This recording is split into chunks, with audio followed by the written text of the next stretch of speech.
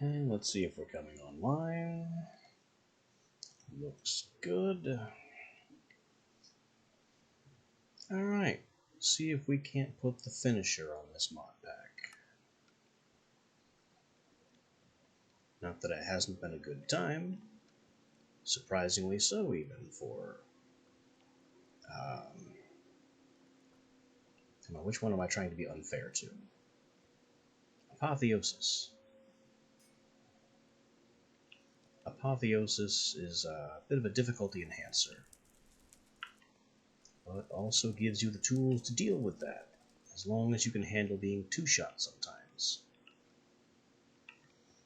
and have other tools for farming ludicrous amounts of experience. There's definitely something here to be said for mod synergy, because I would not have gotten anywhere in Apotheosis without mob grinding utils, and I would have had a hard time in Occultism without Evilcraft and Ars Nouveau. Ars Nouveau has just been a great help across the board.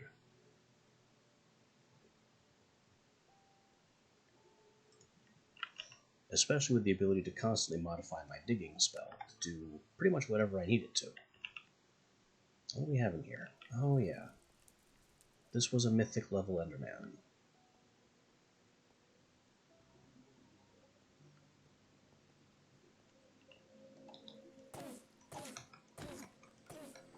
No, it was only epic.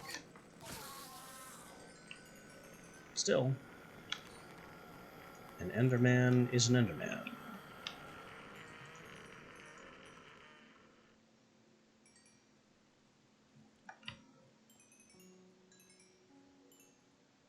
We got these things still getting torn apart at record speed. Completely maxed out the, well, didn't completely max out those spawners, but going any harder on them would be a little ridiculous. We could increase the spawn count, but why?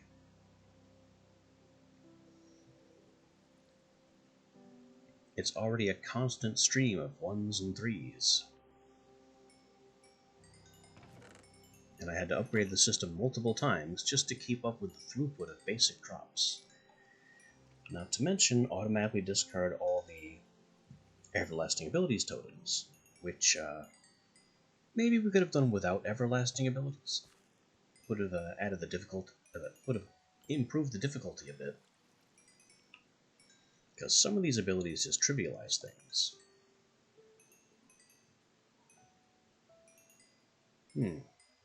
That must have come from our epic guy that we just killed.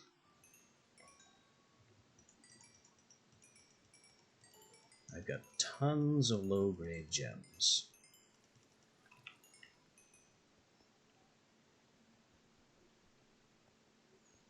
Yeah, as I was saying, everlasting abilities may not have been necessary. Certainly could have done without the extra hearts and the extra reach. The extra reach trivialized some basic encounters, but also may have made them possible at all, because Apotheosis enemies are occasionally ludicrously powerful.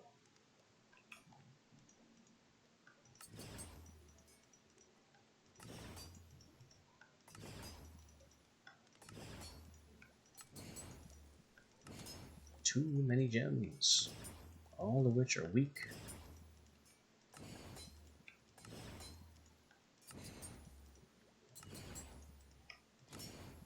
That's a lot of gem dust.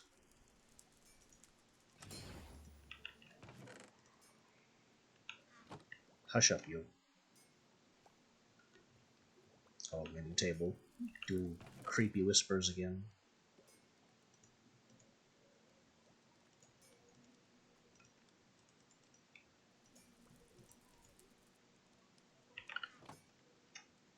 So I think the only thing I can really do that's left in Apotheosis at all is try and finish Mythic Reforging, and also play around with the augmenting table.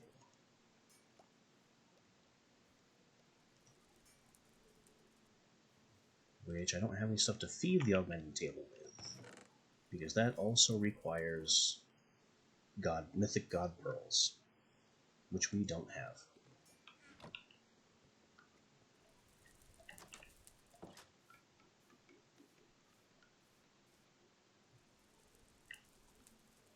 The only way to get mythic god pearls is to wait for mythic enemies to spawn, take them out, and break down their gear.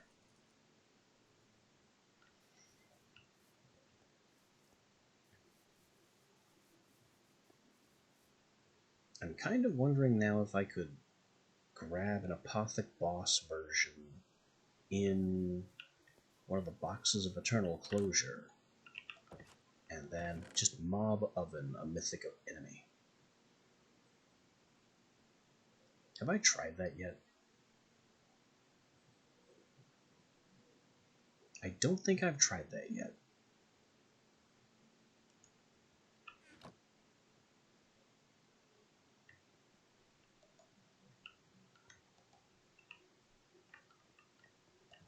Infinite mythic gear that way would certainly be an interesting solution.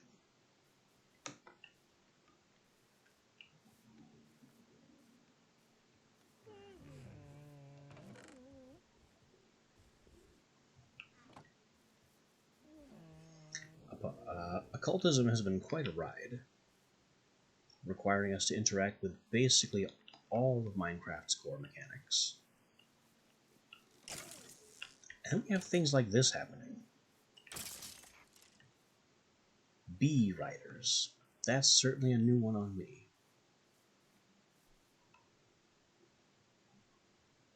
And he dropped functionally nothing.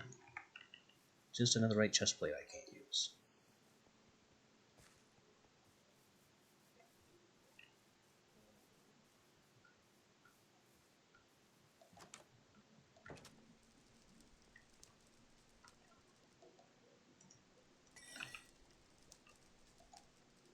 Anyway, I think the only thing that's left to do is figure out some of these last glyphs and see if we can make some really busted spells.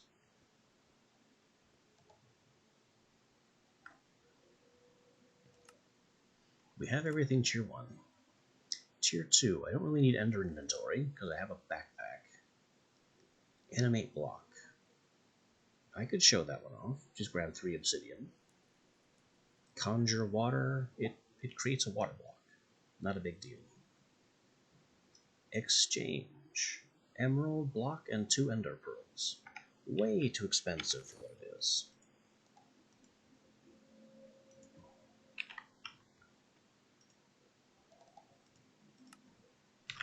Or it would be if I wasn't basically manufacturing unlimited of both of those things.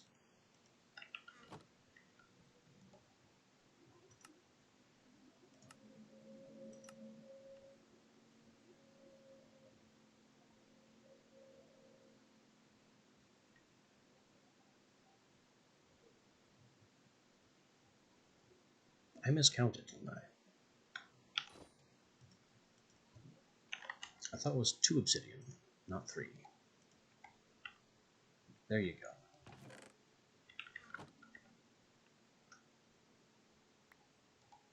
And then tier 2 exchange. Wait a minute. Oh, I haven't used it yet, that's why.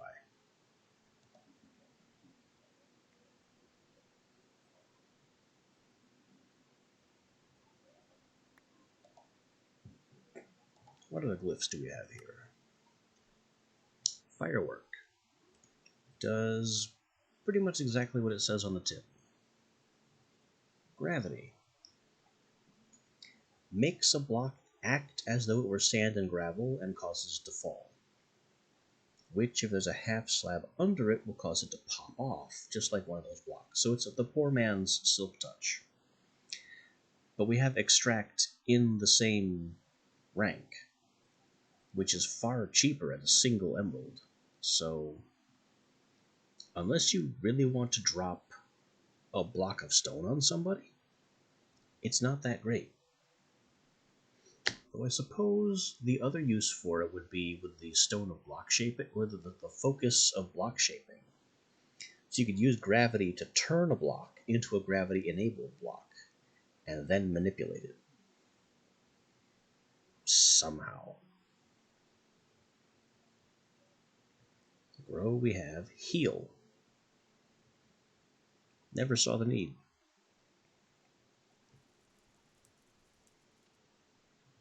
Infuse.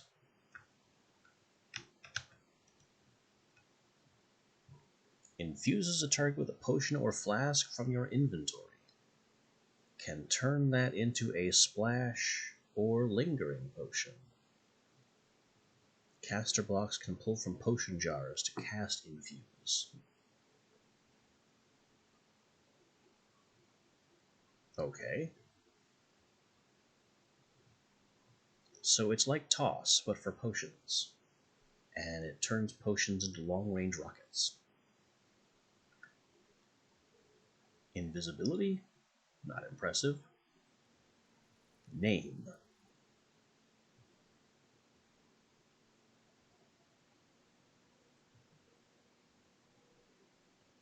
Target with self will name the held offhand item. Names an entity after the set spell name. That's actually kind of potent. Saves you from using anvils to do it. Sense magic, applies magic find.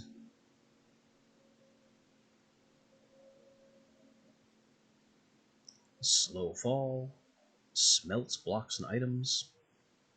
I actually thought I had this, but that was my off-stream game where I was testing. There is no amount of this that makes the mana cost efficient. You can do this to smelt blocks in world, turning sand directly into glass, or you can throw ores on the ground and quick smelt them that way. It's not great, and it's not worth 4 blast furnaces, especially since the number of blocks or items that it affects per cast is limited, no matter how much AoE you throw at it. Wind Shear. If I wasn't so focused on having a high level of fortune, Wind Shear could be good. But it's only good outside, because you have to fling your target into the sky, and then delay the Wind Shear component so it takes place, so it triggers when the target is in the air. It's a fascinating rune, because it's cheap in mana cost for a damaging effect.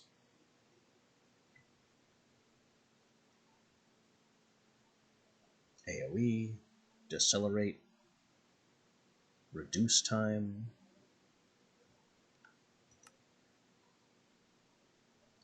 This one I should show off. Again, I don't use it because I like to apply fortune to my enemies and looting, so I get multiplied drops. A kill that doesn't have multiplied drops is basically a wasted kill, unless it's on a zombie or something which has nothing useful to offer. But we'll demonstrate this one in a little bit. And then there's the tier 3 stuff. We have Linger, we have Lightning, we have Hex. Hex has been serving us well. We have Wither, didn't do what we wanted.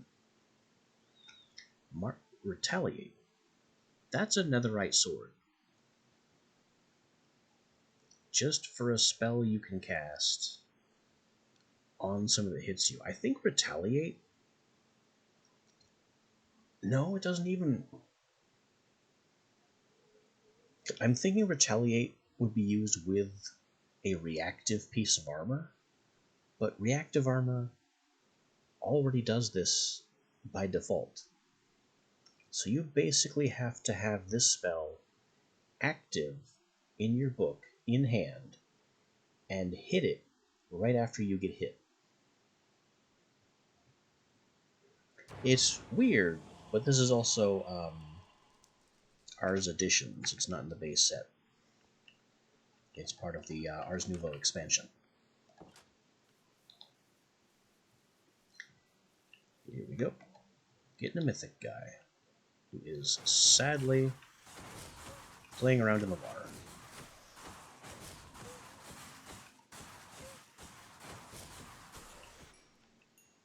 I'm just gonna beat him up from my broom.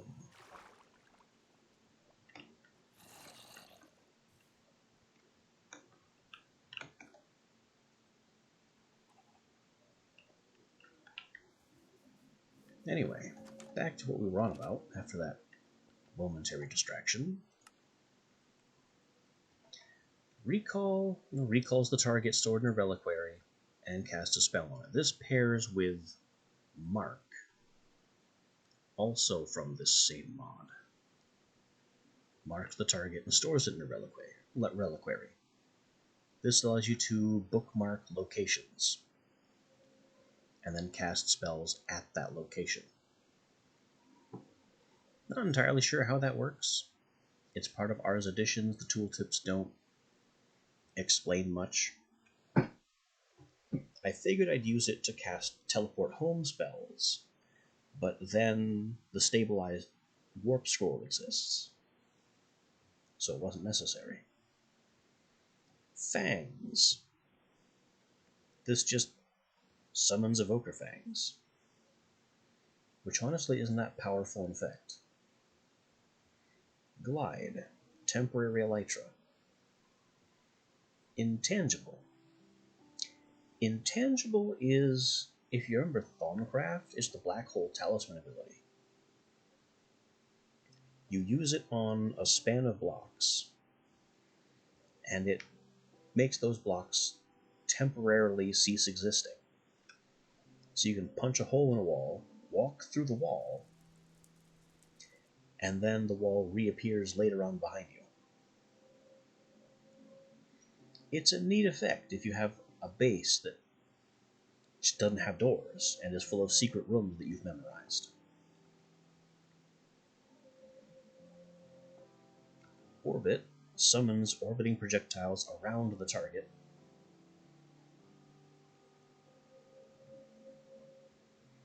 And this used to be a spell shape instead of an effect. It used to be a spell shape that was cast on self by default, so now you can cast this on other things. Which, I don't know why you would want to do that. Rewind. Resets blocks back to where they were. And entities.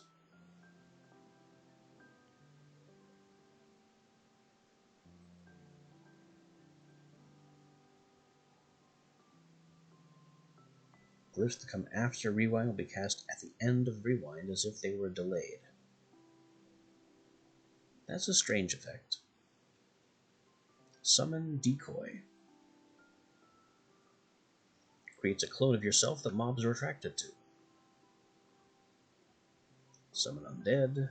Summon Vex. We knew that existed. Wall. So this is like Lingering. It's just a wall shape. Wither and then Split. That's actually very expensive. That's a Wilden Spike. That's probably, thematically speaking, a Splitter mana relay. And then a Stonecutter. But it is a very powerful effect.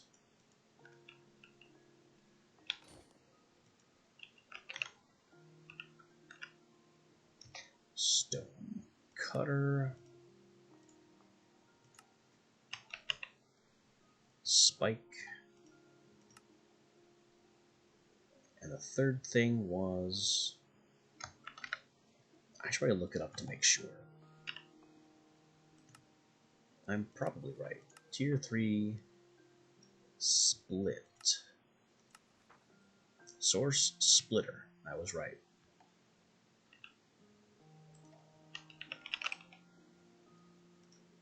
a splitter is 4 quartz, 4 lapis on a source relay.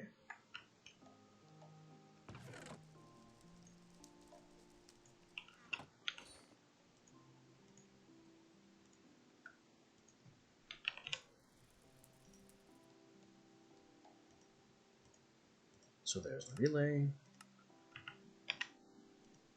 1, 2, 3, 4. 1, 2, 3, 4, and we just keep pulling up block after block after block due to our miner. He's just going nuts down there. That tier 5 miner that we made yesterday.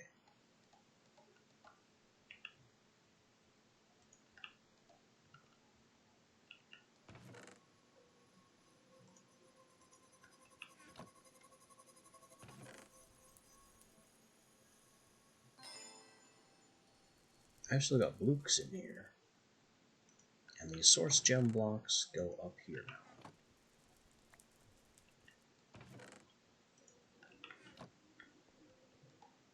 I will make split. Most of these other marks just don't interest me.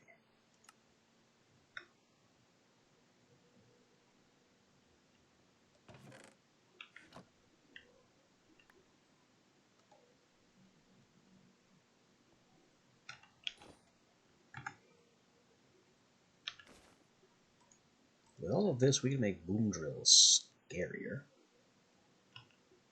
If I could just find a blank space I don't need. Like test. The super fortune that I then also fortuned.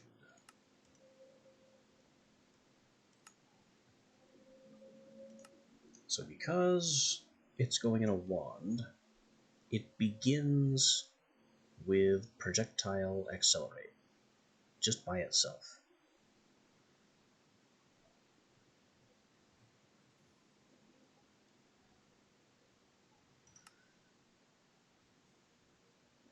So we get explosion, extract,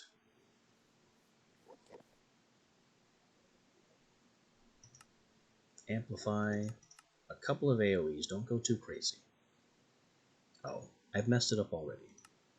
I have to do the split first. Every split is one extra projectile that inherits every glyph that follows.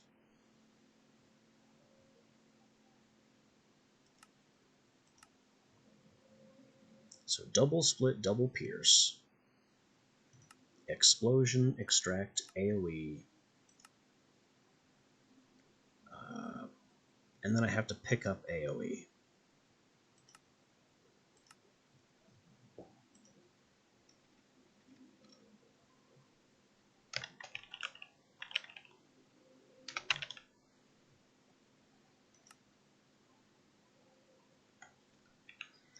Boom drill evolves.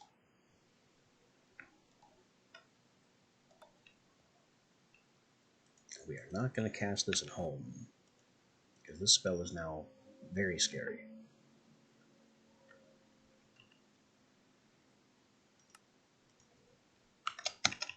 Back to test.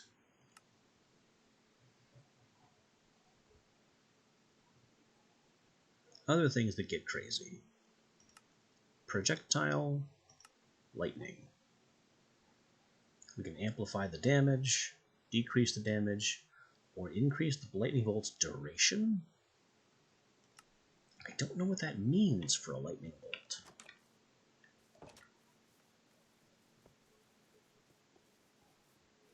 Let's find out. Lightning. Pow. Simple. Lightning extends time. It didn't do anything. So what that actually does is it increases the duration of the shocked effect, which amplifies future lightning damage and stacks.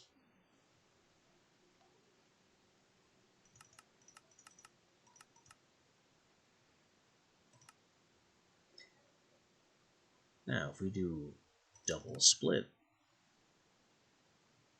and lightning, There's a little preview of what Blast Mine looks like now. We get 3 shots.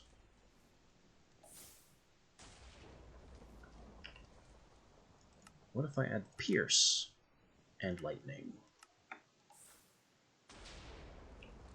Well, then it plows to the ground a little bit, striking every block it passes through.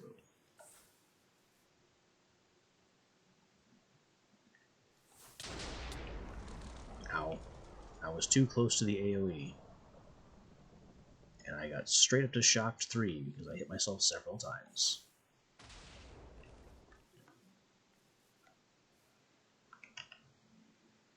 Next experiment. Lingering lightning. I'm still using lightning because lightning is dramatic. Linger lightning just kind of creates a little cloud. It doesn't seem to do anything. Because the lingering field applies spells on entities for a short time. Now, if I do lingering sensitive lightning, then the cloud will cast lightning on blocks within the cloud. So it just goes nuts.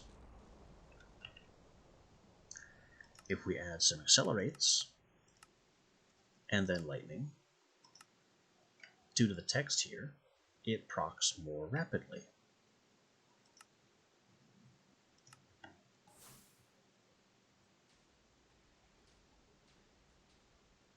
Just creating this pounding wrath of heaven.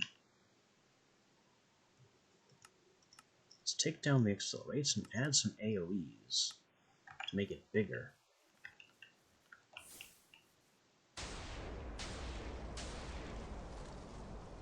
And the finger of God just punches that entire area repeatedly. Did you have a pig problem? Nope, there's zombie pigmen now. And dead.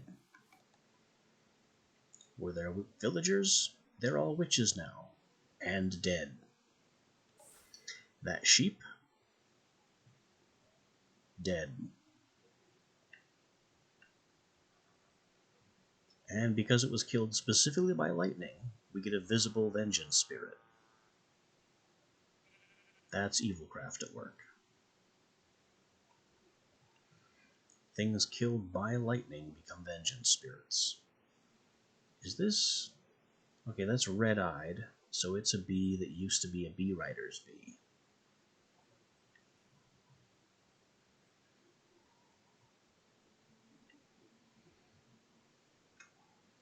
You know, I know we looted this place, but we never set this one on fire. See, there's no bookshelves in here.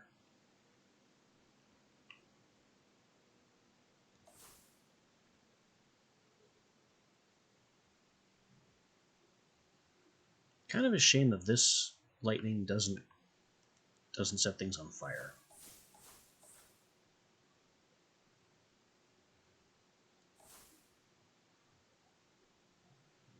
Oh, I forgot I changed the spell.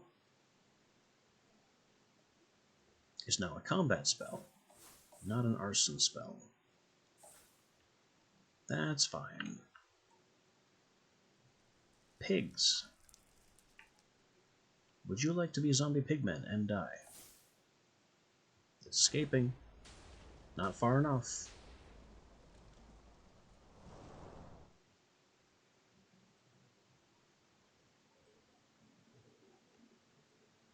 Just devastating spells. Linger sensitive is basically a cheat.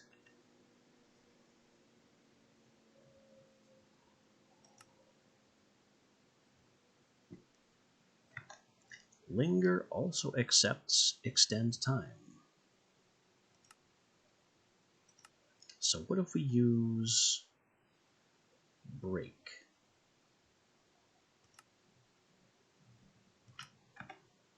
Will this drill a hole?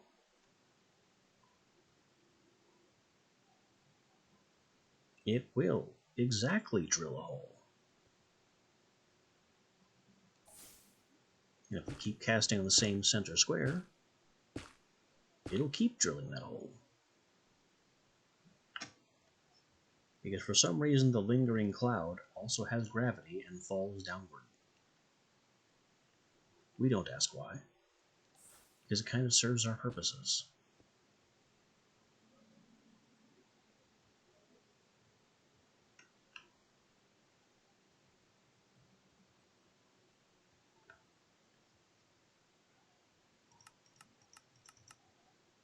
So yeah, linger sensitive just creates a zone that does a thing repeatedly.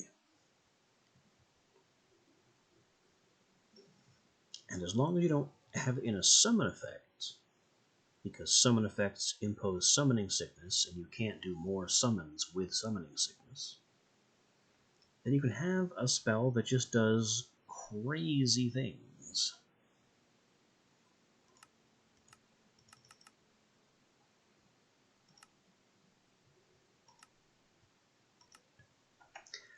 Like an angry nuclear bomb.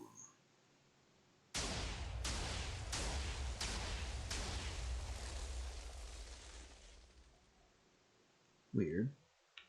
I figured that would take out at least some stone.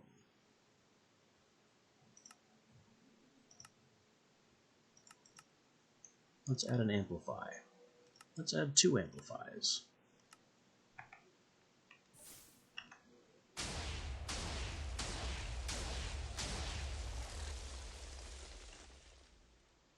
Weird. It's acting just like a break.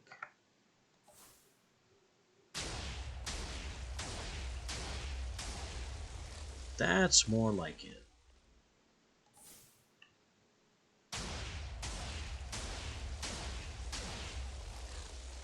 And that isn't. Well, what's the difference here?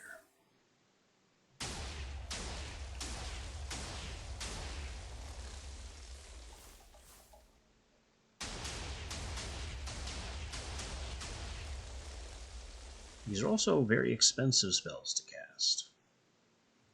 That's a fair amount of mana for basically a drill bomb that falls.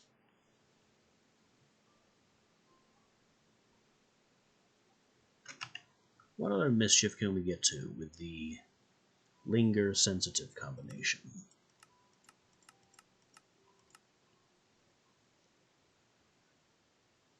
A lot of effects don't really benefit from being cast multiple times in the same space.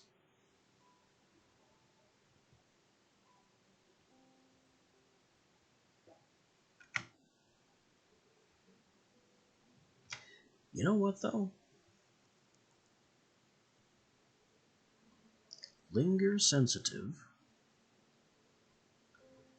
ignite,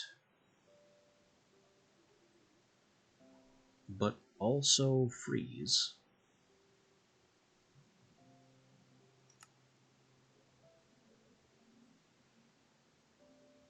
Flare, and also cold snap. Where is flare? That's it.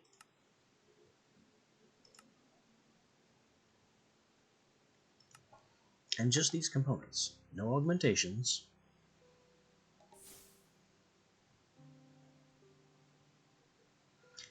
And it's sensitive, so it's casting on blocks, not entities. That's on me. This is an entity-only spell. And the pig just explodes, erupting in ice and fire.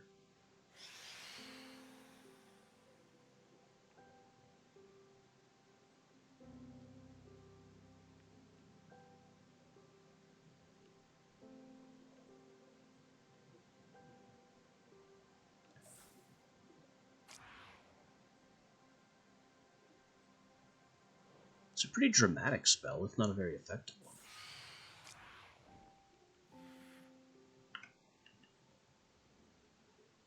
Okay, what if we do linger, sensitive, ignite? Will that work for setting things on fire better?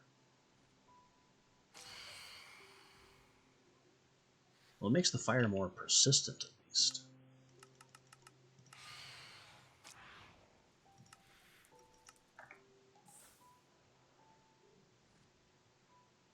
Big zone of fire. Oh.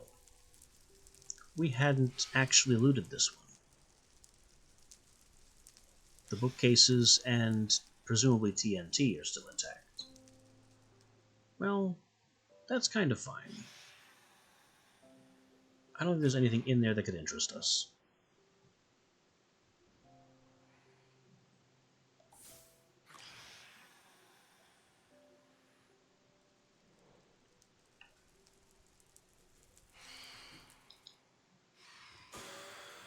Knock it off. So this version of Test is not really much of a combat spell.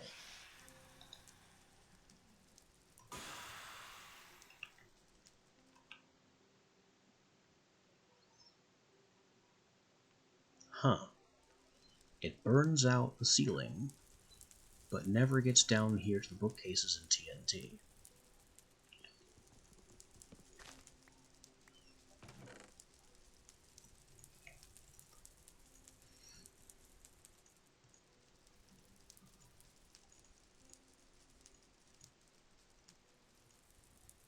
This horse armor is a surprising amount of diamonds.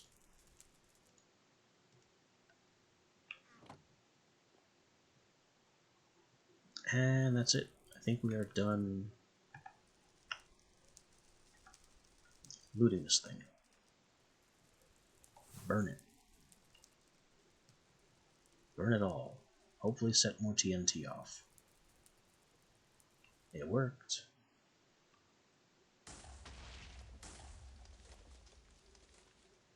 Not very impressive.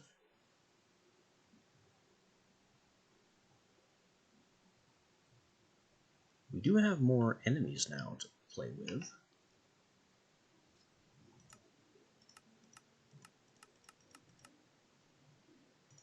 So Linger, double AoE.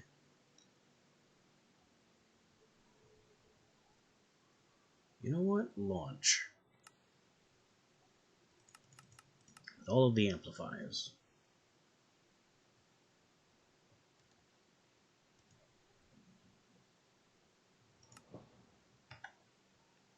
And this will create a ground-based zone of Welcome to the Sky. Whee! It didn't take fall damage. Whee! Fall damage. Fall damage.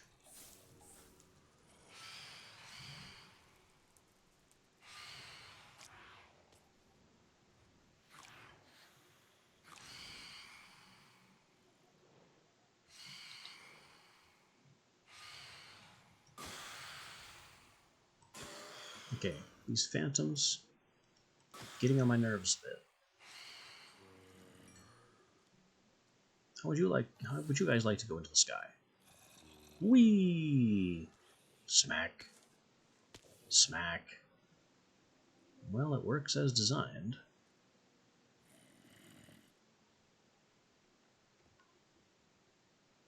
It's just not very impressive.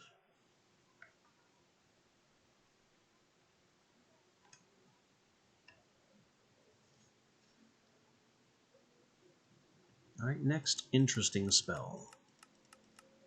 I did mention I would show this one off.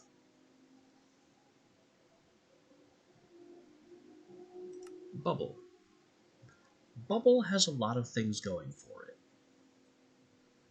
Bubbles encases mobs in a bubble, which is technically a vehicle of some sort. It's like you're sitting on it, you hit shift to get out, and the bubble floats upwards. If the bubble has lasted for at least one tick, so you follow a bubble with a delay component, damaging the entity in the bubble will pop the bubble and deal bonus damage. Extend time and amplify increase the bubble's damage and duration. So what we do here is projectile, bubble, amplify, which is apparently limitless on Bubble. That seems to be a small but critical oversight.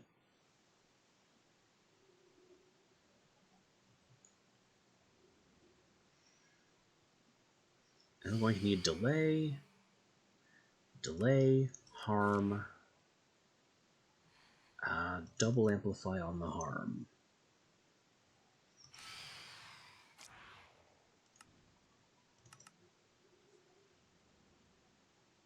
Because harm has a damage limit.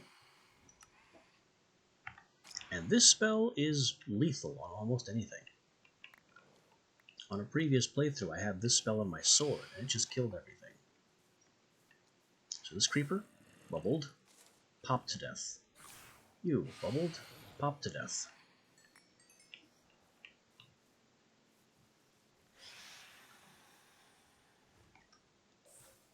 Bubbled, popped to death. The reason I don't use this spell myself is because you can't apply fortune, looting, lucky, whatever you want to call it, to the bubble damage.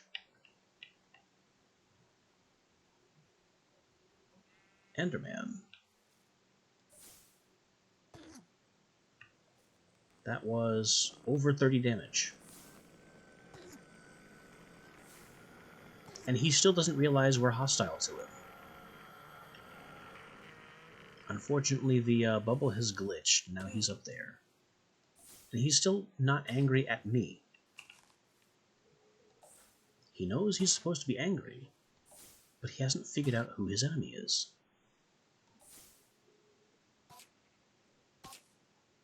Nope, now he's somewhere else.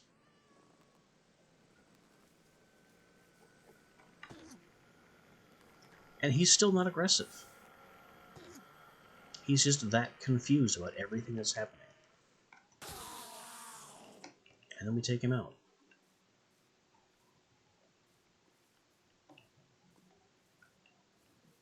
He's just had a very strange day, getting bubbled and nuked for surprising damage from a single spell.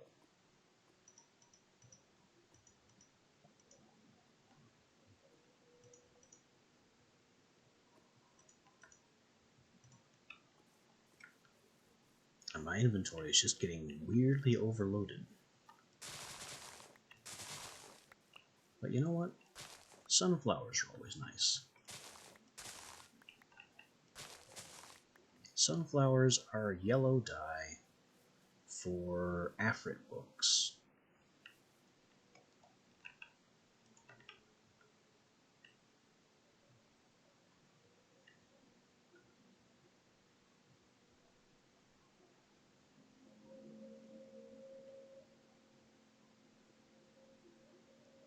I really don't think there's hardly anything else to showcase here. We have reached basically the end of the mod. Of all the mods. Except for the one mod I don't understand. But owing to the fact that I don't understand it, I have very little idea how to make progress on it.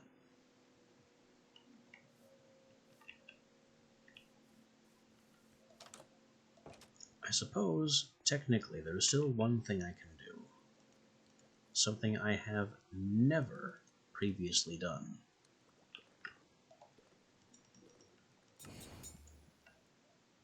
Nice.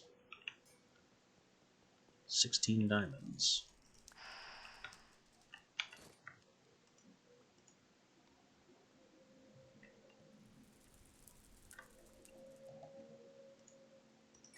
Disenchant, disenchant, disenchant, disenchant.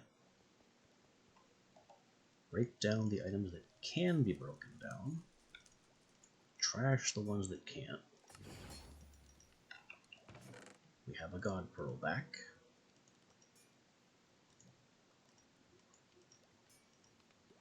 And we're full up on gems. Don't know what to do about that, but at the end of the day, it won't be relevant.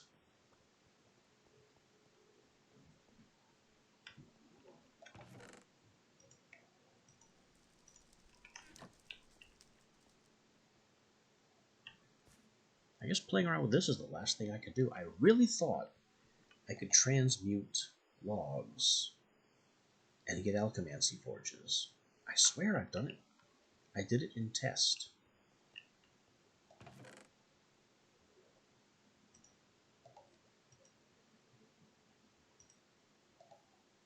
Maybe I used the wrong kind of log.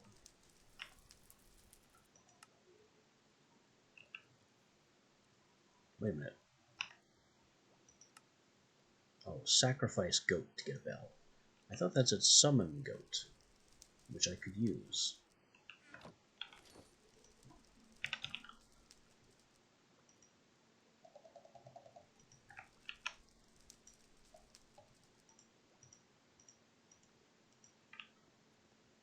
Alright, we're going to test some things at the Zappy table.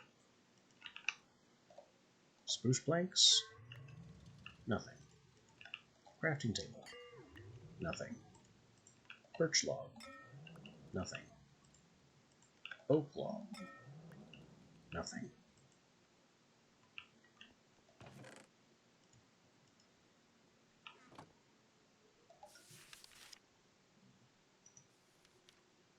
Infusion properties, missing entries. For some strange reason, the author of the mod thought it would be a good idea to implement over 150 infusion properties before starting work on the guidebook. A large portion of these are missing and will be added over time. You can refer to the wiki for more information. The wiki does not have any information. I've been there constantly. The wiki tells you that certain properties exist, but does not tell you where to get them. And it tells you can combine the properties, which is useless if you don't know how to get them.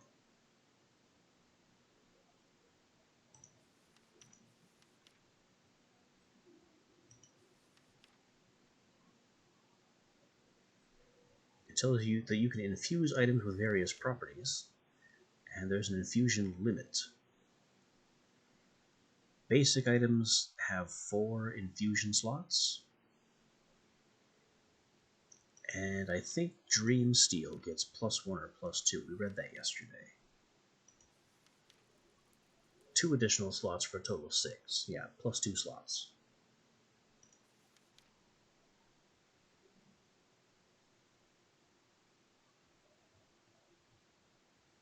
And I have no idea where to get the properties of digging and slashing and whatnot.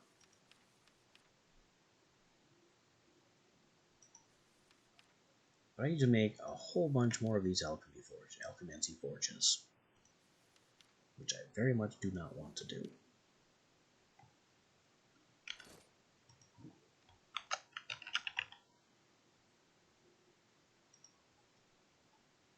Because they are made with more extract, any old log, and pearls. Logs are not the issue. Extract is the issue.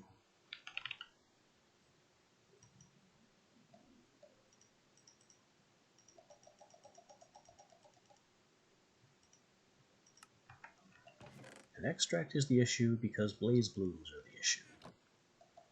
Don't have nearly enough of those. We'll have to go to the Nether to collect more.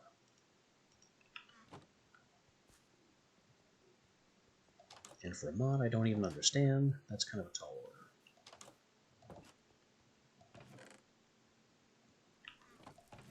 As I was saying, though, there is one thing I can do that I've simply never done before, and that's go for Garmonbozia.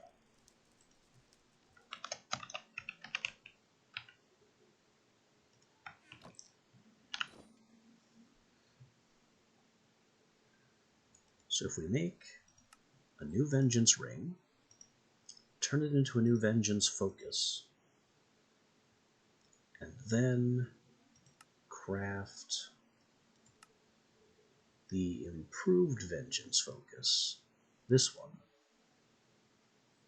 Well, we need blood orbs, which are empty orbs filled with blood. Simple.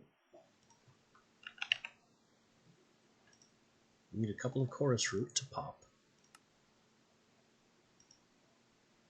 And we need 4 end crystals. Which would be a tall order if it weren't for Evilcraft giving me tons of Enderman tears that I can turn into ghast tears by infusing them with blood. Does it make sense? No. Are we going to exploit it anyway? You bet.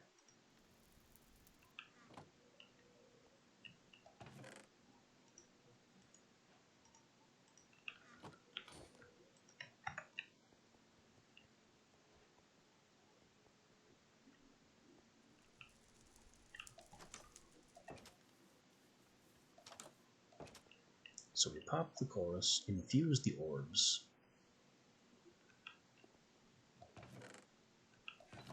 I'm gonna need this ring so I can see vengeance spirits.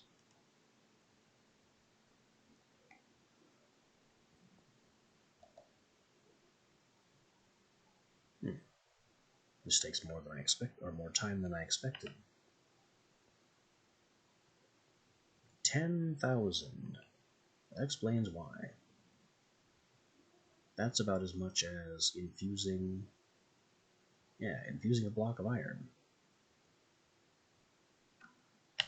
What the orb does is it makes repelling and attracting kineticators. So this is a magnet and a reverse magnet.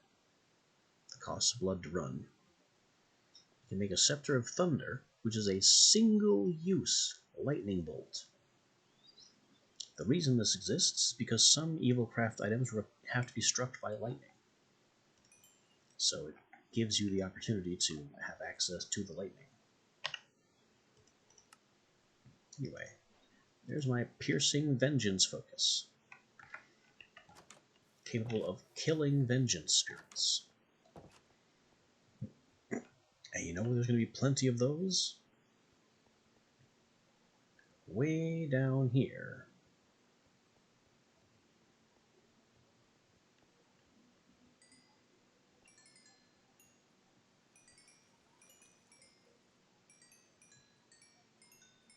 There are supposed to be vengeance spirits down here.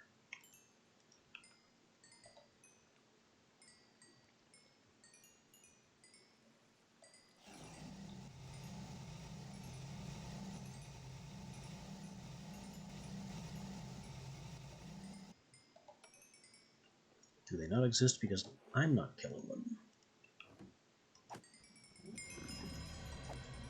This was true.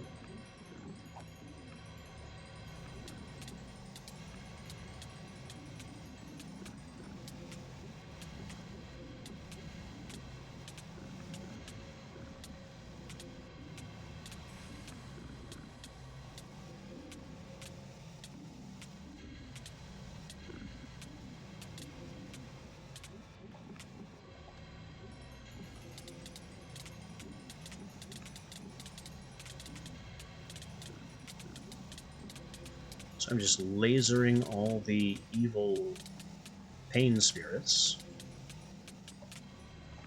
It's questionable how effective this is. From the look of things, it's not effective at all.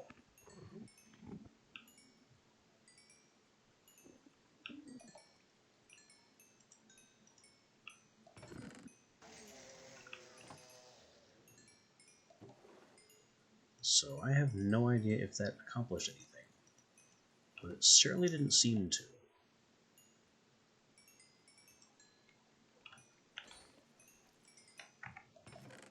It just made a lot of noise for nothing.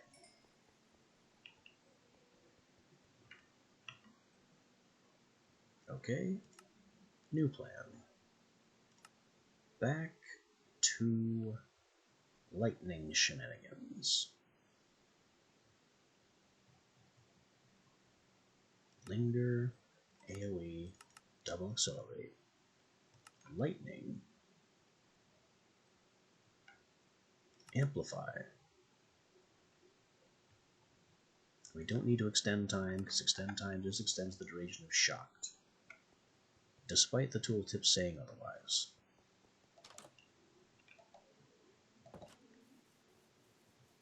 Now all I need is a victim to obliterate. Oh, you're really asking for it there, buddy. Especially since you have nothing to offer me. But this creeper takes priority.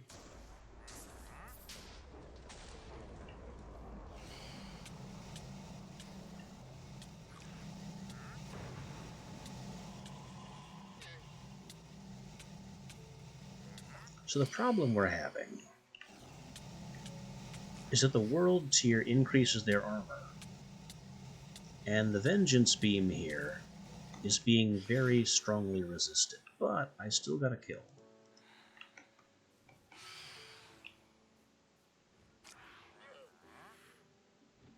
Now where was this epic tier guy that appeared? I was just promised an orange creature spawn, and I don't see it.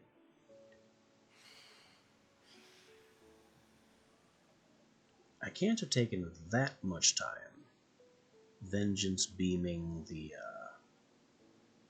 creeper.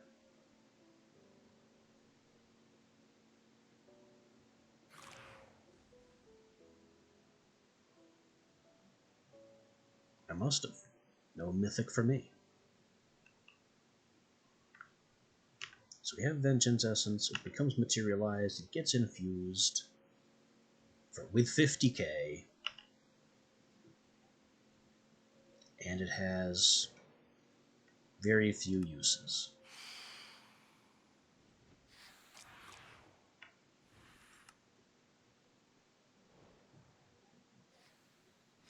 One, two, three, four. Like 5 of these things is all I can stand. Goodbye, zombie.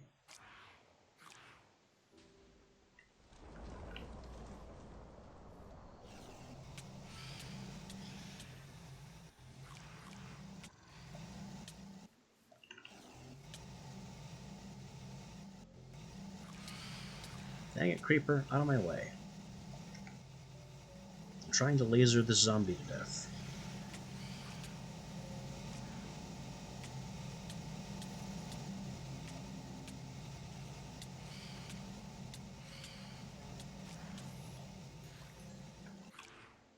That's 5.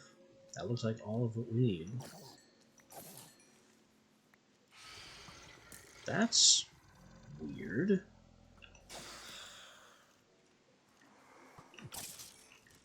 How am I getting extra vengeance spirits?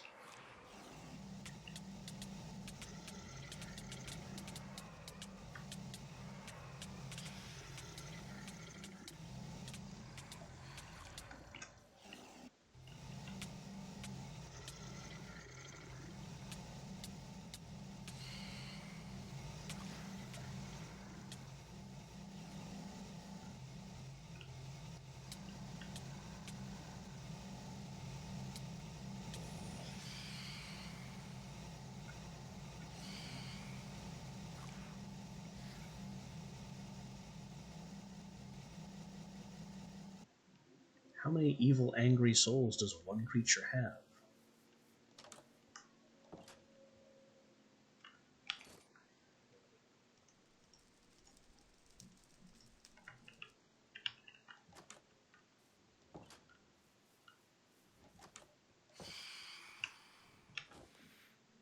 Anyway, the important thing is that I made some vengeance kills.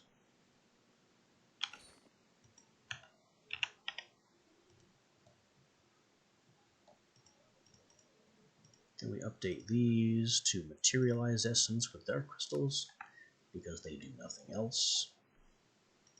Stick them in there to turn into Garmonbosia, and then we can figure out what all that does. But I also want another box. Just because I'm curious to see if I really can capture a mythic.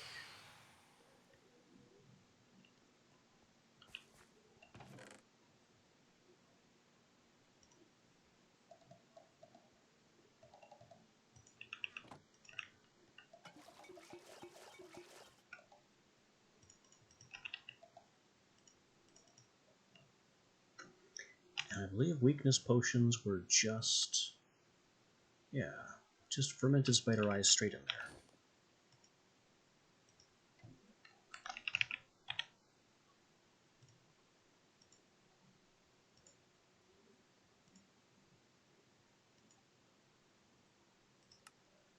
One and two.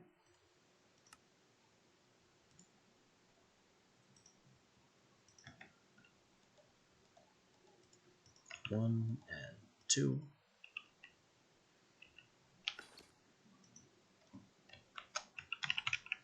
Ender chests were also a component. Don't know why.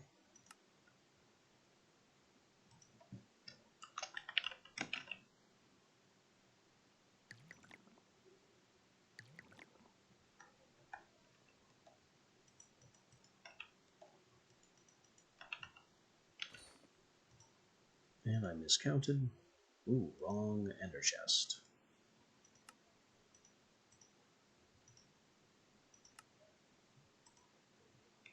One. Put these mana regen potions back. Two. Three.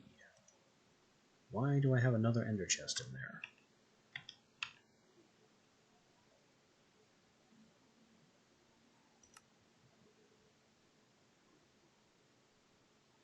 I must have stolen this one from an end city and forgot about it.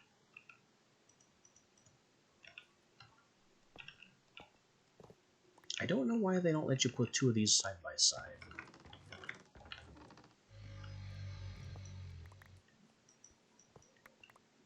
Oh. I forgot this thing breaks in a 5x5.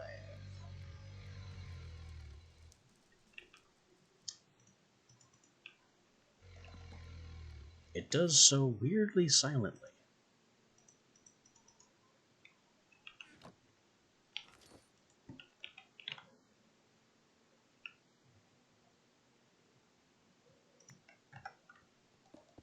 Let me put all these stone blocks back from the needless damage I just caused.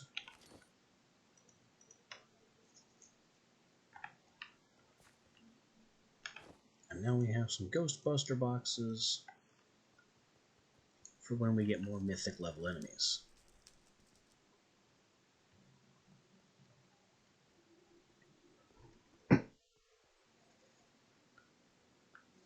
Let's pop into the Nether for some more BlazBlue. And see if I can't make Alchemancy make sense. Even better, what is this Cassandra? And where is it? Aha! You look like a blaze, based on that outline.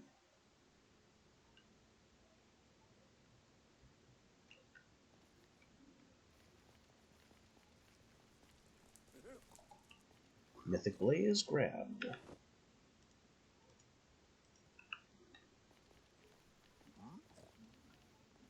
If I can Ghostbuster box it, we're gonna find out.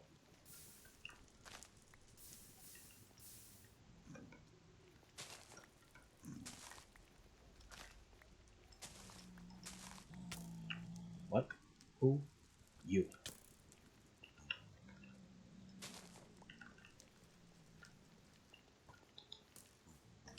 How dare. How very dare. Alright, can these things be planted? They make a fire resist stew. They're brewed, obviously. They could be item forged into other plants somehow. And they're considered flowers.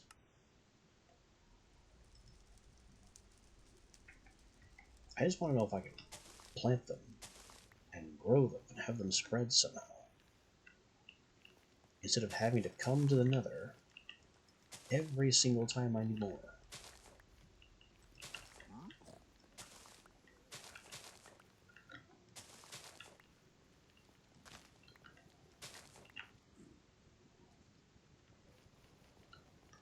Who's that? What mob with glowing? Are you mythic? You are. Come here.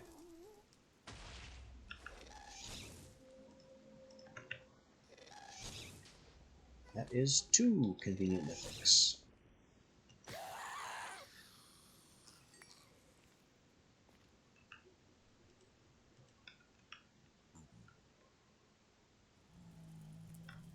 And you know what? Also mushrooms.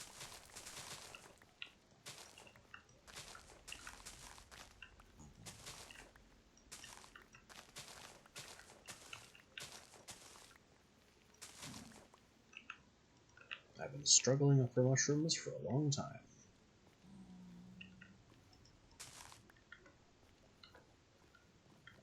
Never really saw fit to solve that problem.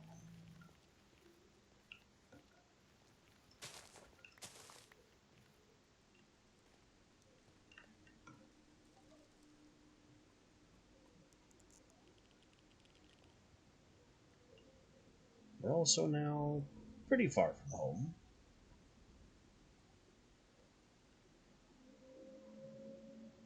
And there's another bastion here.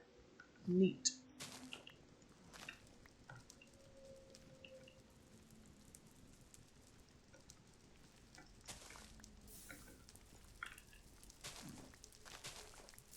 I'm still mostly here for the blaze blooms.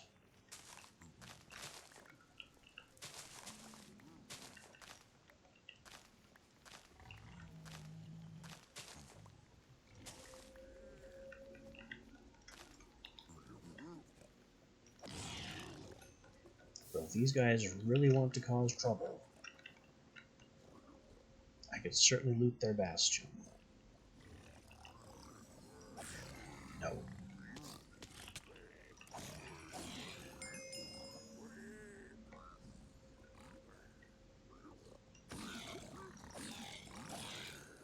Take them out.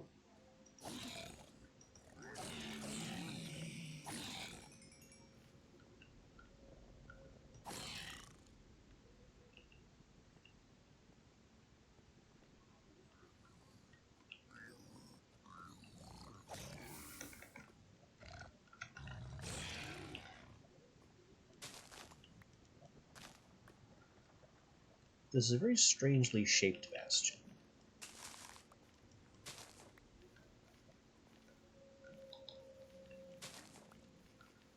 Of course, I don't really know how the bastions work, or how they should be shaped.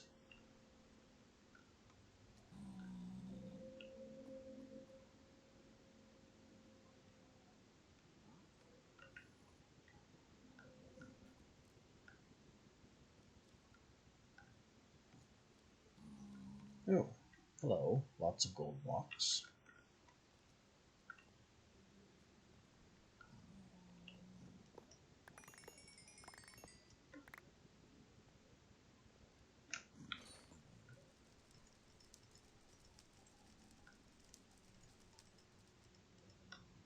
Piglin brute spawn egg.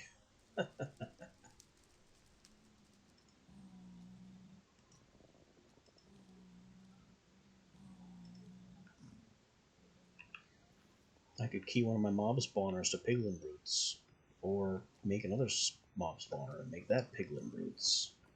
But I think my mob spawners are already a bit much.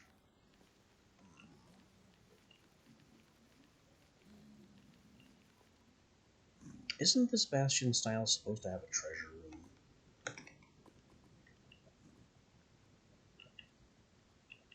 Somewhere down? I don't know. I don't know how bastions work.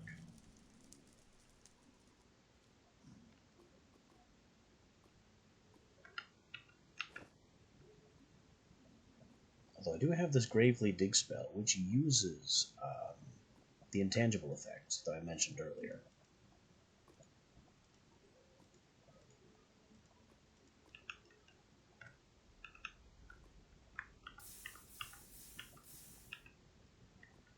So we'll just cast this and blow a hole through the floor.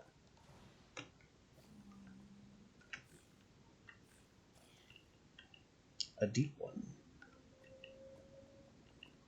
And this will allow us to, I guess, search out what's going on down below. Which looks like a whole lot of not much.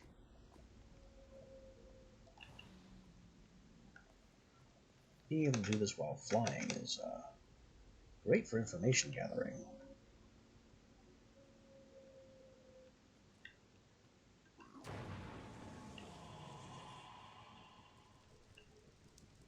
And it hit a chest which it can't drill through. Whoops.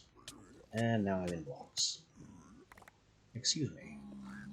I do not wish to be in blocks.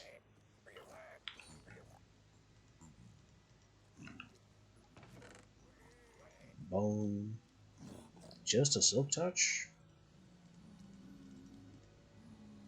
Okay, that's purple. That's something.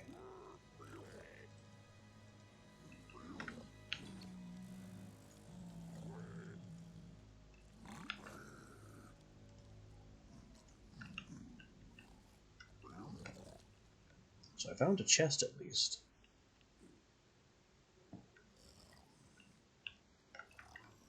Oh, this is what I was looking for.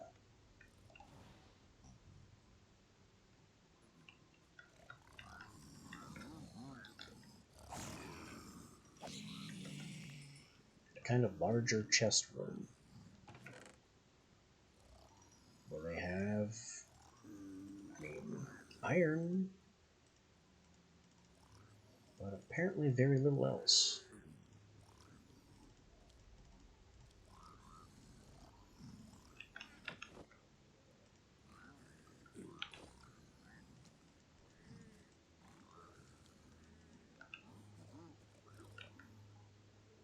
I did see the message where an epic spawned, but I don't know where it is.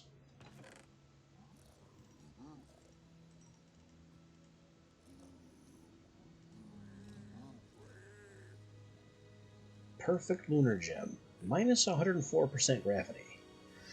That sounds like you just float away into the sky. Plus 8 cold damage, though. That could be something.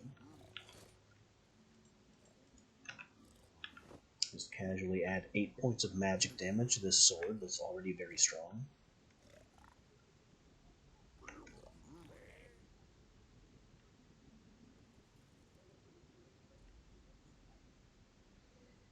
Now, where's this supposed mythic that spawned? I think I'm going to get cheated again. Because it doesn't appear to exist. There is, however, something else we can do. That is a little bit silly.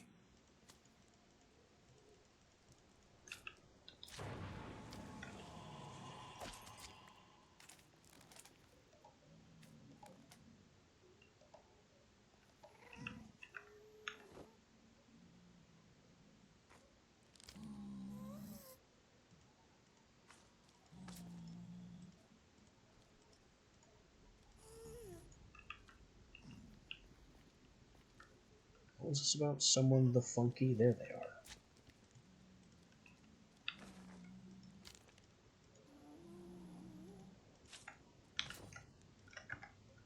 That's going to be another mythic. And you on the way, dead. You. Right this way.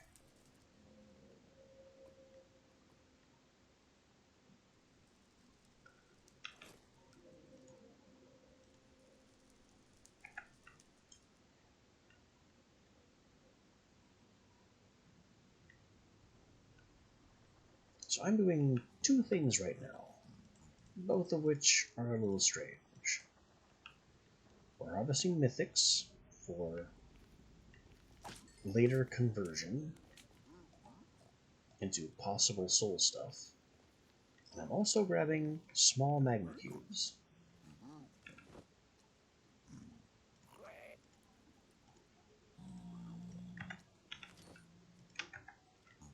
So I want to see if my frogs will eat them, because that is supposedly what frogs do.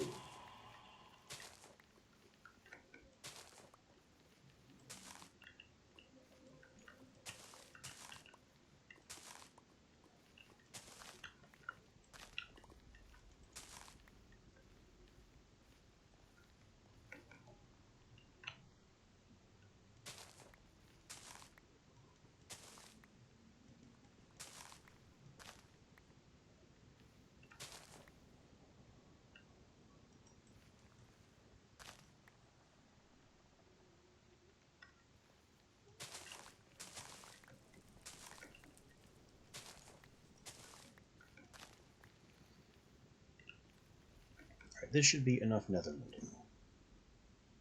Why are you glowing? Because you are purple. And are a wither skeleton with a crossbow. Not interested for multiple reasons.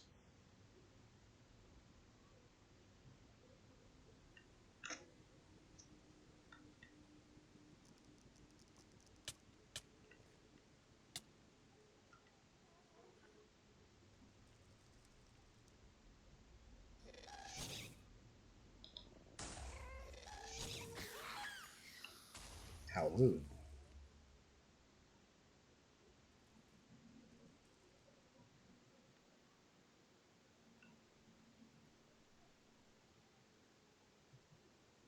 Huh. Something looked off about that, but no, everything's fine.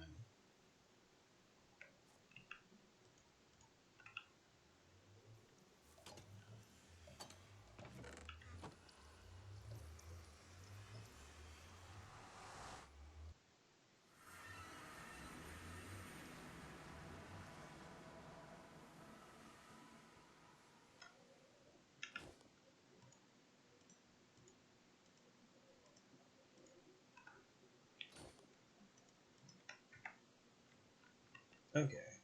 We have more blaze blooms now. For more alchemical extract making.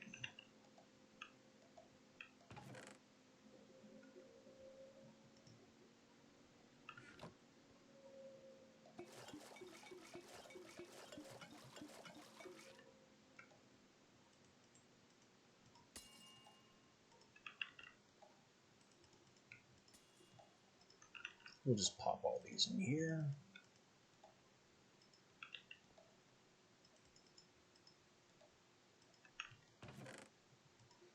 Does the book say anything about cultivating it? We've lost... We have very much lost visual. This is just a thing that happens sometimes, apparently, with the mod pack. Flour, warm and oily. Unlike anything that grows in the overworld. Brew it.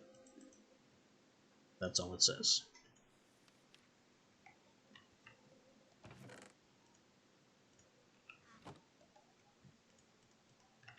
Well, unfortunately, if we can't read the book due to a graphical glitch, there's not a whole lot I can do with this mod.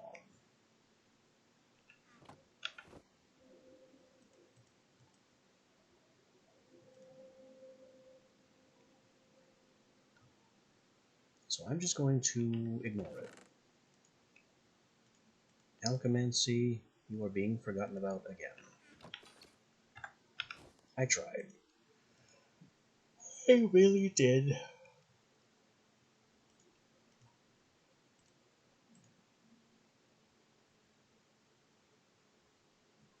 Seven looting levels.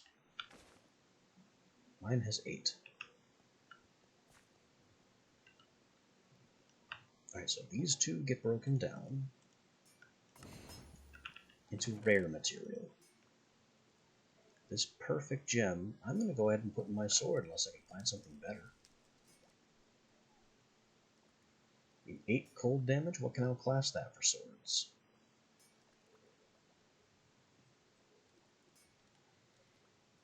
I'm pretty sure it's a light weapon. Swords are light weapons, axes are heavy weapons. I already have the breach gem, which is unique. Crit chance.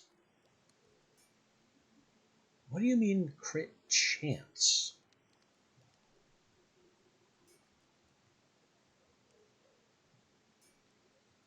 And that's only a flawless. That could become perfect. But I don't have enough to convert it to a perfect. Solar's fire damage, we don't like that.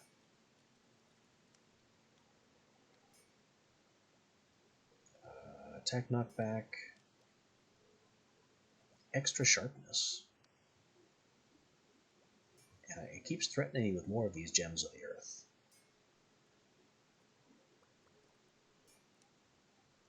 So if I upgrade this to perfect, And it becomes logically like, well, we'll just do it. 2 of these, some of this. There should be some dust in here already. There isn't.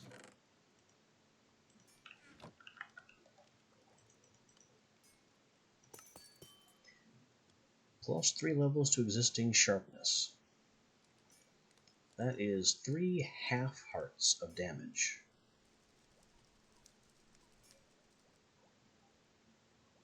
Bringing my total damage up to, I don't actually know, because I can't do math. 8 plus 9 plus 1.5. So 18.5.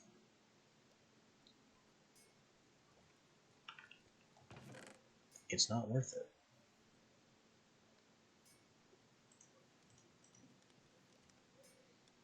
As opposed to a straight 8 cold damage. Plus experience gain, that ship has kind of sailed. Ravenous Bloodlord. That's a lot of lifesteal. It's also the only Ravenous Bloodlord gem I have. And I'm pretty sure the only time I saw one at all is when I killed the Wither.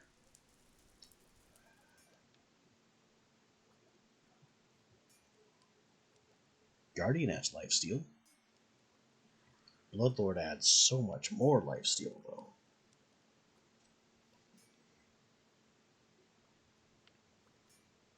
And Gem of the Combatant makes it more unbreaking. Ballast is just plus attack damage. Not cold damage, just flat attack damage. Which makes Ballast more powerful than raw sharpness. Unfortunately, I don't have enough Ballast gems to upgrade them.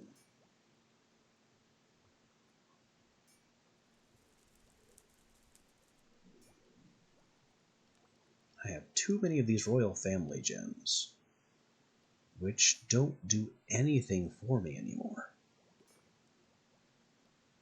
I've got one in my tool. I've got one in my helmet. They don't do anything else.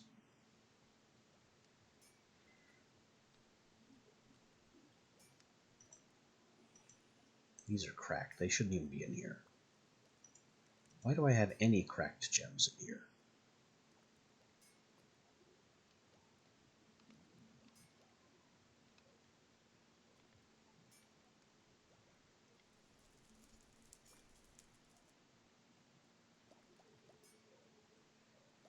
I just have not been paying attention. Some cracked gems snuck into my collection.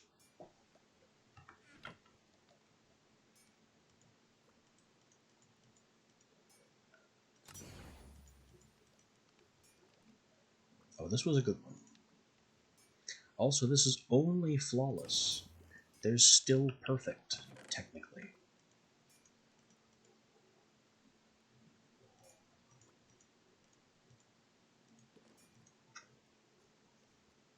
Which I could get to if I had more rarity material.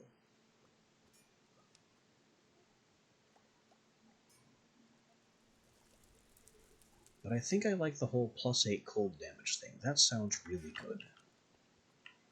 Unless there's some secret to cold damage that I'm not aware of. Book. Tell me about cold damage. Not affixes. Attributes. Cold damage.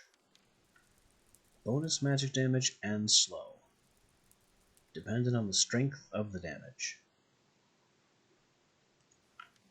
So it doesn't do any extra damage, it's just, oh, it would apply looting. That's all I wanted to know. It doesn't come with the DOT. Bam. 8 cold damage. Magic damage that bypasses armor. Good stuff.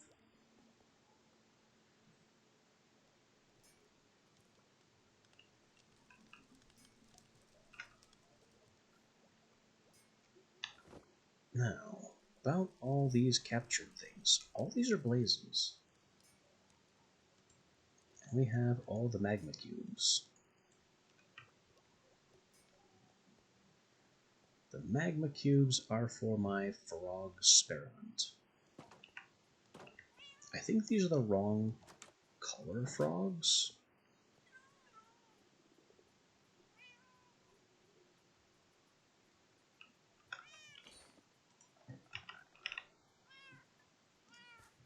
How do I have so few slime balls? That's just bizarre. Here you go, boys. And frog spawn. We'll let those tadpoles grow up. I have magma cube.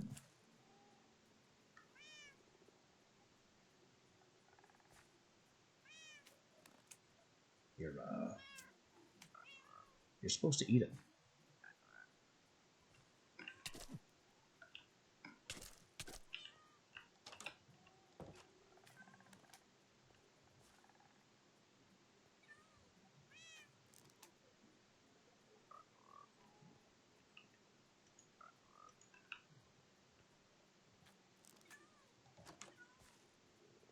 There's another one.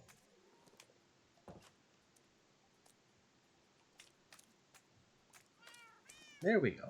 He's licking them.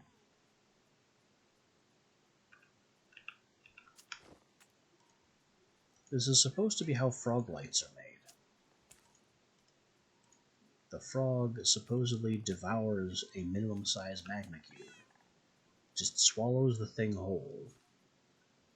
And turns it into some kind of lamp block.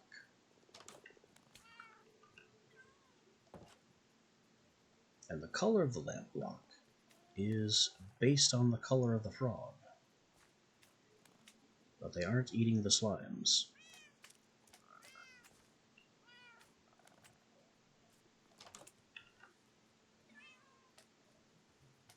Oh, I get it. They can't eat the slimes. The world tier is too high.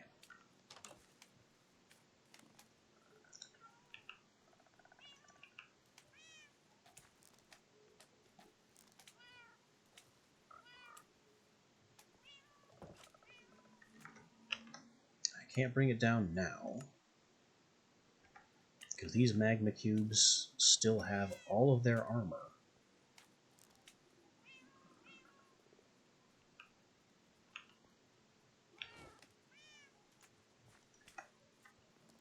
Alright, well, give me the frogs. Take out the cubes.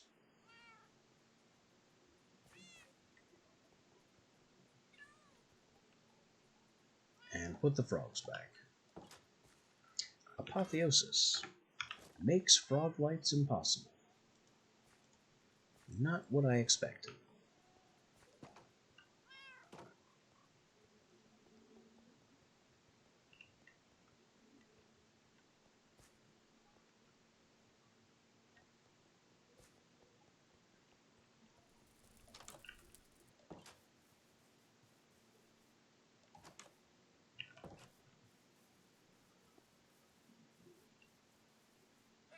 Now I have some blazes in pocket that I want to ghost bust without setting my everything on fire. So where are we going to do this? This is probably my safest room.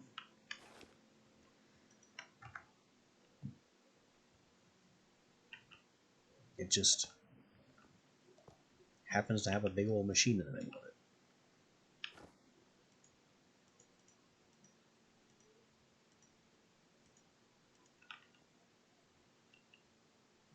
Alright, Mythic Blaze. Wow, you are very tall.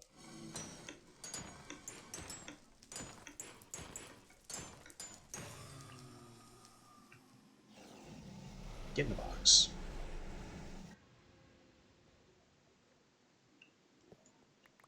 And I busted the walls again.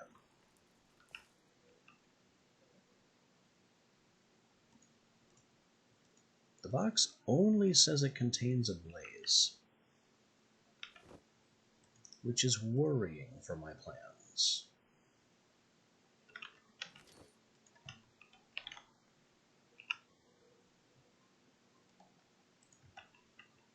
because that implies it is a perfectly ordinary blaze, and not a mythic apothic boss.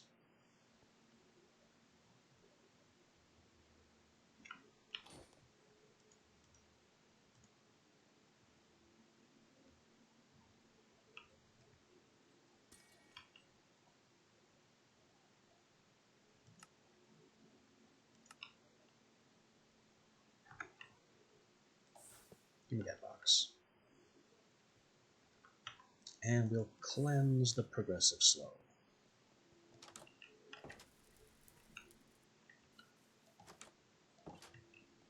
Alright, what do you have? Normal blaze things?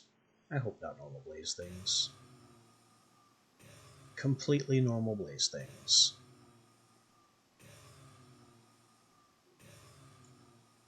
Well, that's not great.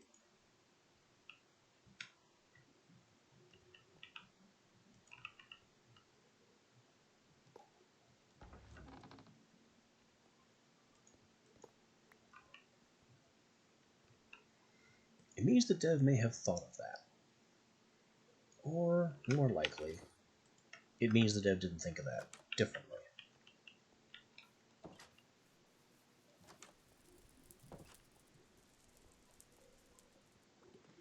The boss creatures are just larger versions of perfectly normal mobs, with equipment and buffs. So when they die, what is dying is a perfectly normal mob that is slightly reskinned.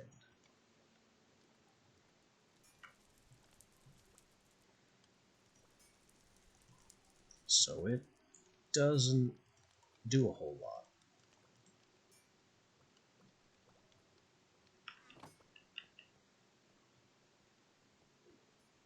I tell you though, what the mod author definitely didn't think of was what giving tons of armor would do to magma cubes and the frog-light interaction. Frogs just go hungry now. They can no longer eat slimes because the slimes have too much armor.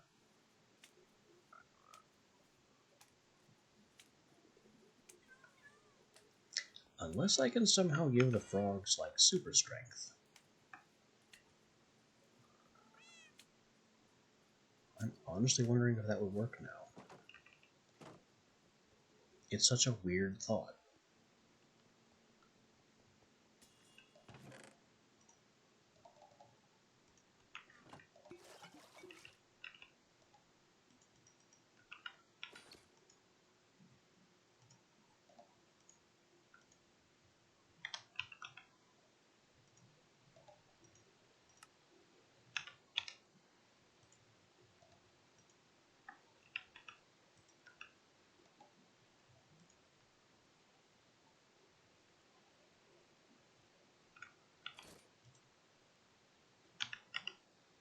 Oh, not gunpowder.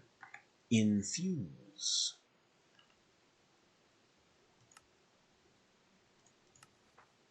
I actually have a use case for the infuse spell shape.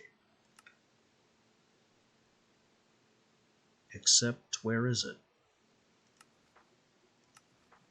Here it is. Blaze Rod, Glass Bottle, Essence.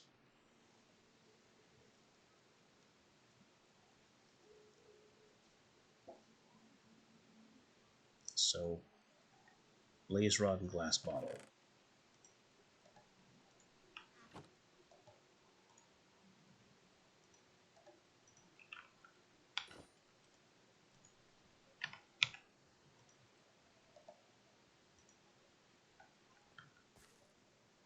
So I made a bunch of essences of various types.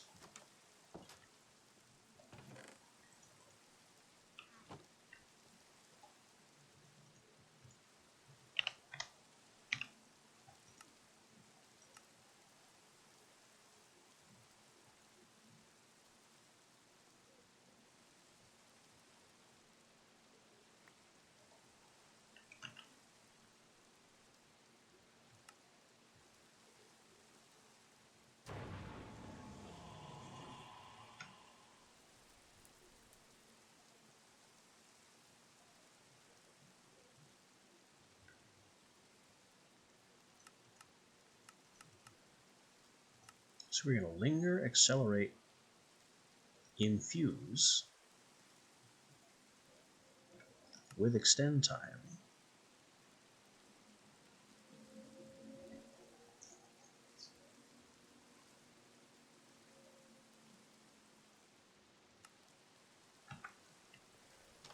I'm going to try and make some super frogs.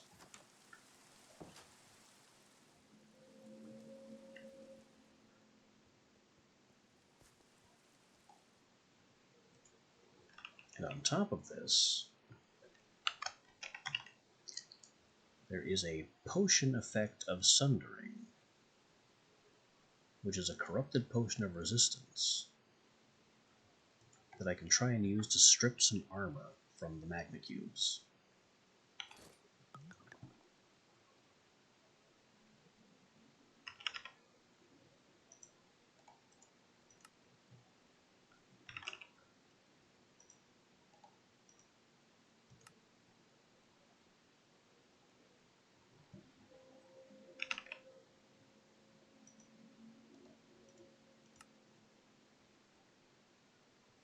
And fermented spider eye.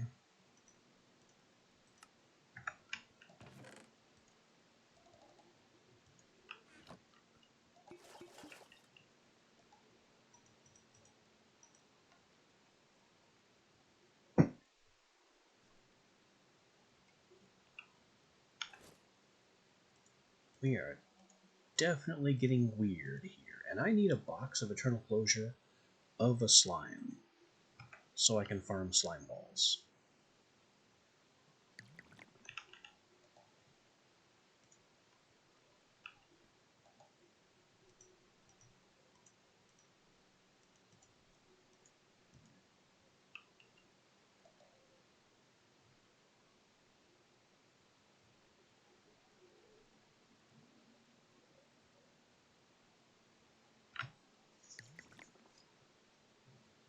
Resistance.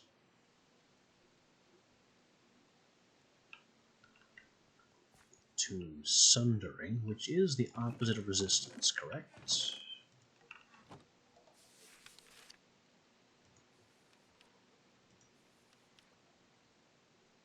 It doesn't say.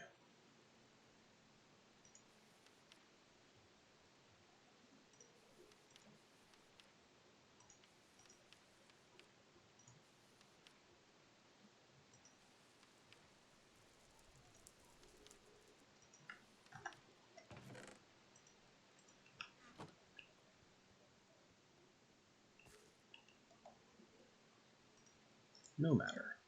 Potions of Sundering 2.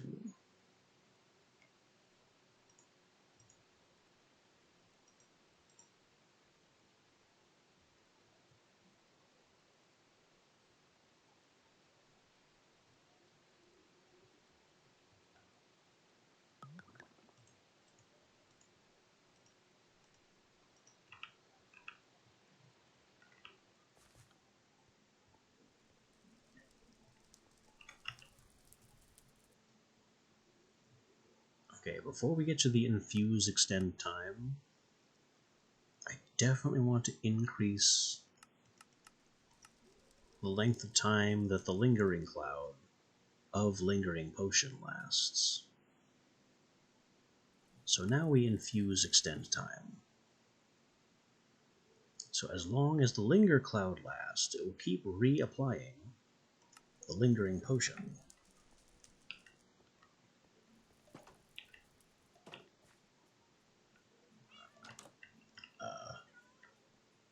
We have tadpoles, but the magma cube is gone. And there's no sign of frog light. Here you go. 2 new playmates. Make it 3. You are trying desperately to eat. Fire the infusion. Fire the other infusion. That fired both of them somehow.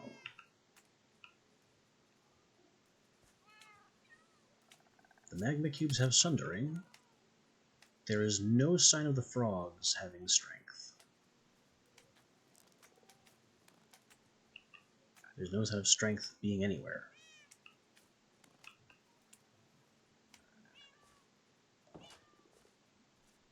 Something about the spell did not work.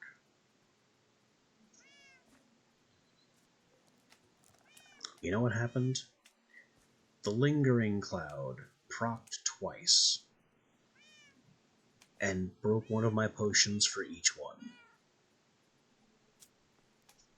So this is just not working.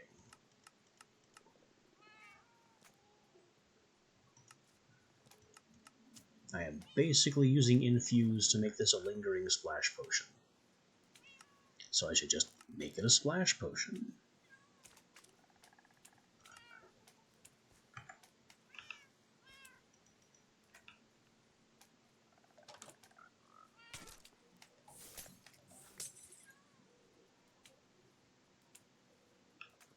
They got one.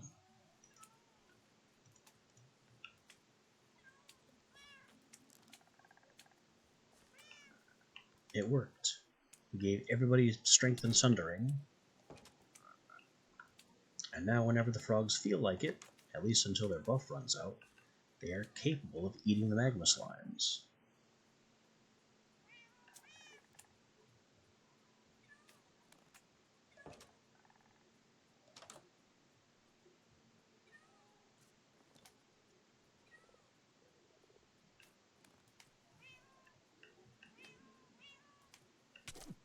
Which I would like them to do. Why are you just sitting there doing nothing?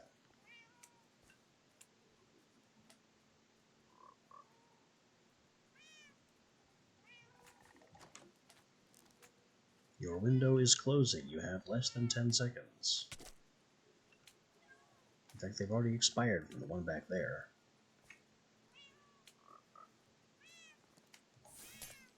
Alright, double fire again. Strength and sundering for everyone in that room.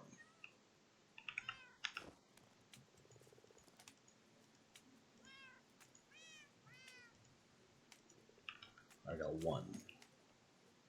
One ochre froglight.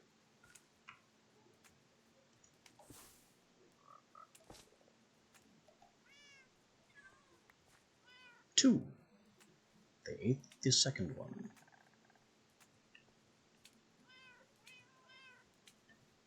And that magma cube is just going to stay over there, stuck in the water.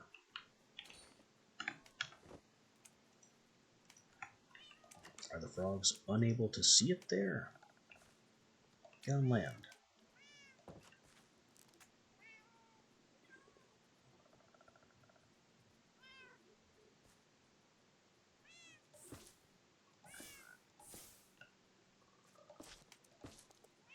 No! Get back in containment, you little assholes, and eat your dinner.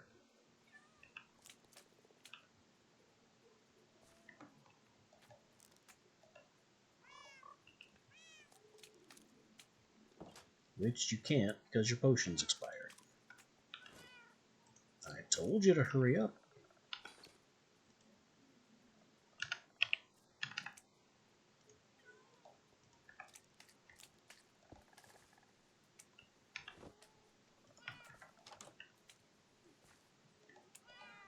Now it's too late and you can't froglight anymore. Having to buff frogs so they can froglight is such a bizarre experience.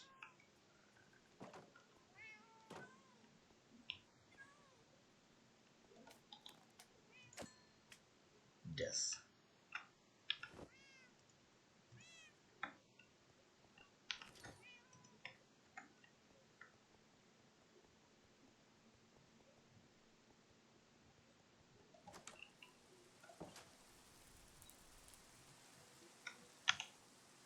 Now I should get back to that swamp. Where was the swamp? It was kind of close by. That's it. Just northeast across the way.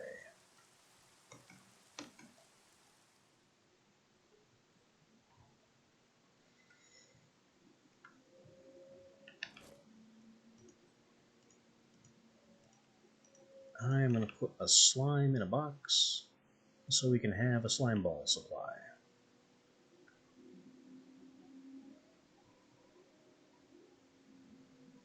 Which I really should have done a long time ago.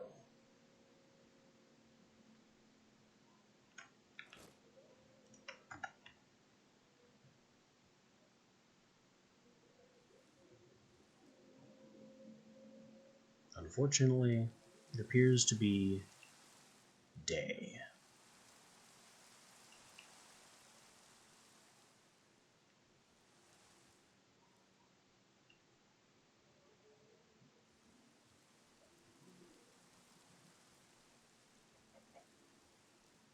Which means there are not likely to be very many slimes out and about.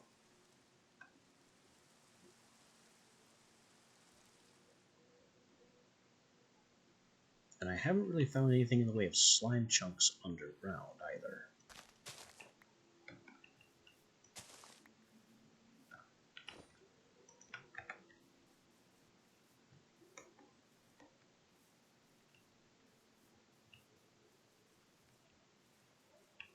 Now might actually be a good time to conjure Nightfall.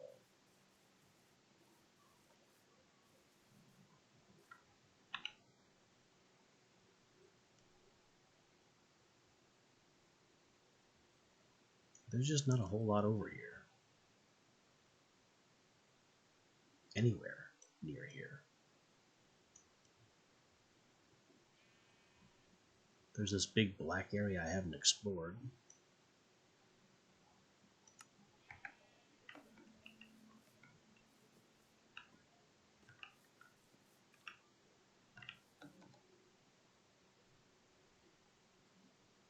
I just need a slime. Any size will do. I think.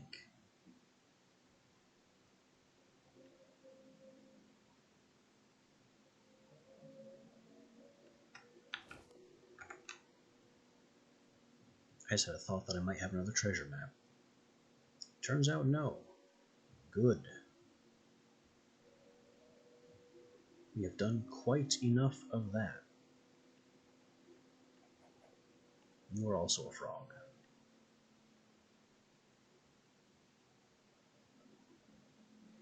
I don't know, I just had it in my head that I wanted some frog lights, because that's something else I've never done before. But I also wanted the purple ones, which require a different color of frog that I don't have.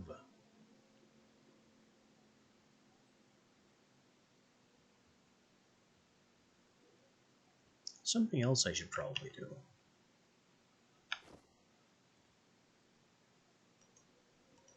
is reveal what these weird flower circles are about.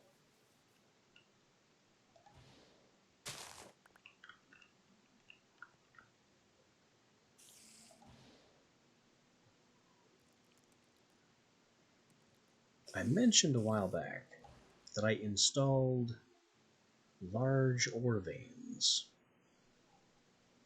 and here it is. The weird circles of flowers have always been indicators of where the large ore veins are. That's why I marked that very large collection of the blue flowers, the corn flowers, right outside the base. Boom. Iron. So much iron.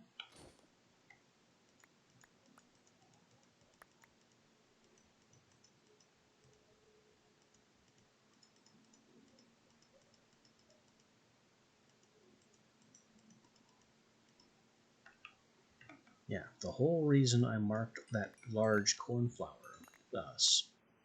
region is because it signals one of these extremely large veins of ore. I just never dug down to it, and I still don't know what kind of ore is down there.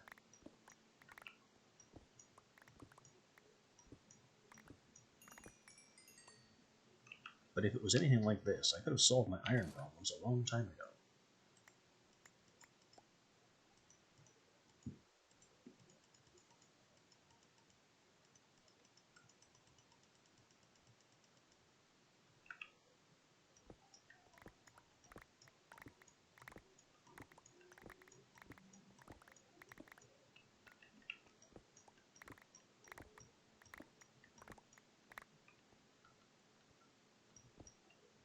There's also the hilarious detail that I'm still turning some stone into ores and turning some copper into gold due to various apotheosis enchantments. And I have item magnetism, so I'm just grabbing everything.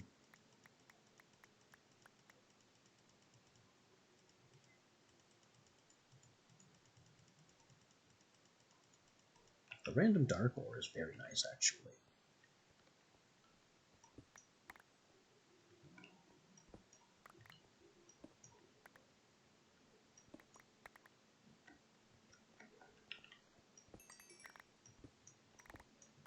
My occultism demon void miners can't find dark ore because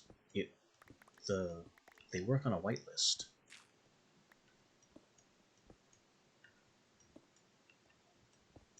And the developer of occultism did not design his void miners to dynamically populate the ore list, which is what allowed him to manually set weights for every ore.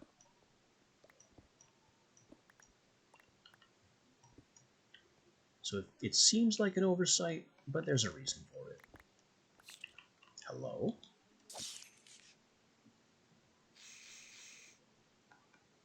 I don't know why there are silverfish, and I still don't know why I'm getting multiple silverfish. Like, there is no way that killing one enemy should be dropping multiple ghosts of that enemy. Something's weird about EvilCraft today.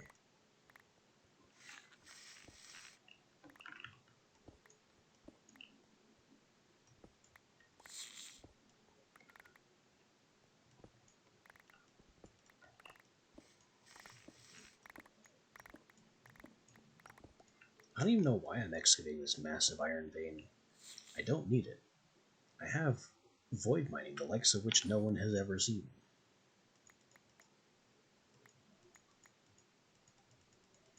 I just wanted to establish that a giant vein existed and figure out what it was.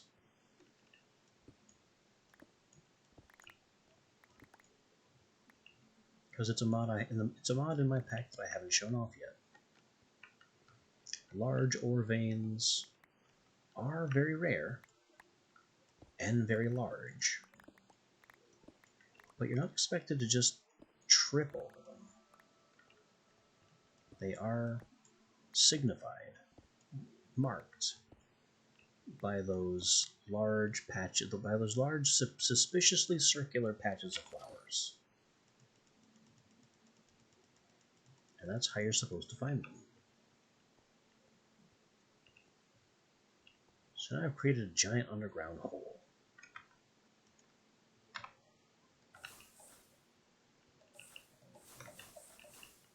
We just light this up so it doesn't become a monster fest. And then I can get back to the surface and get out of here. Having done what we came here to do.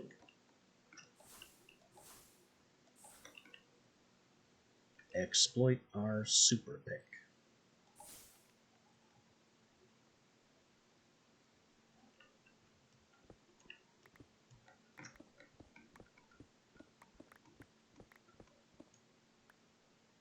Hello, Dark Ore.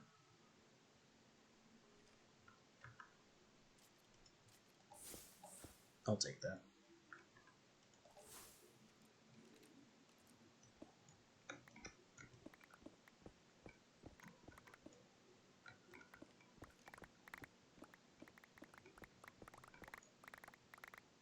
I'm just trying to get out of here. Cave spider? A lone cave spider with no... There is a spawner. That's what this was when I passed it.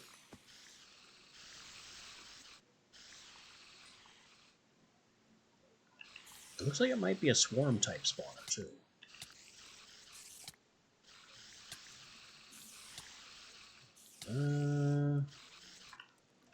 Maybe it's just a fast spawner?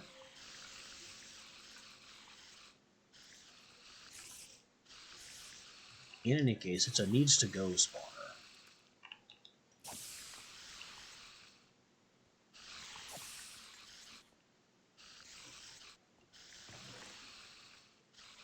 Creeper spawn eggs.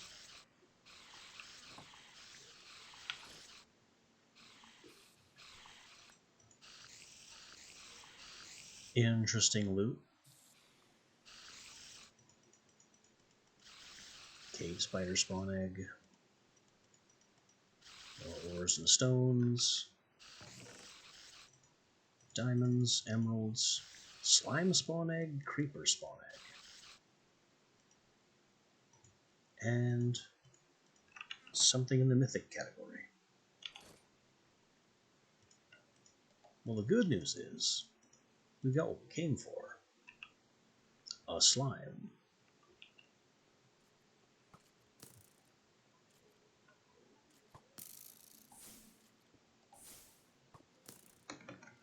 I really wasn't expecting a slime. Certainly not in spawn egg form.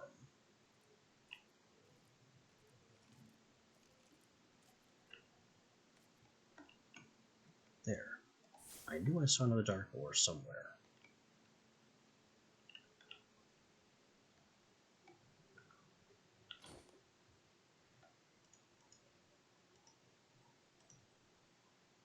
Yeah, I wasn't expecting a slime spawn egg at all, but it solves the problem that we were having rather neatly.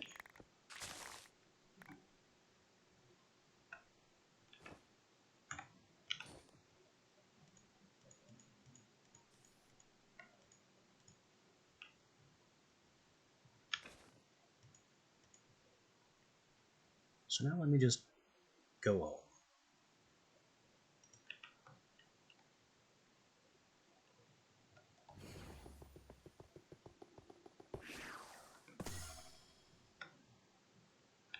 The home warp scroll is honestly a much better tool than I expected it would be. The cave spider spawner, we're going to put downstairs with the other spawners. I'm not going to install it, I'm just going to keep it on hand. Because it's a monster spawner with good stats.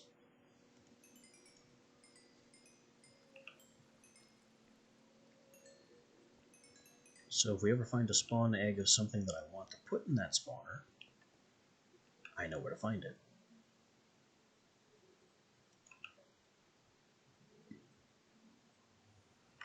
You know, cave spider might honestly be a good addition down there, because then we could have spider eyes and string.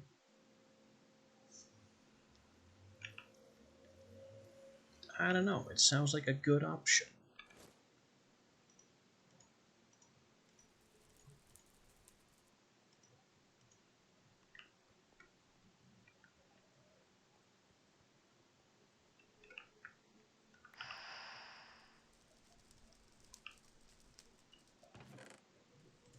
Turn some other flowers.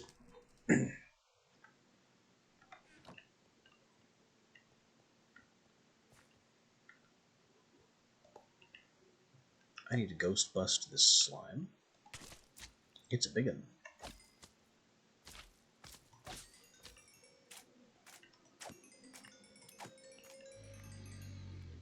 Now I have lots of slimes to claim.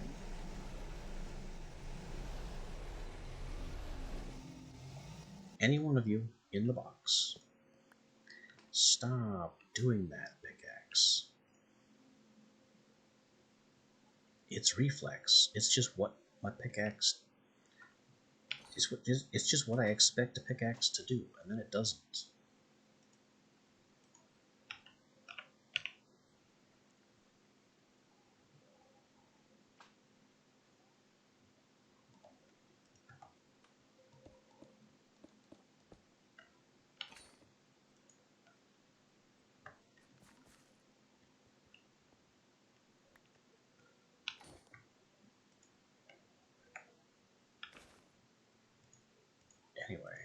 put away the ghost busting equipment.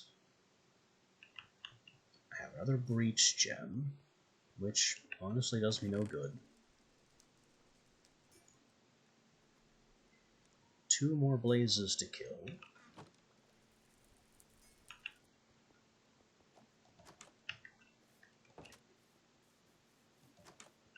Slime box into the mob cooker. It's slime ball time.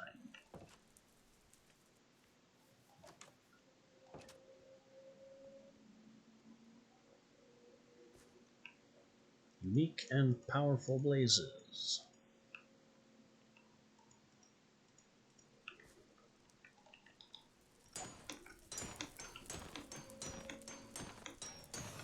Get wiped out.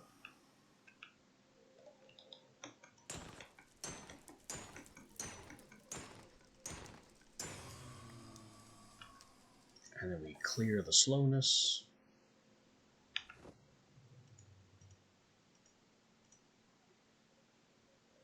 Now I've got netherite leggings, netherite helmet that's useless but can be disenchanted, netherite boots, also enchanted,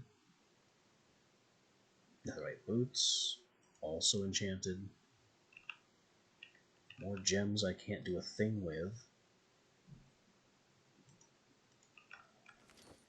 free blaze rods.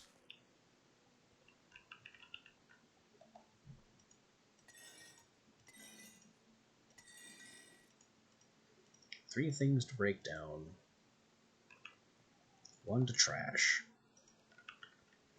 It's such a shame to have to destroy perfectly good netherite armor.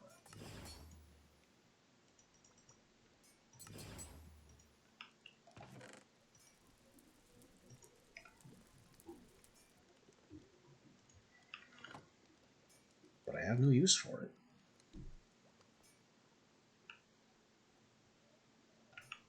None at all.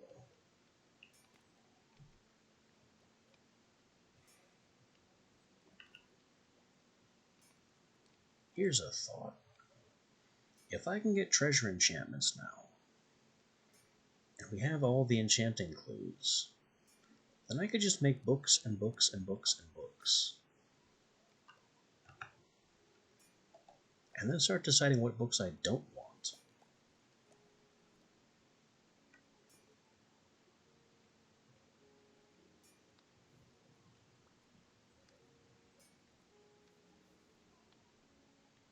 Four, 8, 12. I can just re-add a few candles. And we max out Quanta. Go from 90 to 100 Quanta. Or not Quanta, Arcana.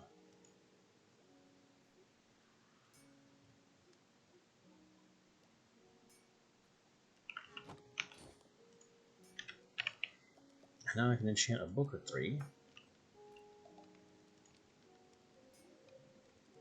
That's a lot of stuff.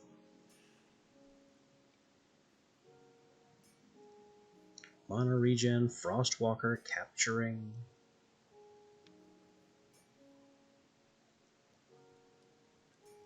I don't know why they're bright blue though.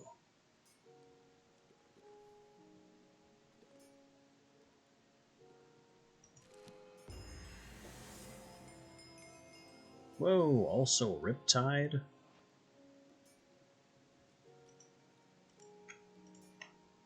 That's right too, the runes reveal. I get 4 clues. But it doesn't say the runes reveal all, so there's more in here besides.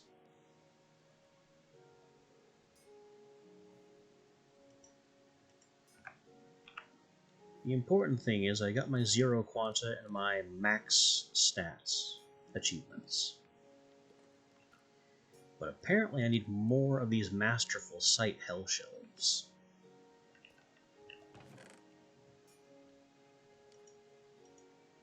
Which is what I can do with my Hell Shelves. Yeah, more potions of night vision though.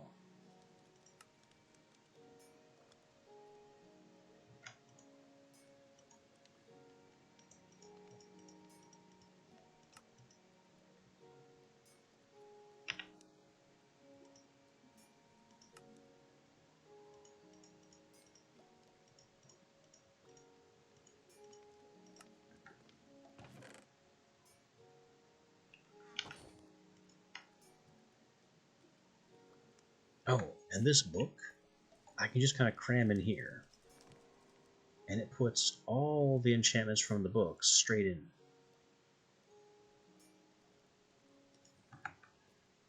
And I can remove enchantments one at a time.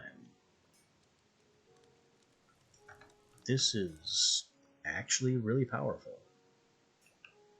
It solves a lot of problems with enchanting.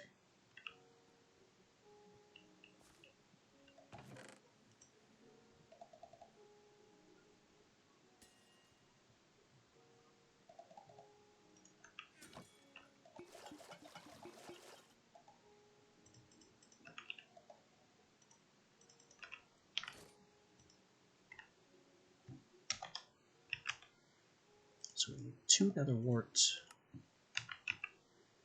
2 golden carrots, and then 1 redstone. No, probably more like 2 redstone.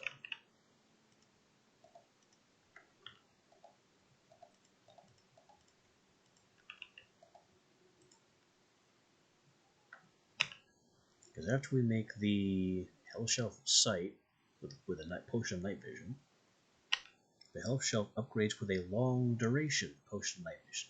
2 of them.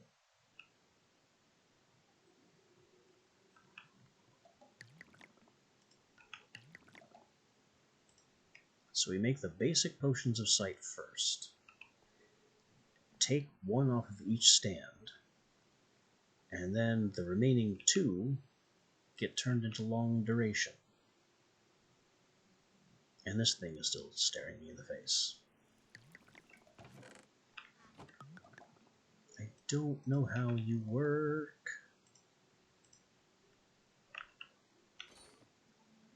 Why did I make 4 spyglasses? I only did 2. Shelf of Sight. 1. Check. 2. Check. Whoops. I took this one too fast. I heard they were finished and jumped the gun.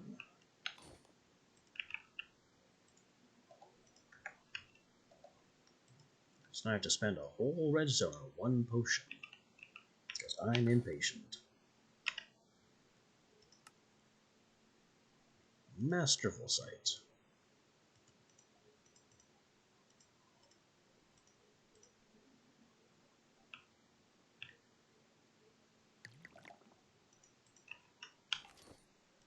And Masterful Sight.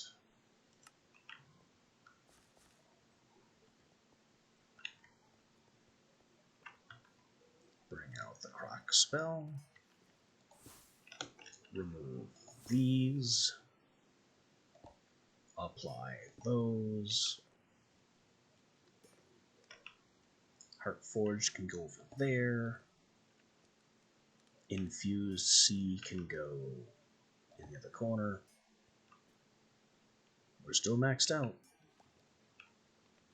And now I get 8 enchanting clues.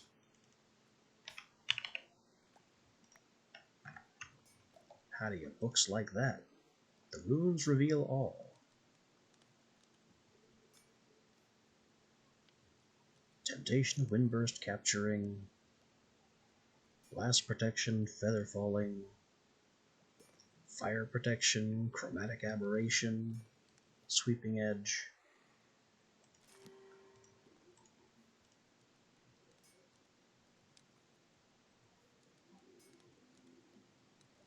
Loyalty 5. This is apparently how you enchant.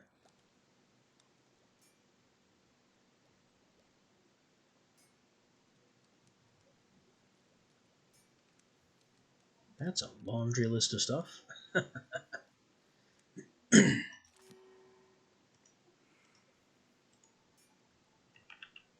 So we put all this stuff in here. Curse of Vanishing, I will take that book. Curse of Vanishing goes in the Shelf of Filtration, so that'll never appear again.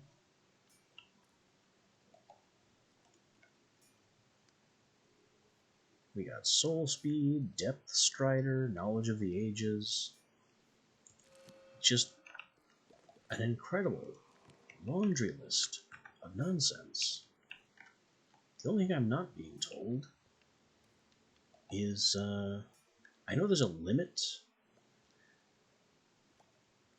to what this thing can store, but I'm not being told about it.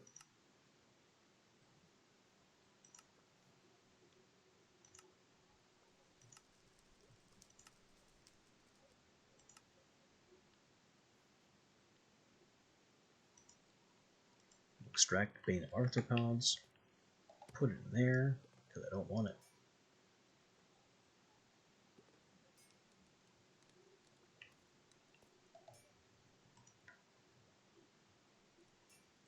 Look at all this fun stuff. Riptide. High levels of looting.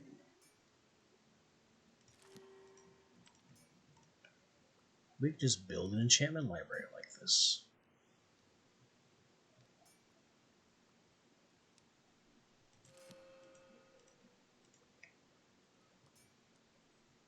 Nope. Out of lapis. Unusing is there, though.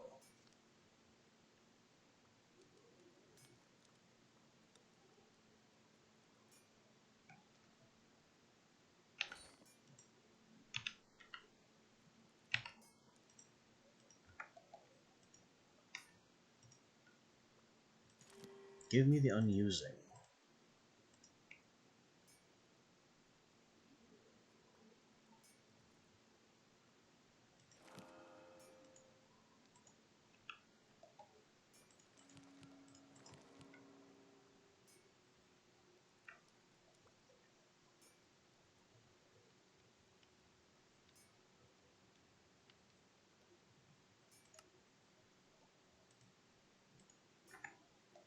Unusing is a big one. Because unusing makes it impossible to accidentally break a tool.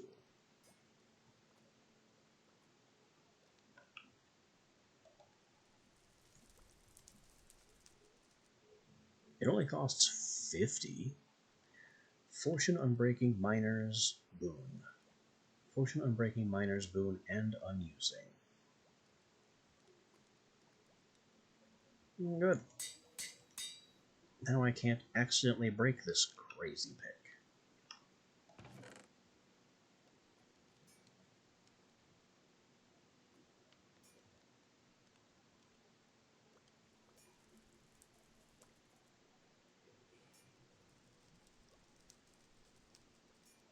Is there anything else I can put in a tool? I could add block interaction range specifically with my pick. That might not be bad. No, it would be bad. Because it... No, it doesn't place torches anymore, does it? Well, then it might be good.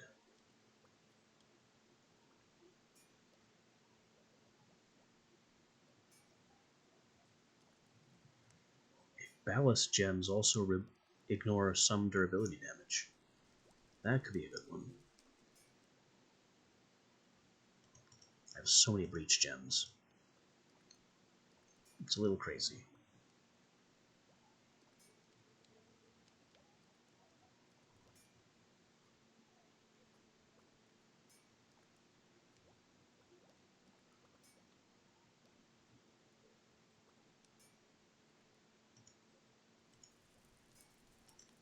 I don't see a whole lot of place for a brawler gem in my collection. Never did.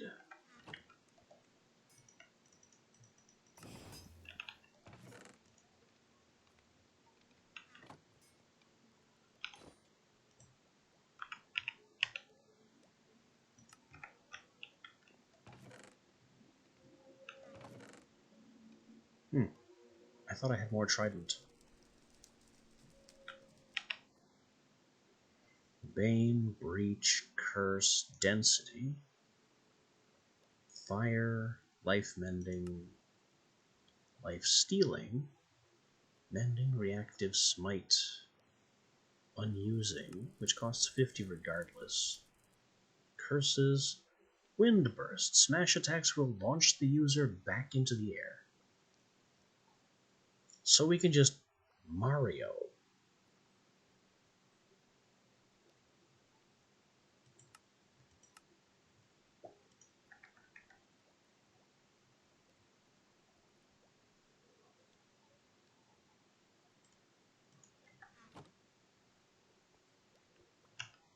I gotta try this thing though. We'll take test, pull off the infuse, self, launch. With some power.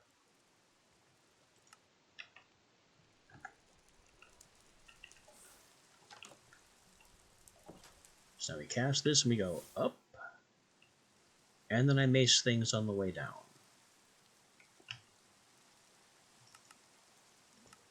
That's the plan anyway.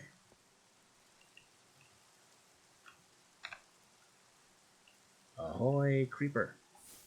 Boing. Bash. And the extended reach distance makes it really easy to perform the attack.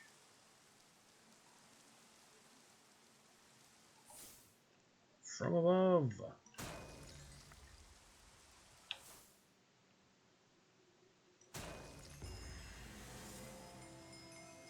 Oh dang.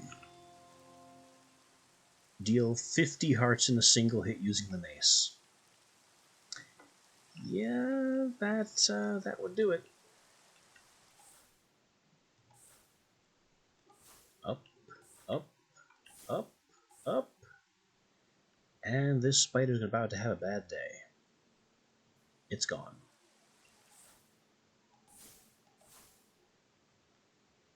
Now a spider's about to have a bad day. I missed. If I didn't have fall damage immunity, that would have been lethal. Missed again. It's the grass. Bong. Bong.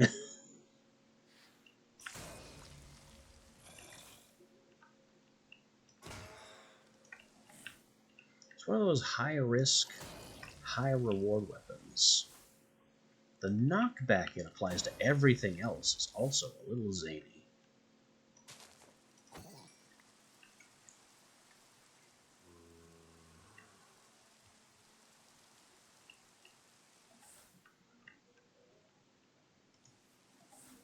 I wouldn't want a wind-charged mace.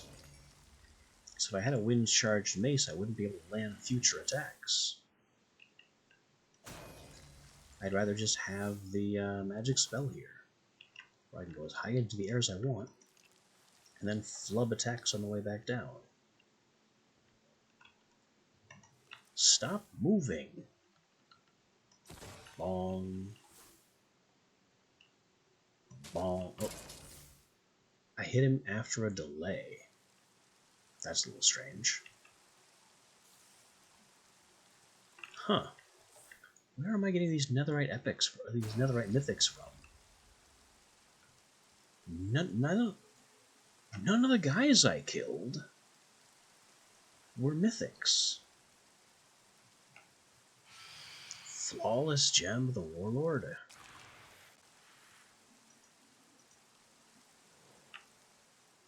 Is it just because of the sheer damage I'm doing? That wouldn't make sense. But I have no other explanation for how I'm getting all these oranges.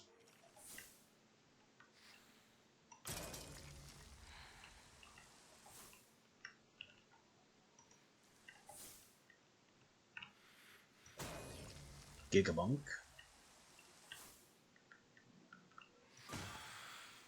Gigabonk in the sky.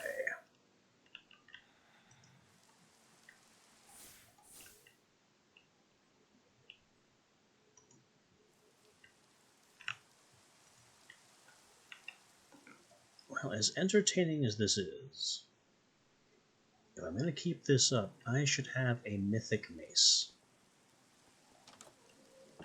As this mace has no affixes. And now I'm curious what an affixed mace would look like.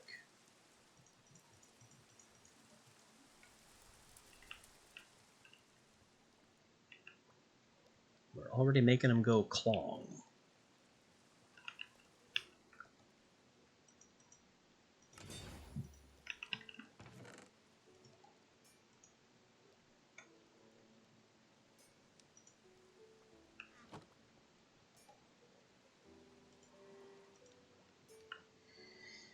Let's see. On hit, inflict weakness. On hit, gain ancient knowledge. 45% chance to hit multiple enemies. Ignores durability. 3 sockets.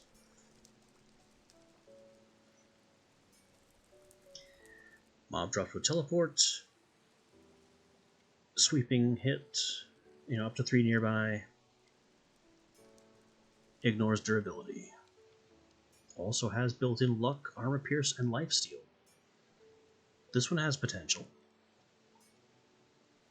Ancient knowledge, sundering. They simply deal 6 damage to nearby enemies. Built-in fire damage. Not impressed. I'll take this one.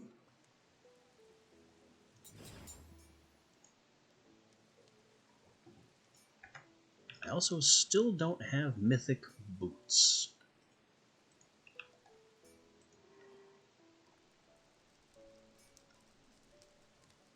I don't have enough sigils. Or pearls for the third one. Lightning damage down, damage down, damage down. 7 points of armor. Up from 2. That'd be a good one. And this one is when attacked gains speed, so that's just no. An automatic no. So I guess we make some more Sigils of Rebirth.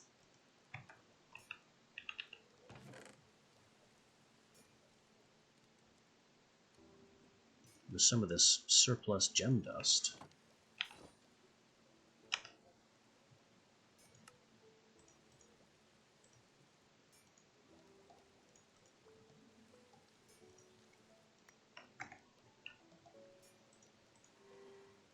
And I take this. A bunch of damage down, improved unbreaking, 7 points of armor. Also plus max health. I don't like the plus 25% speed, but I'm willing to cope.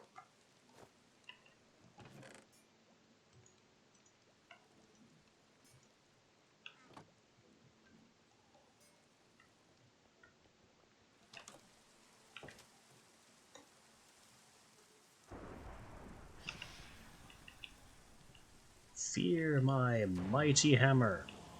And we have an orange that spawned in. Where is that? I don't see it anywhere. There's the marker. He's down there. Why are you way down there? Bonk. Bonk.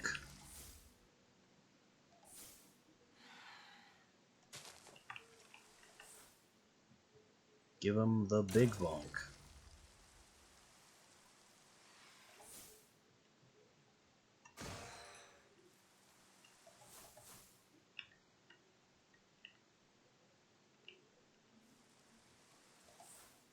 My mythic target is there. Underground.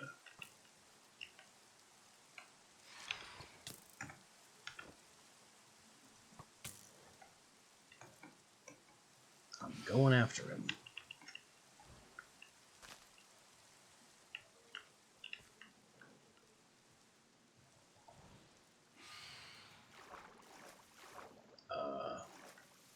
He's got to be somewhere around here. Unless he despawned. Which, given the complete lack... Wait, is this him? No, this is a normal Enderman.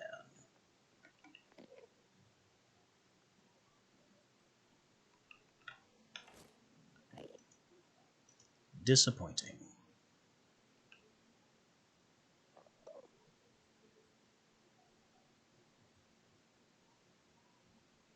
I'm right underneath one of my ritual rooms. If I had the intangible spell component, I could just shoot my way through the ceiling and not damage anything. But I don't.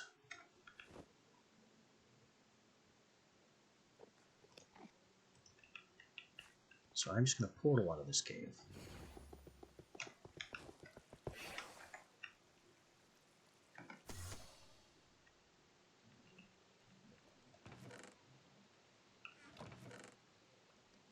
So that is our mace toy. Fun little weapon.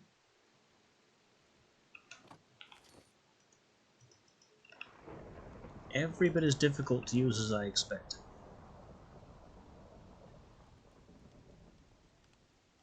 And yes, it is quite difficult.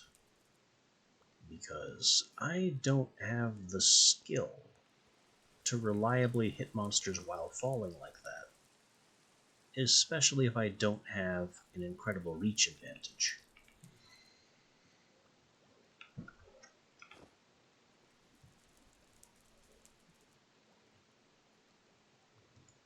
I also haven't shown this off yet.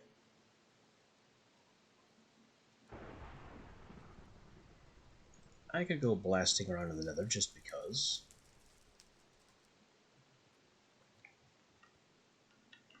Oh. But first I want to unlock intangible, so we don't end up locked under the floor again. Tier 3. Intangible. 3 phantom membranes, 2 ender pearls.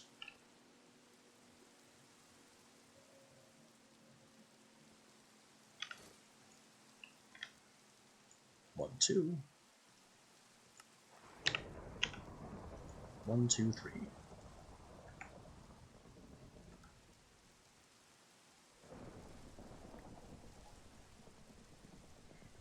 Now if I end up stuck under the floor again, we can just phase through it.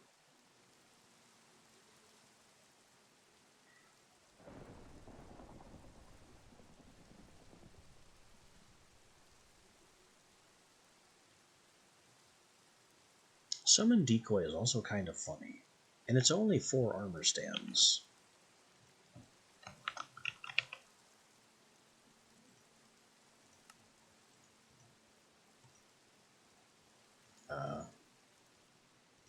I don't have any smooth stone slabs. I don't have any smooth stone. That's okay. This is easily fixed.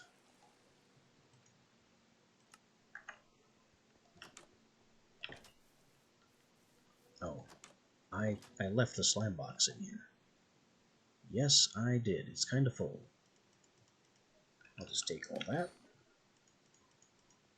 and leave it running for another batch.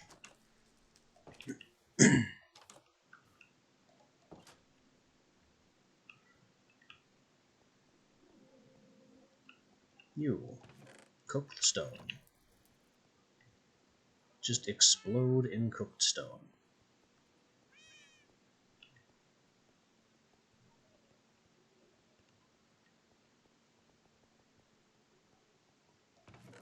Thank you. Now we turn some into slabs. Back to armor standing.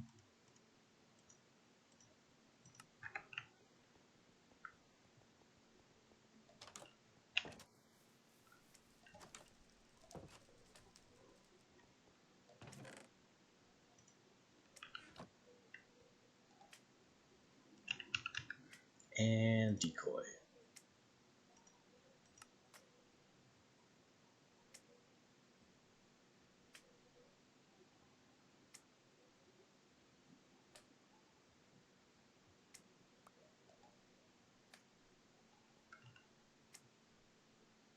Summon decoy is just funny.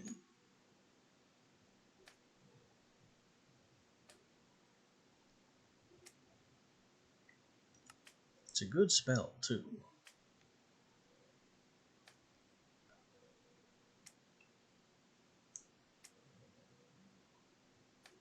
So we'll do it self, decoy, and extend time. No. We will projectile. A whole bunch of splits, and then decoy.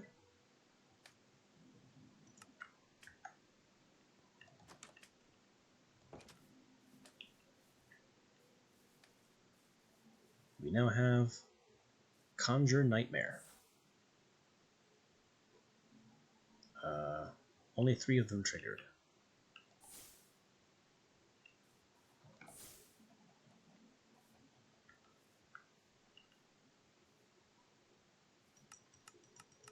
Let me add some Pierce. There we go. Now we just get an absolute army of me. Your clones will hold whatever you are holding in hand, which makes them more difficult to tell apart. However, they're missing one very important thing. Enchantment Glint, which, oddly enough, I don't seem to have.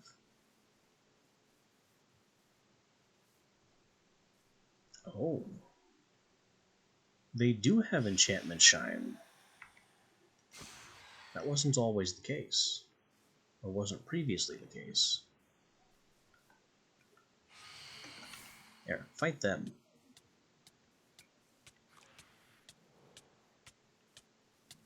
I think I summoned one of me in the ground. And the phantoms are not fooled.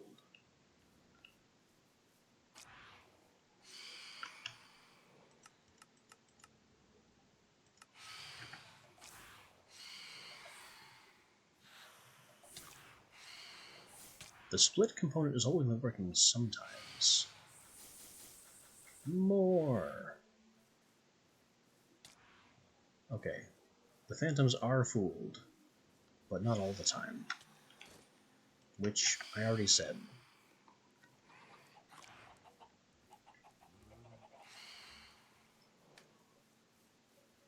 Zip.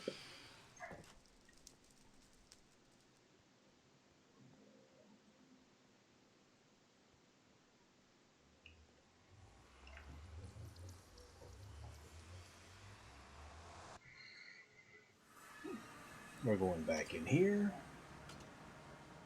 to showcase the new Boom Wand. Which, I mean, it shouldn't be able to break through this, but I'd rather not try it so close to my home portal.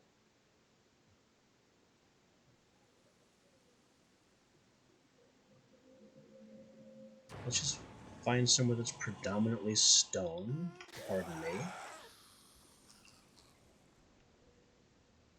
And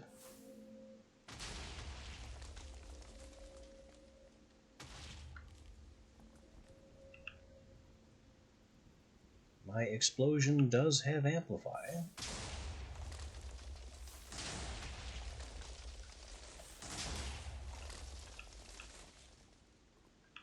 Let me break the basalt.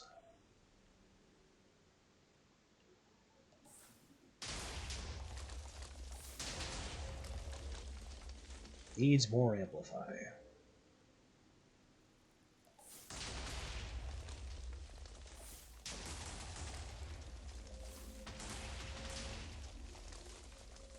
But what we have created here is a nightmare of a digging spell. It has 2 splits for 3 projectiles, and 2 pierces, meaning each projectile triggers 3 times after being knocked around by the explosions of itself and its fellows. So in one relatively cheap casting, we get 9 explosions, all of which teleport everything that gets exploded straight back into our inventory.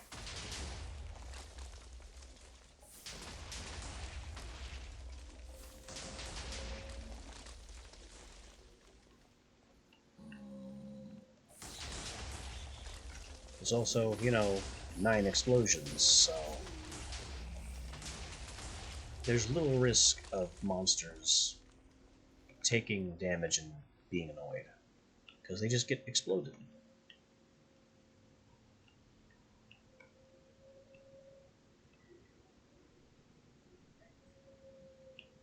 Due to these modifications, I smell one of the God Pearl. Due to these modifications, the spell can now basically be spammed. What the heck? Feathers. Must have been a chicken jockey.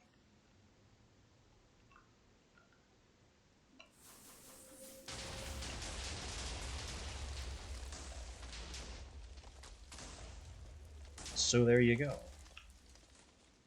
I run out of mana as I'm casting, but when the explosions begin, the mana returned by junk blocks being teleported into the Void Jar and turned into mana vastly outweighs the casting cost.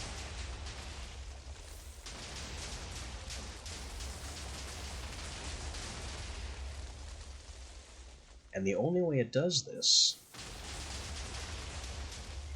is because I'm able to multiply the spell efficiency with Split and Pierce. If it was just one explosion per cast, I wouldn't have this kind of return on investment.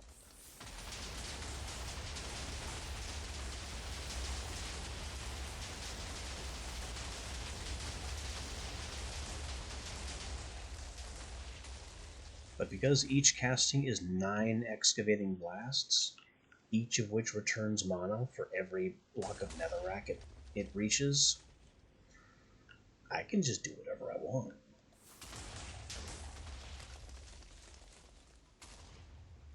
We earn more mana back per shot than the spell costs to cast. And I see another mythic to grab.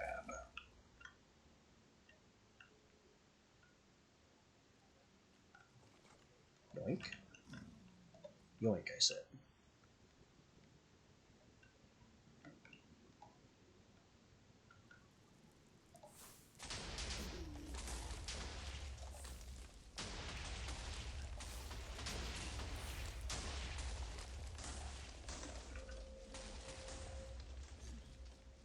So we now basically have a wand of I want to set the world on boom. Still not the greatest answer to these piglins, though. Which is why I have White Wind.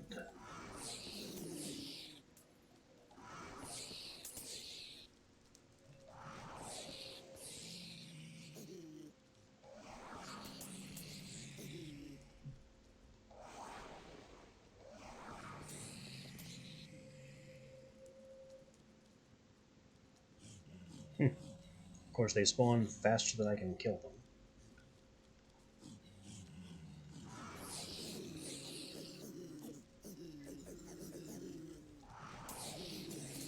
But that's always been the case with zombie pigmen.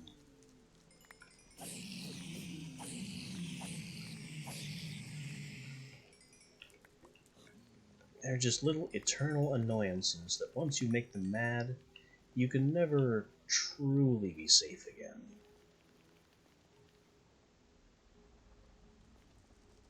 Unless you do find a way to just execute them all.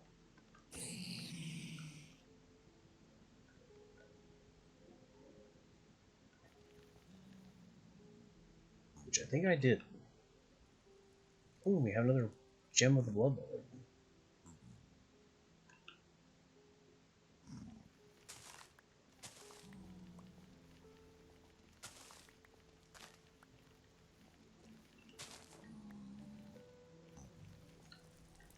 Are you wearing a helmet? You are.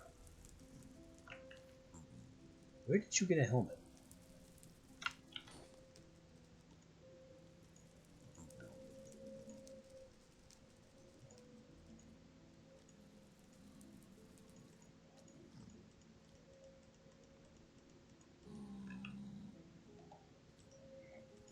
I can apparently fit another level of regeneration.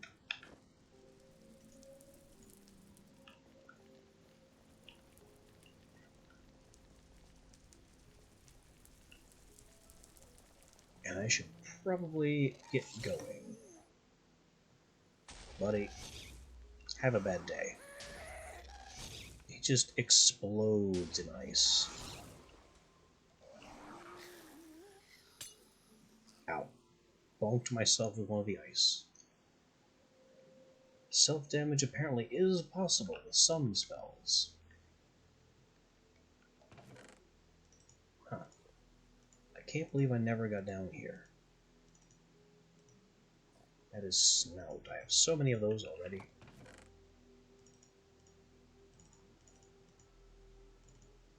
What is that? Perfect Gem of the Incandescent Inferno.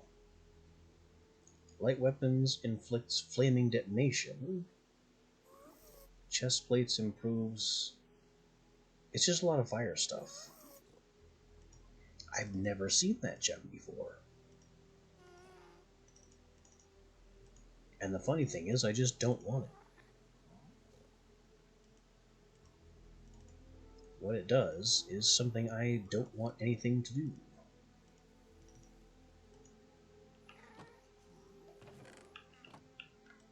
The Bloodlord gem is a good find, though. Those have been very rare.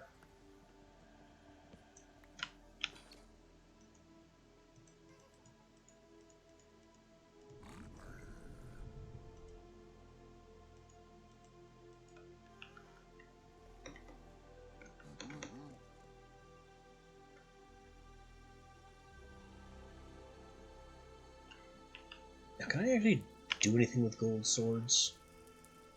Tablet of Disintegrate into XP. Repair and enchant. Or breakdown. Also, Demon Spouse. So not really, no.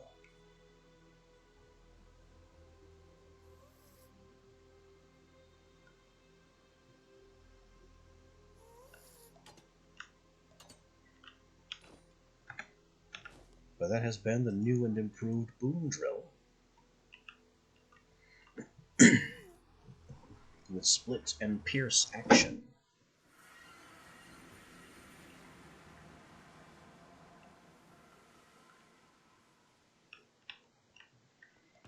You can melt all these down. This one I break down.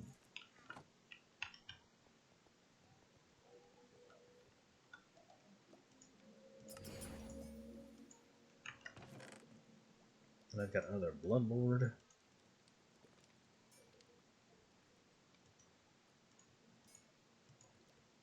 And this Perfect Inferno. I don't even know what Flaming Detonation does.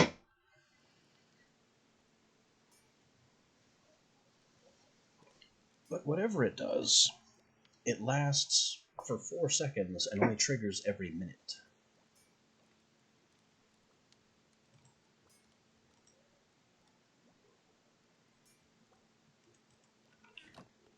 It's gotta be some kind of extra rare gem.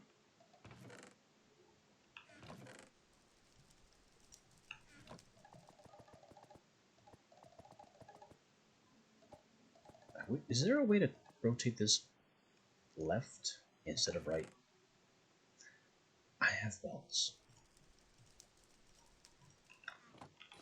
I didn't know I had extra bells kicking around. Now I don't have to sacrifice a goat for a bell.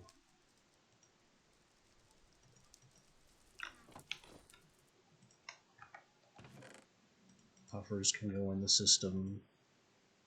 Apples can go in the system. Demon's Dream can go in the system.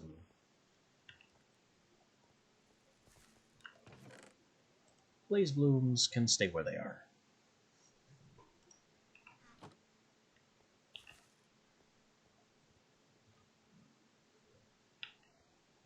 So Occultism is done. Ars Nouveau, basically done. Apotheosis, done. In fact, the only thing I haven't done in any of those mods is play around with Bookworms and the Ars Nouveau magic storage system. because I have occultism, which is better. Evilcraft, we have Garmonbozia at last.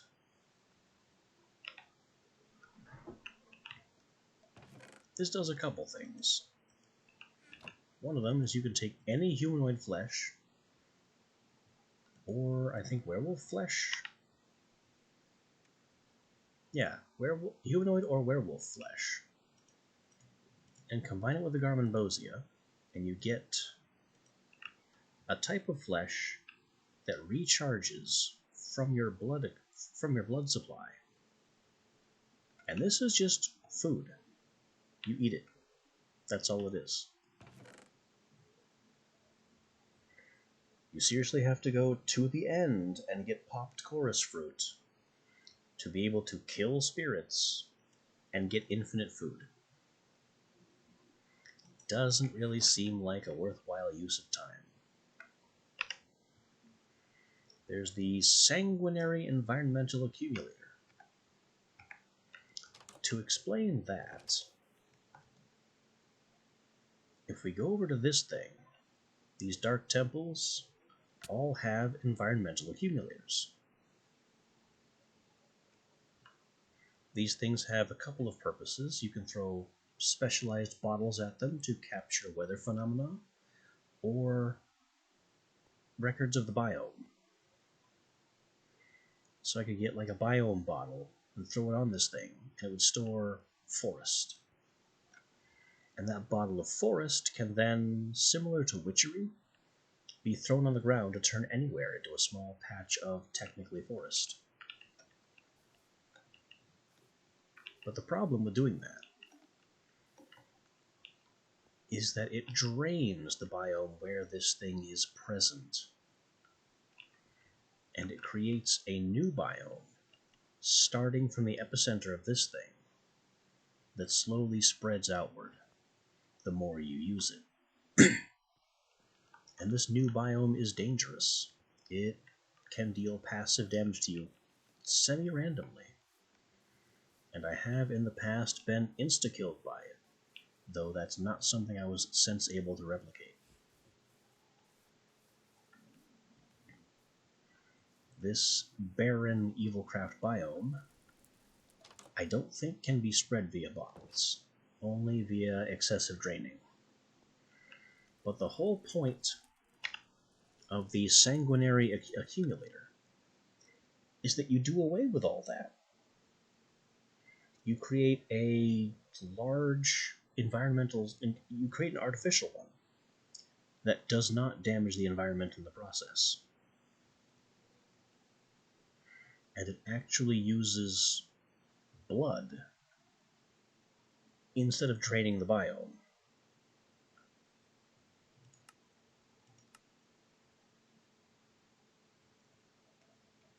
So basically this means the last trick that I want to use this Garmonbozia for is Mace of Destruction. We need to make Inverted Potentia, strike it with lightning apparently.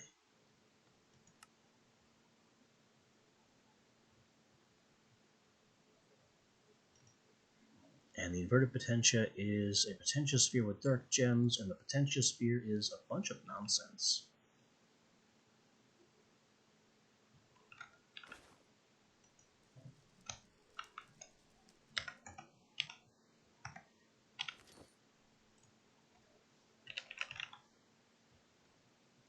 Potentia Sphere. Invert with darkness. Now it has to be struck by lightning. That's all too easy.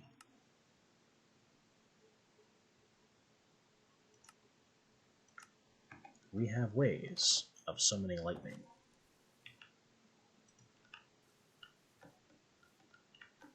So I'll just throw it on the ground, and bam. You didn't even see the lightning, it was so fast. We get 2 dark sticks.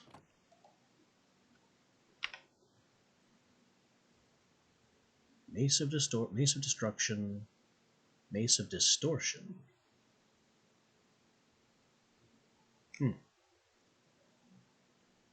There are two of these,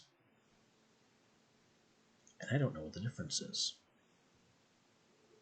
Here's the Mace of Destruction, which is what the Garment of Bozia is for. But apparently I need another sphere. Sphere and invert. 2 sticks. 2 of these gems, which need to be infused and empowered. Throw them around. Bolt it.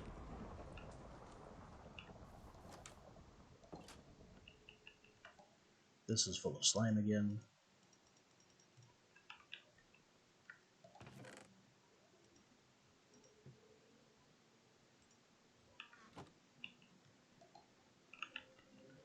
Grab my power gems. Fix up Bane of Badlands. And now we do this one with the Dark Power Gem. So we now have a Mace of Distortion and a Mace of Destruction. What is the difference?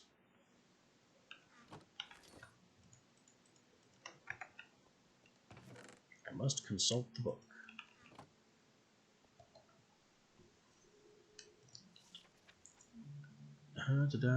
There's no mace here.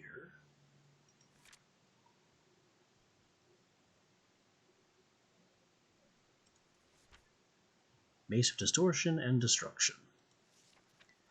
Mace of Distortion builds up a circular sphere, triggers a force, knocking them back, causing some damage. So it's a shockwave wand.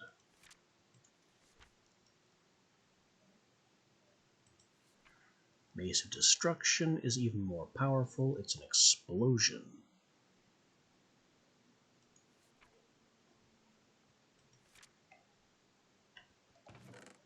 Okay, so Distortion is knockback, Destruction is boom.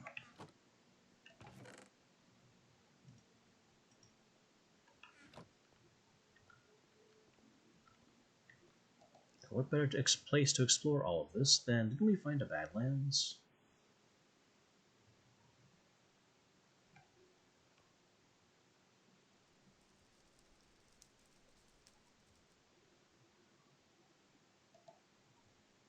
Let's just go to one of these high-numbered ones. Where does this go? Anywhere useful? Just vaguely west.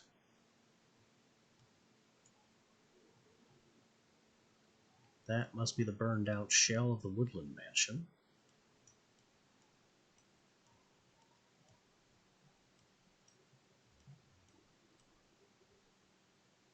I'm not even vaguely west. I'm slightly north.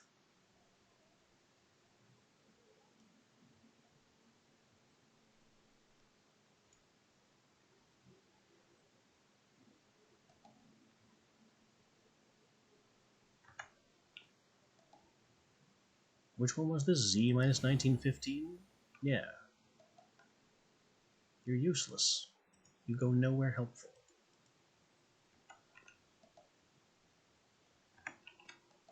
Also, why is the one I named the end? Oh, because that one's in the end. I didn't name it. We have 2 other unnamed warp scrolls. One at X279. This one, which is slightly east at Tree, and it's where I removed the teleport thingy.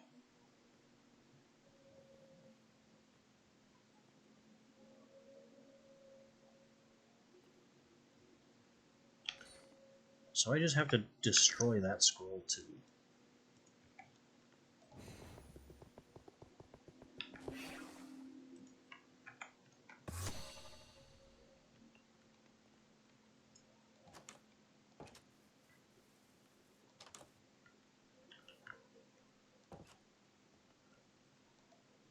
So X279 is also worthless.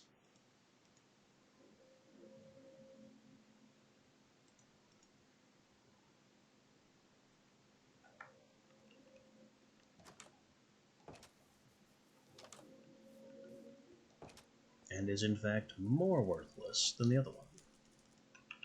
Nuke 'em.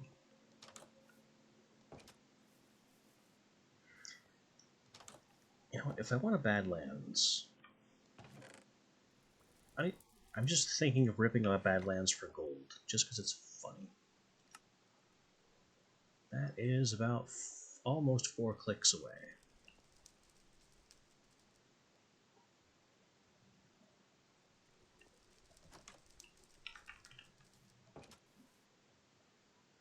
Alright, we have our heading. Away we go.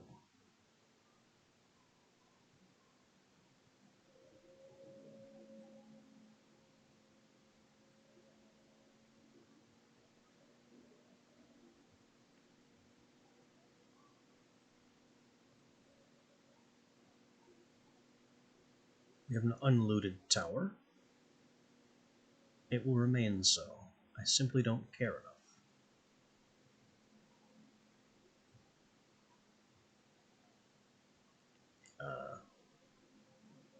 Where's the terrain? There you go. Keep that terrain loading coming. Hold on.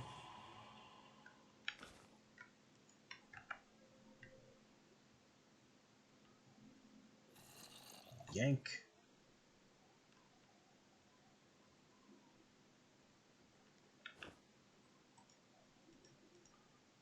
Stole another mythic guy.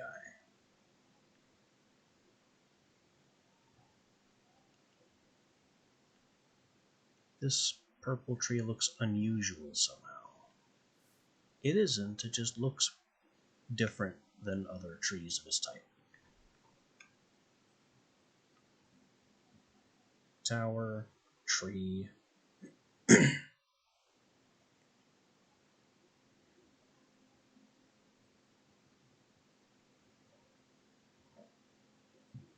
It seems to be pretty much Ars Additions that's providing structure. Well, that and Apotheosis. And between the two of them, I'm not impressed.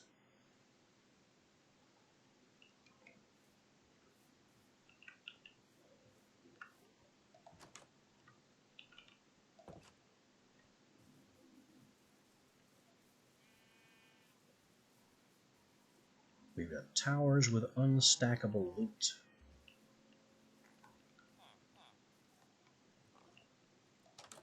And the occasional teleporter to nowhere.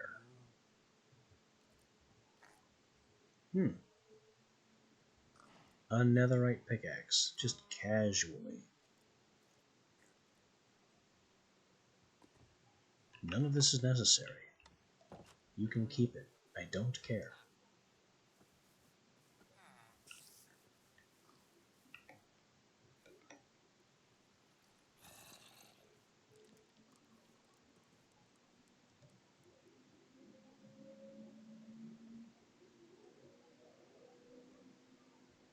Didn't even know there was a jungle here. Are there jungle frogs? Can I find a different colored frog? I can find a parrot. I'm gonna take this parrot for dubious future purposes. Yank. That parrot is gonna be a sacrifice.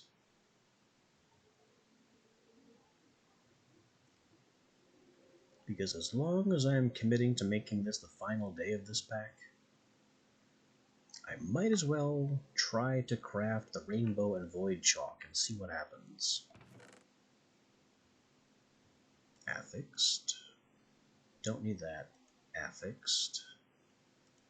I can break that down. And I'll take a channeling book. The name tag can go in the system.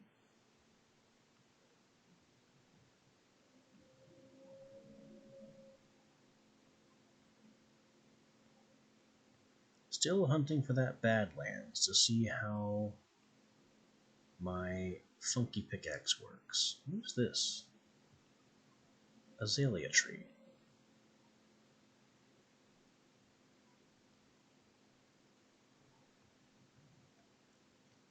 We are finally down to the last kilometer. And I see it already. Technically, it's a wooded badlands that's not big enough to call itself a badlands, and it has no trees. That is sad.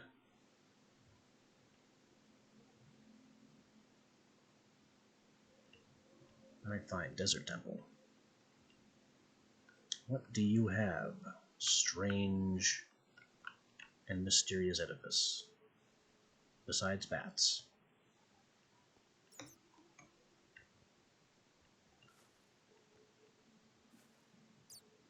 Hideous, brand new Disney bat. It's awful. I hate it. I want the old bat back.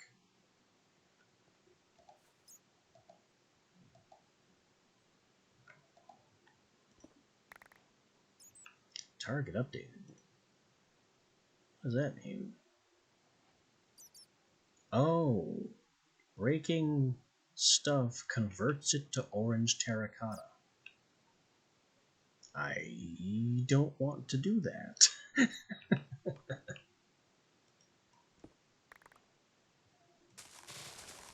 That's what it means by select a target. You change what you convert the block into.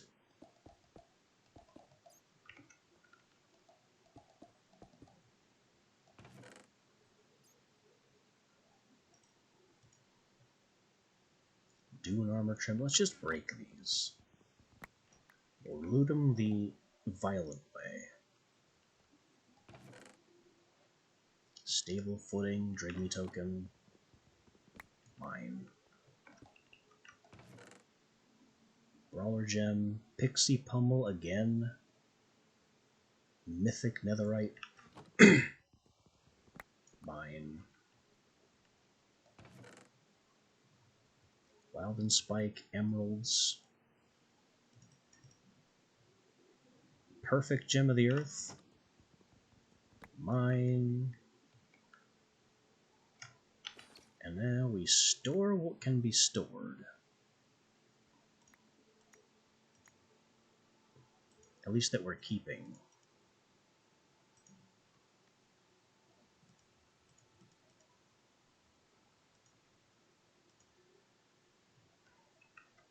And a lot of this stuff goes in pocket. Like the affix stuff, the enchanting books, the horse armors, all the things that have specific locations where they belong. And then we have Pixie Pummel and the Stone Pressure Plate, which are junk. So I'm going to arson them. Burnt. Now, Mace of Destruction. It's supposed to be an explosion. Charge. I exploded one block. I'm not impressed. This is only sandstone. That's the best you can do.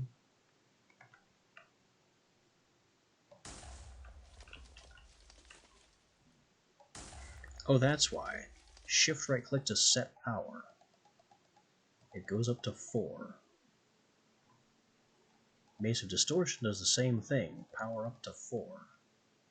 Alright, power 4. What do you do?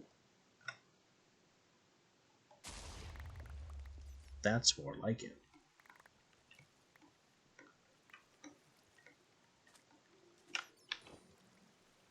I have a Mace of Kablam.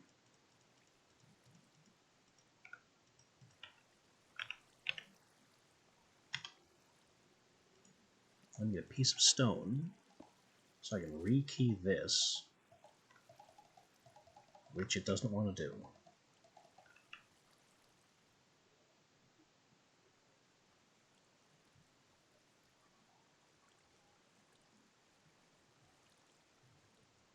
What was that originally? Because I don't want to convert all terracotta colors to orange.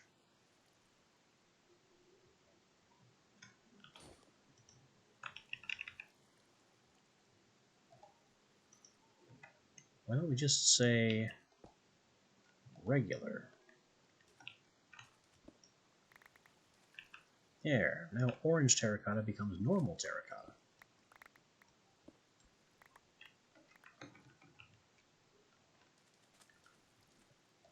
It was still more useful when it said stone.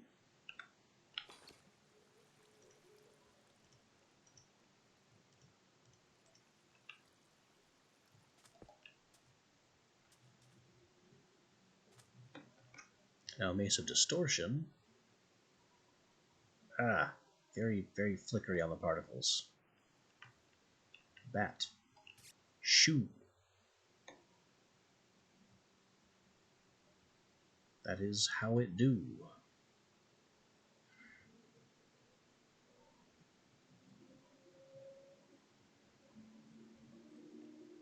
So I guess amazing news. I can unify Badlands. I can unify terracotta colors.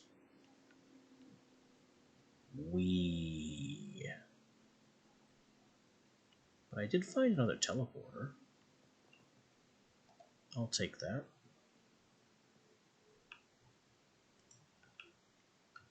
This one could be useful, because it's very close to the Badlands. And it's also... well, this might not be useful either. They rarely are.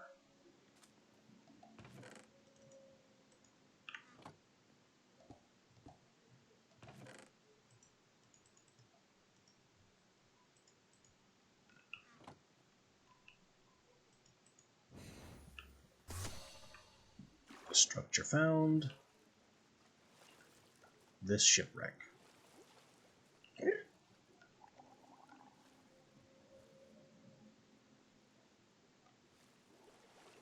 I do not care enough.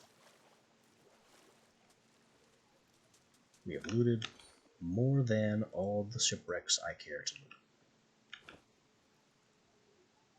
I do have this flawless gem, though.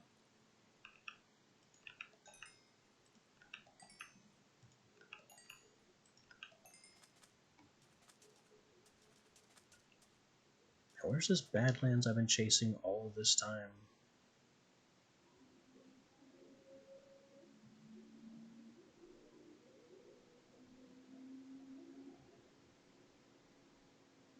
Finally. Actual Badlands. Wait, wasn't these valid blocks sand?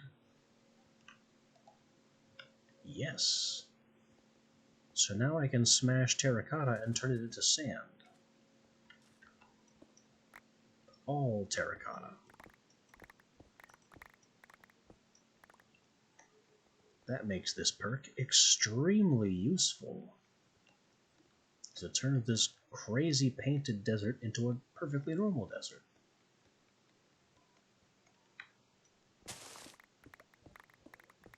And I can have all the sand and glass I want.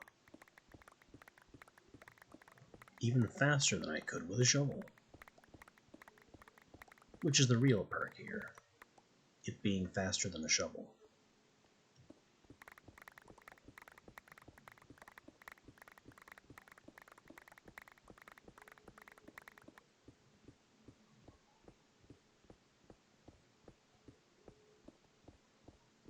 If I could just instantly turn it into glass, that'd be even cooler. But I don't think that's possible.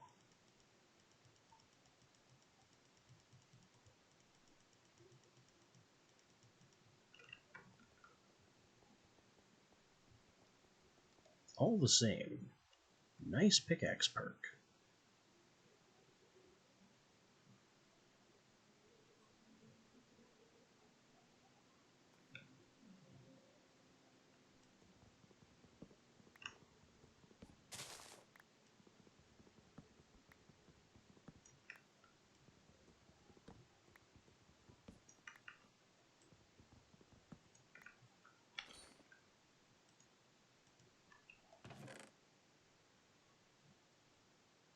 more affixed stuff, including a shovel. Life mending, luck of the sea. A few gems.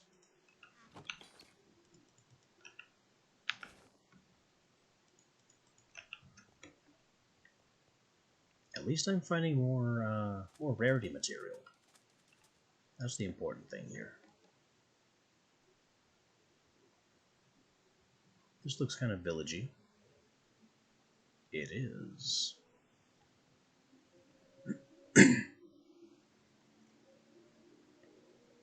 I don't have a whole lot of use for villages anymore. Unless one of them happens to have a camel. So I think there were 1 or 2 rituals that called for camel sacrifice.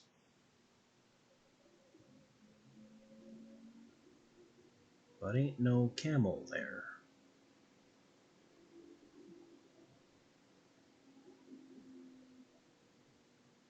Instead of... oh, I stand corrected. We have discovered a single camel. Yoink.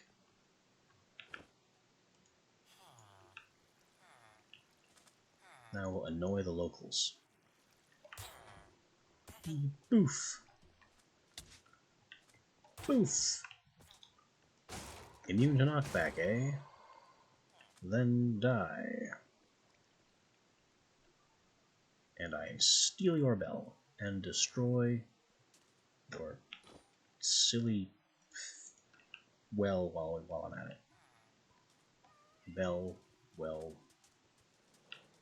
go directly to... never mind. What was that? Flawless gem with a royal? From an ordinary spider? They're just handing out stuff like candy now. How's that slowness treating you, boys?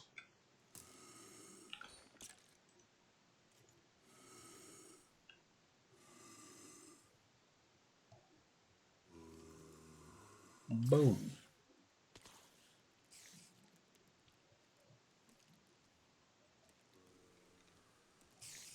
It can move through the slowness, but it can't attack me through the weakness.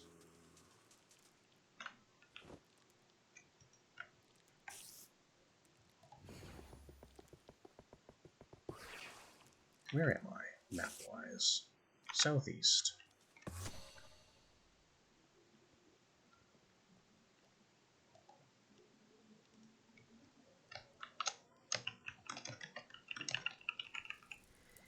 Southeast to a bad desert. That's the wrong scroll.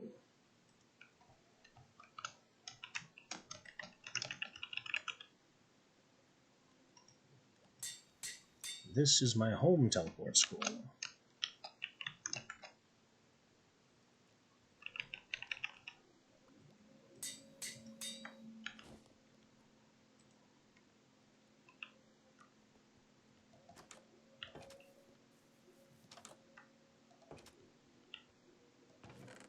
Alright, so these maces are interesting toys, but ultimately useless.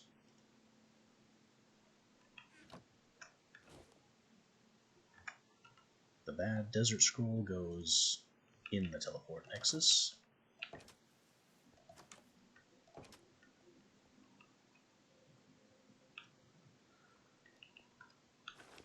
And now we do some breakdowns.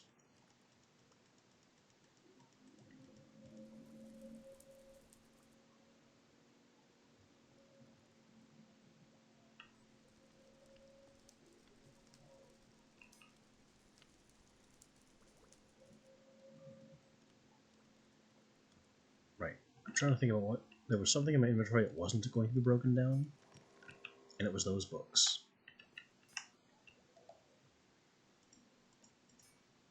Everything else, pile on in.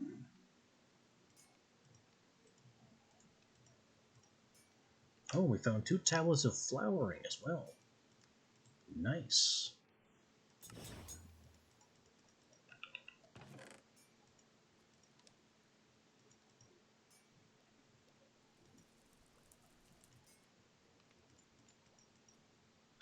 We do use up a lot of those for occultism die.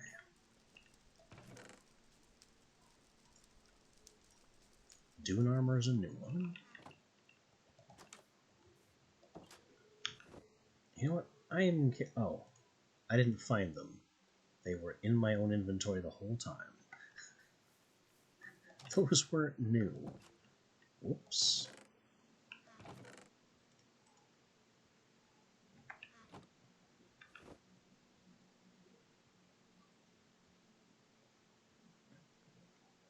So these three were mythics, and these two are sacrifices.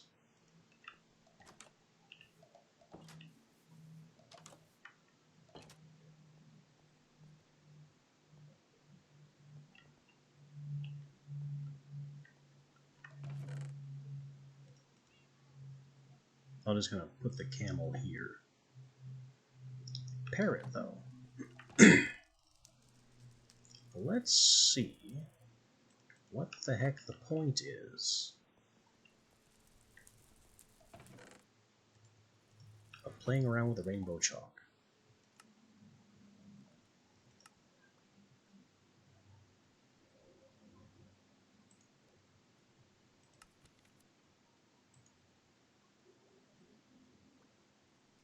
Three, 6, 9, 12, and a brush.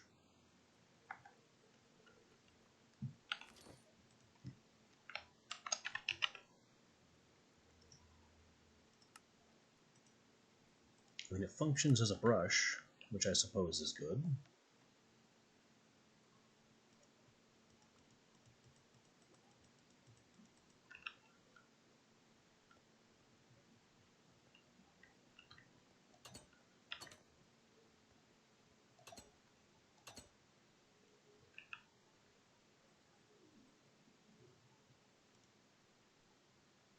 But like I kept insinuating, the only way this would be worth it 4, 8, 9, is if the rainbow and void chalks did not have durability, or just infinite.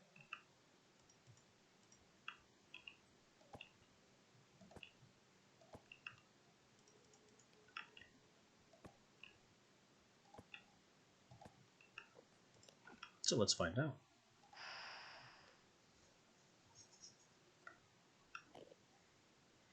I should have used the chalice for this.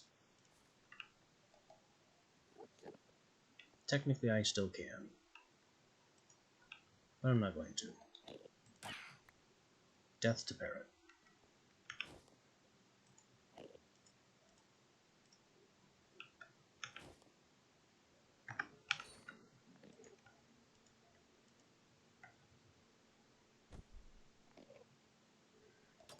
And now, while this is running, I have some mythics to take out.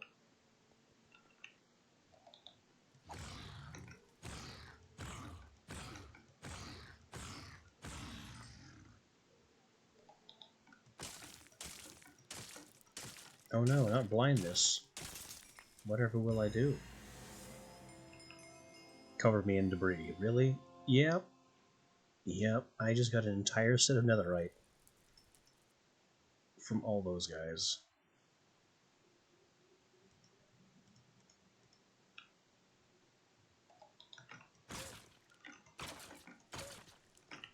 He's got thorns and is kind of chunky.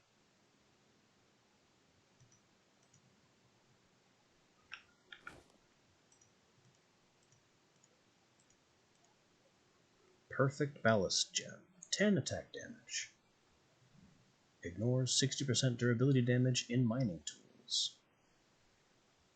Well, I do have another pickaxe socket.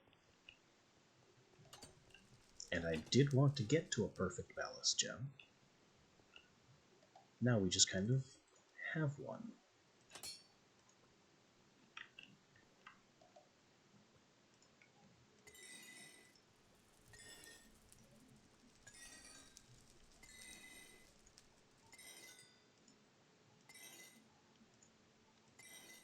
It's so weird to have a full set of netherite armor just sitting here, and my immediate plan is to destroy it.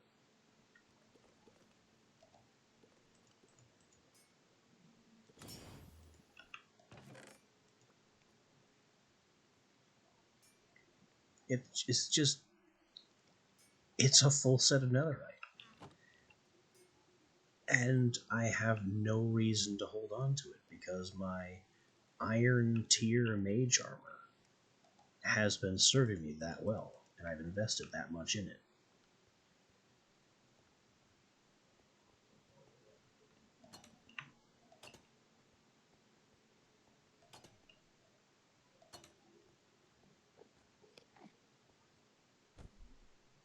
This is almost ready.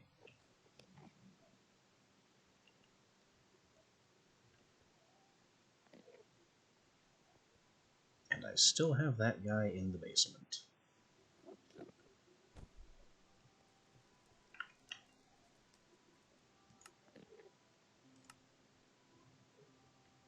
Projectile, intangible, double AoE. I mean, I don't need amplify or dampen. Double extend time. And why not triple pierce, just to make sure. Now, Rainbow Chalk. It's flashy. And it has durability. Nonsense.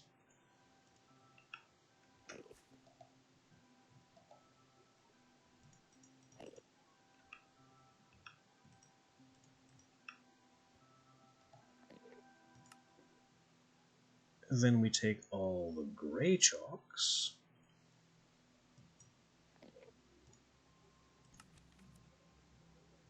and sacrifice a villager or a player to combine them with the rainbow. Do I have a spare villager?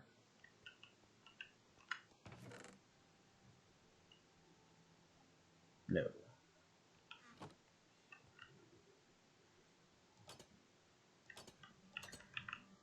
I could always conjure a villager group instead of stealing villagers from nearby villages.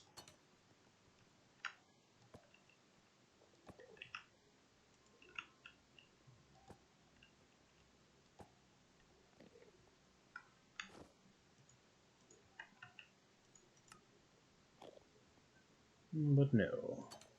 I'm going to find a villager from the neighboring town.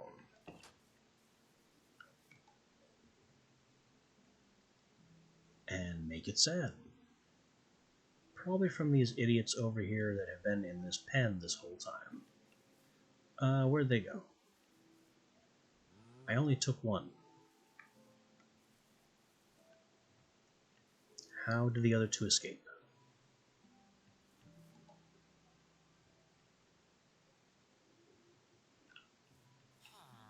Well, we have a farmer who would love to buy potatoes. If I had a massive and functioning potato farm.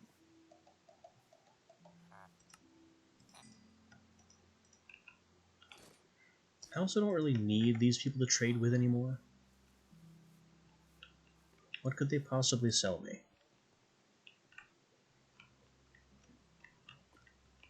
What could I possibly need their emeralds for? I have that. I have my void miner just mining the emerald blocks constantly.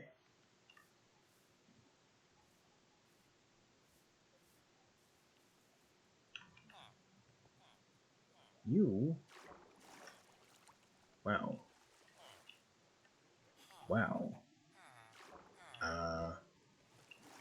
Everyone's an idiot, and iron golems don't drown.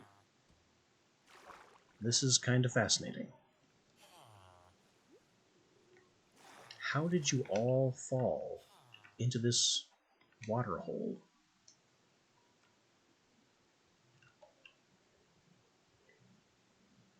That is a remarkable feat of stupidity.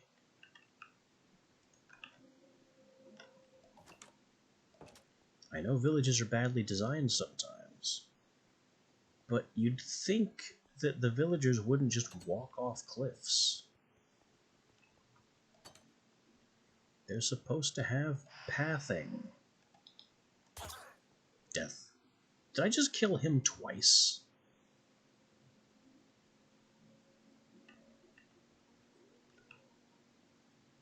Why are some things being doubled? It must be something to do with the Unclean Blade spell.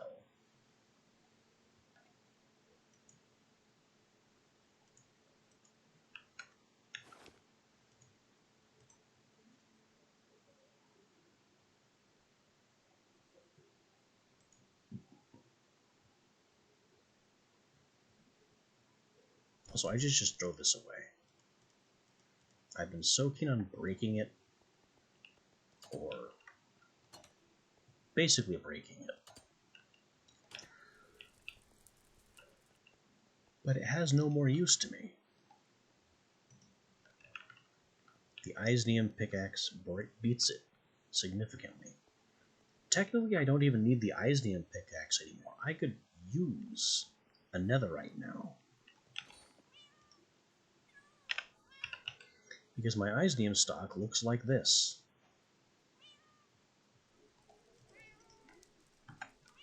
It's a bit ridiculous. Why don't you process some of that and make me sad about this chestnut being large enough?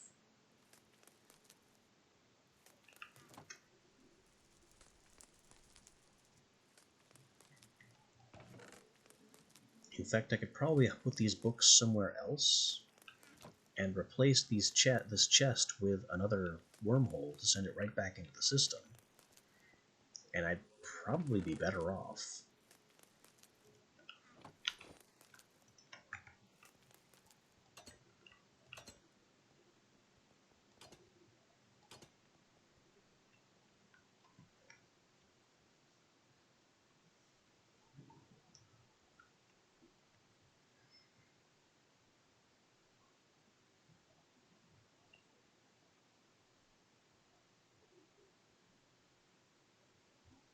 Alright, so the rainbow chalk flickers and pulses and changes color and is clever and shiny.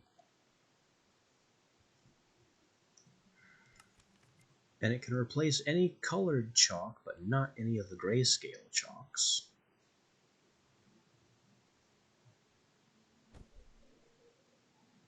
I can use a spirit diamond to toggle the random color shifts.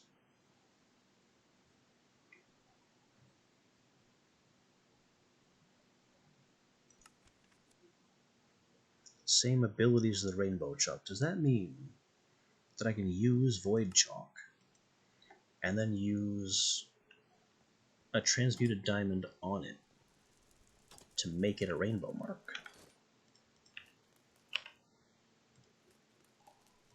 Oh, we got 7 mining dimension core pieces, which is what, a 0.1% drop from the Eldritch Mineshaft?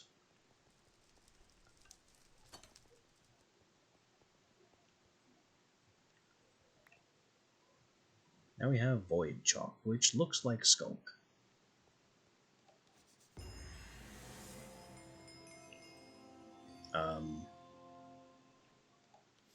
It's very white. For being void chalk, that is extremely white.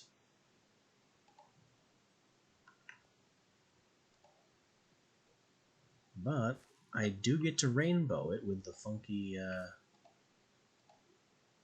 oh, but it just reverts to white. I was hoping it would be some kind of new, scary black color. Also, durability.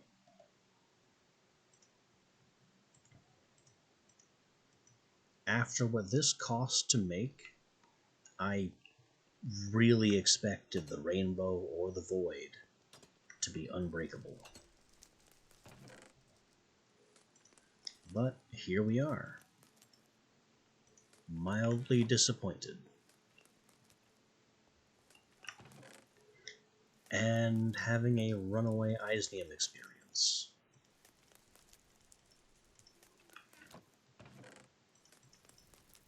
That is exactly the experience I asked for, to be fair.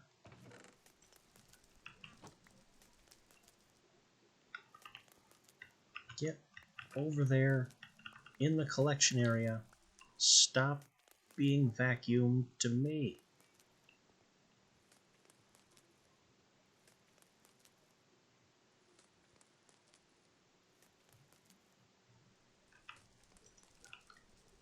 I need to expand the collection area. Show it. Yeah, it needs to go another block or two out. So we're adjusting it south.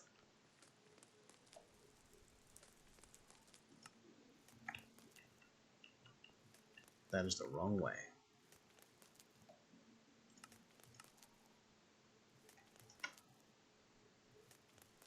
Also, where's this fluid XP coming from?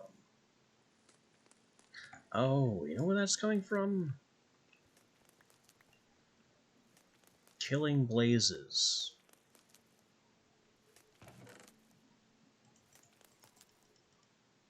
And guardians and other fun things that just kind of happen.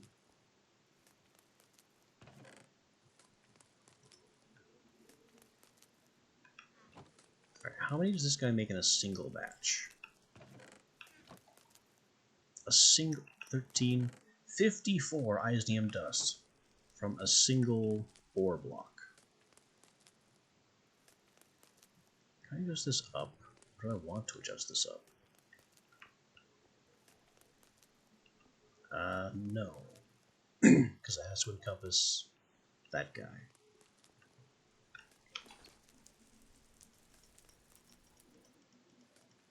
Anyway, we have Eisnium now.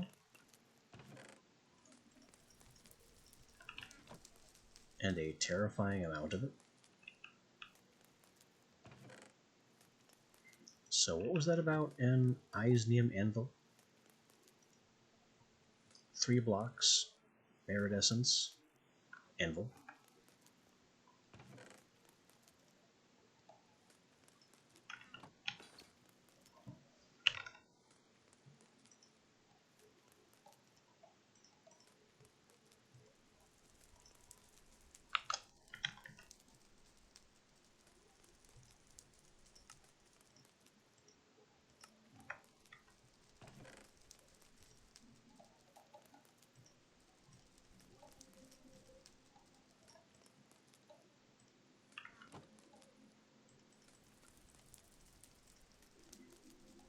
Green book with a name, no sacrifice required, and it's performed at the Inverted Tower, which is just the tier 4 binding circle.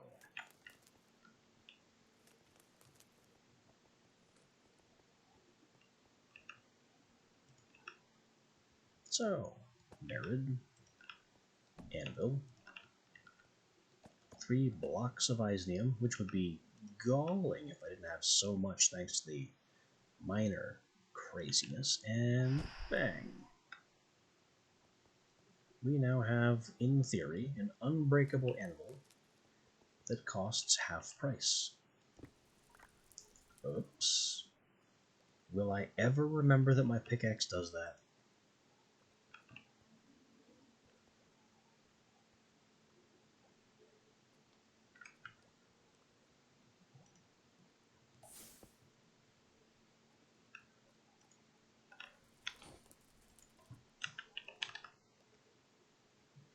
How do I have so little cobblestone?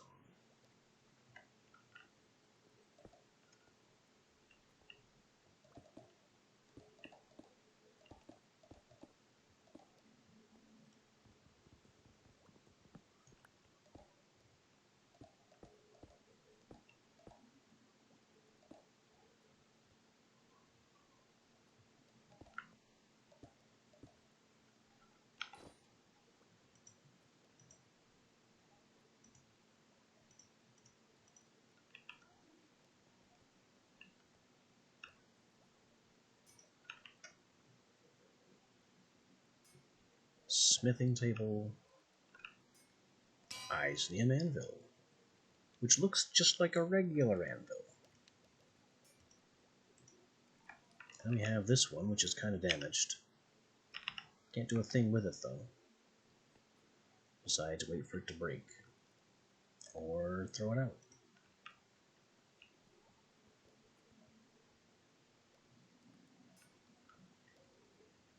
Supposedly, this thing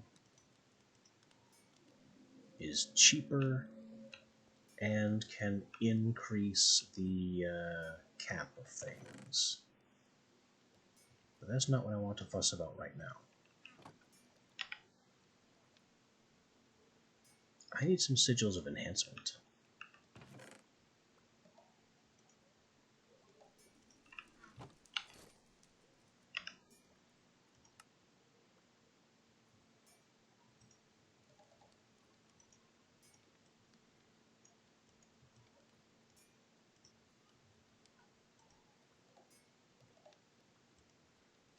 Because everything I have is updated to Godforged level.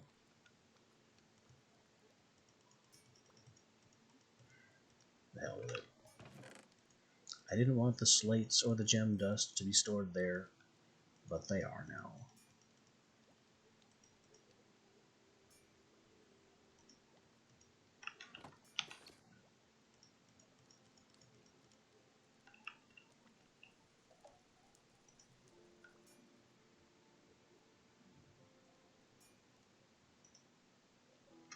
Sand and similar blocks may be converted.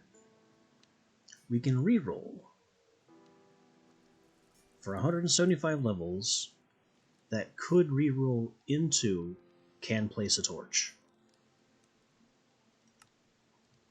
We have destructive mining speed, lengthy block range, submerged minor aqua affinity, omnetic netherite effectiveness, radial, and lucky. Can I take the radial away? I could get +3 levels to existing fortune from it. That's what I got. And yikes, when it says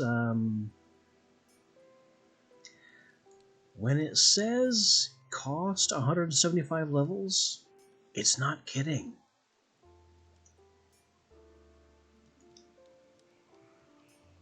That is, in fact, what it cost.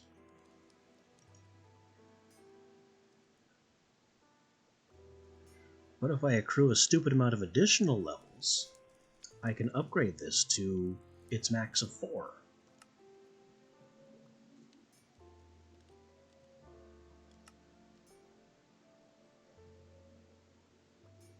What do you mean I can upgrade from netherite effectiveness?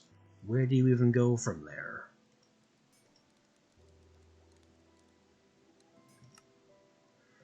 Giant Slaying, current HP damage, Armor Pierce can go to 12.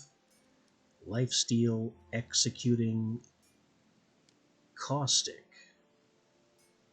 Inflict Sundering, which can go up. And the duration of that Sundering can go up. Omniscient, Ancient Knowledge can go up in rank. But it all costs 225. This is a very expensive table. I don't think I like it.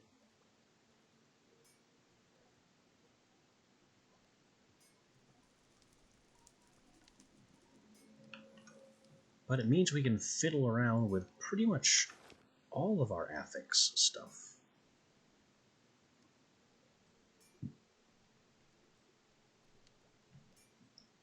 Which is, to be fair, really cool. Maybe I could find extra looting levels by re-rolling things on my sword.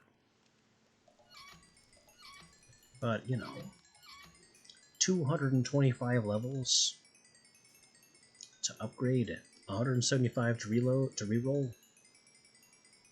It's madness. Hang on. I'm having another idea. And I don't know if it's a good one.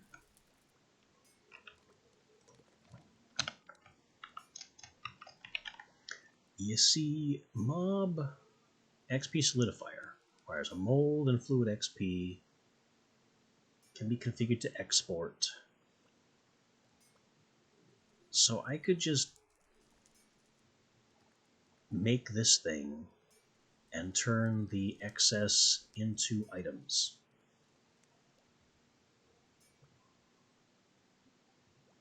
Not the worst idea. So about those fluid pipes.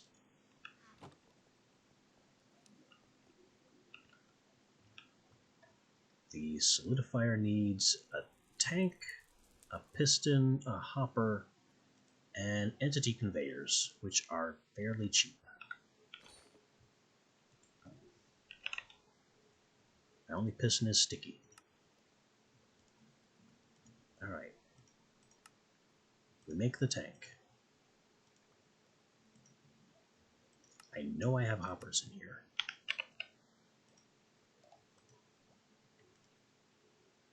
Entity conveyors I do not have. And piston.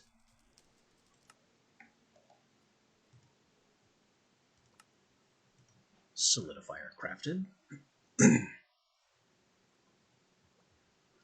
Can be configured to export. I don't really need it to export. I can just...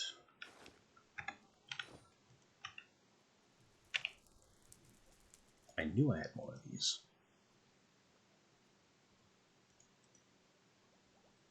But I don't want that. I want a barrel. And item pipe and wrench. Maybe a few more item pipes, probably not that many. Alright, so here's the new plan.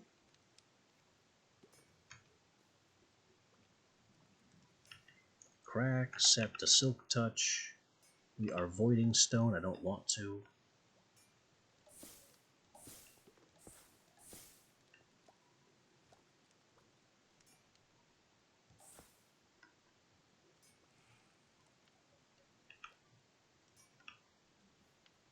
XP solidifier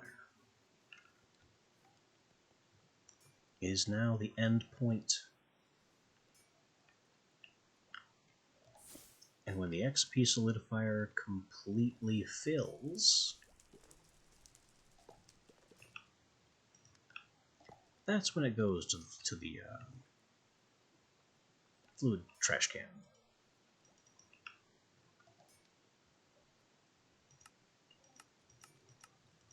I wasn't kidding when it said it could push horizontally. Now to make the mold, I need a bucket.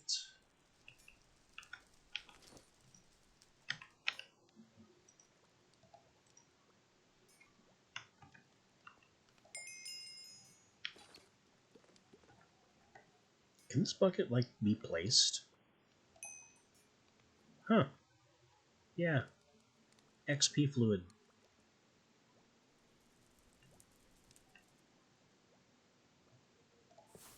Does it do anything?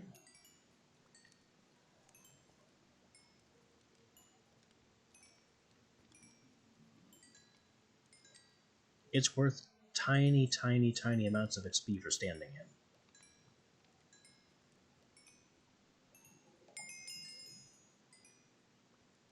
I could make an XP bath. It'd be silly, but I could do it. And technically there's no downside.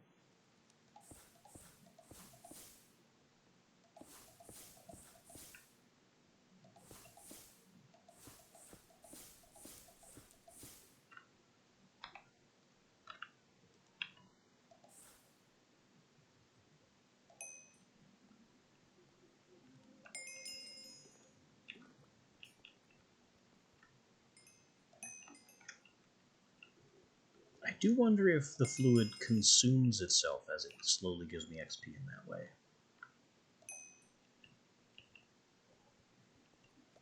Like if the source blocks run out eventually. But this is all just a distraction. I need to wrap this in that, then craft that by itself, and the mold goes in.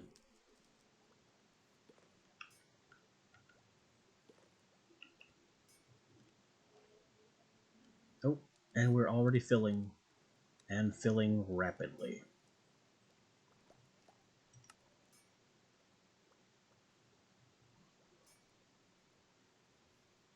In fact, it's filling so much faster.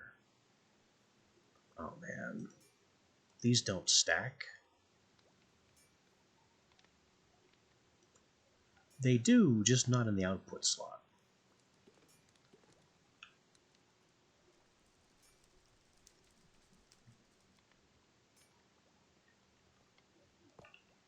Well, that's not great.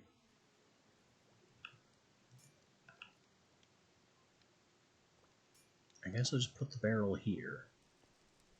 And I can output west. Push west.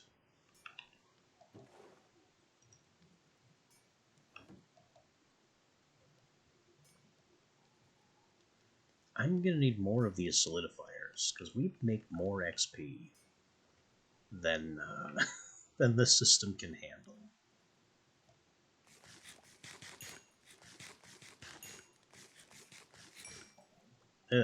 Maybe not. That is so much slower.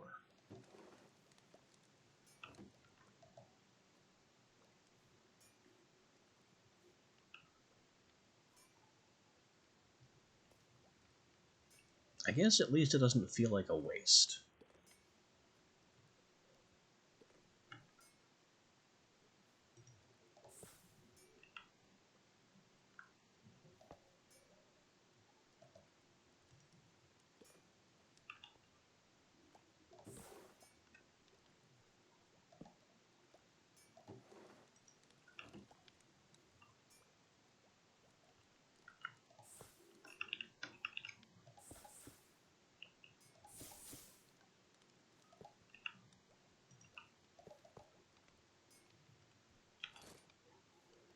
I could make a second one.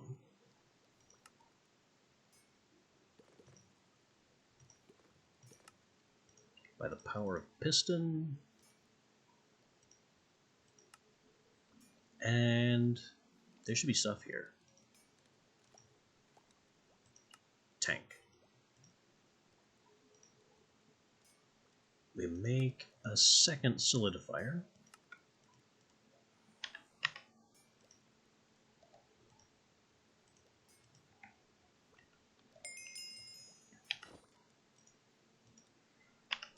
And a second XP mold.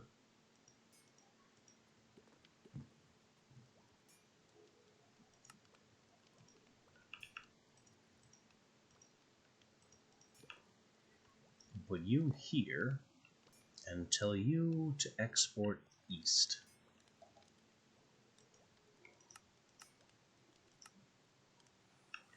So now we're making these double time. I could go up to quadruple time, but at that rate, why? Our big problem is currently that we can't get the XP into our body fast enough.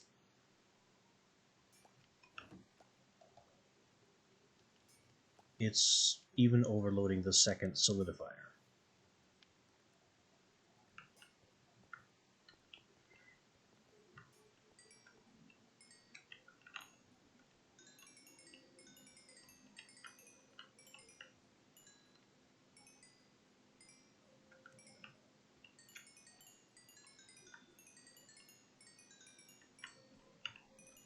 Yes, I was right.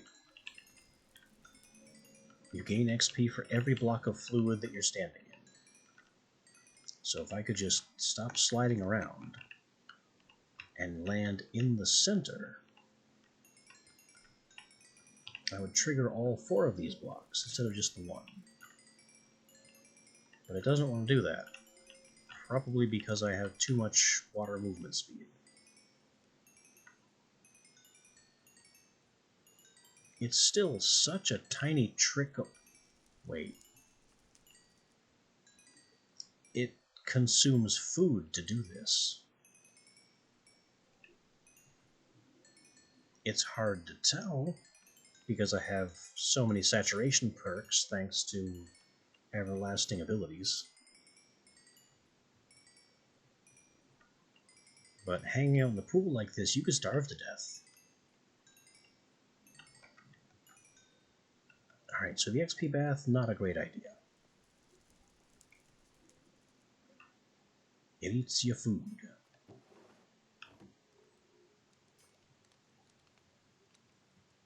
Okay. Dumb as this is, I'm gonna do it.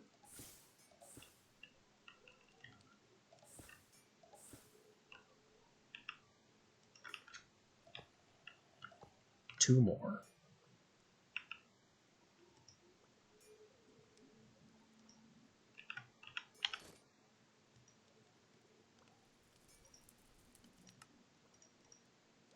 Pistons. Tanks.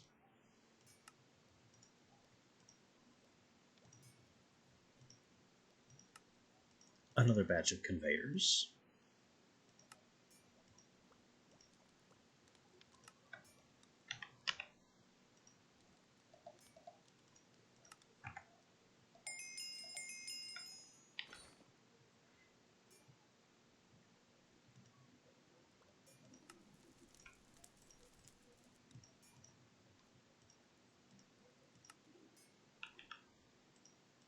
And 2 more molds.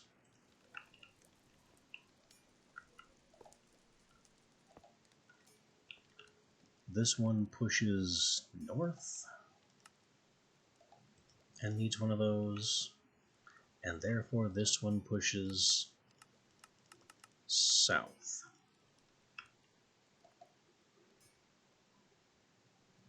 Why is this one off? And pushing none? Because I moved it. It needs to be pushing west. And it also has to be turned on.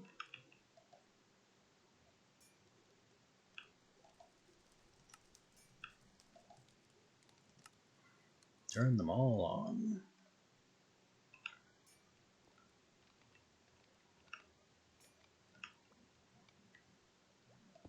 And now I can hide the final destination again. Put everything back in storage.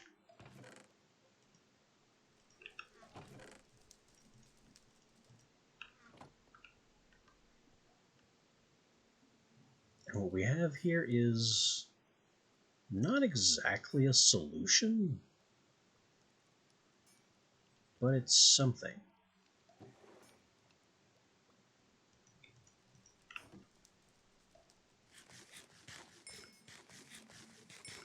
Now, if only I can eat these faster.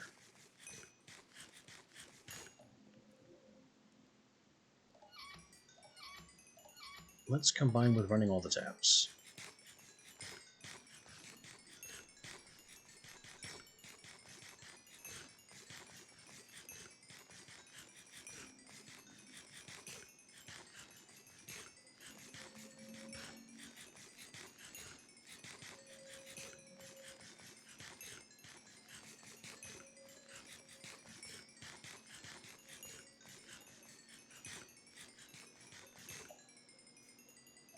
This is terrible.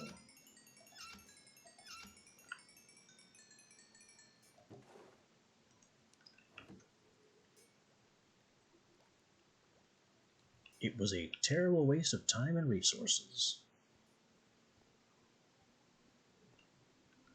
I could level so much faster just by using this sword. Also, look at all the gems. Gunpowder. I would like to put gunpowder here, But I need another filter.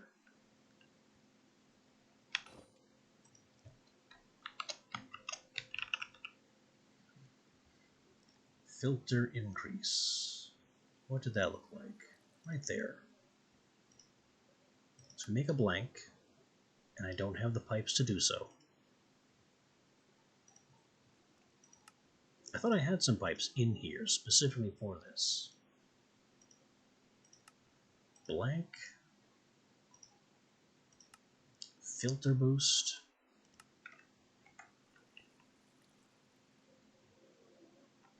Oh no, I need 2 of these.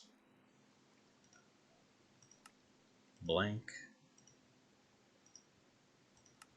Filter boost. And the reason I need 2 is that it doesn't matter if I allow gunpowder to go toward the main system. If I don't block gunpowder from going this way.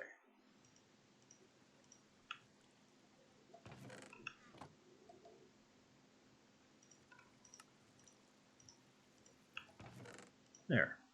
Now gunpowder goes to the main system. And everything here is dying of entity cramming.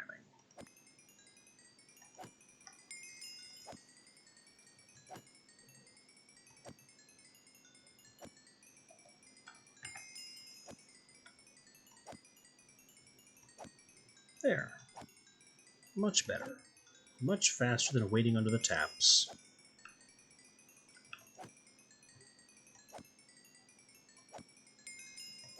And very slowly eating those jelly baby things for 50 apiece.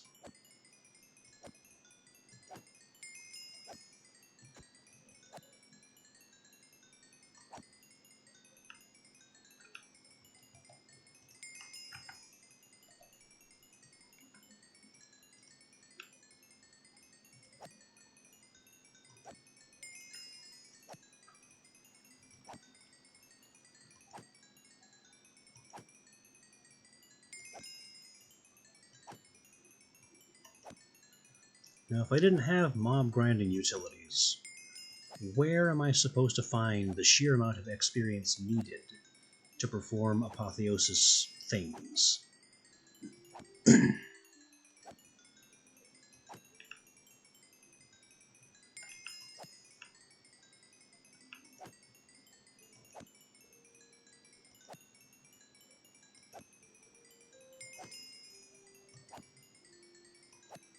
175 to 225 levels indeed.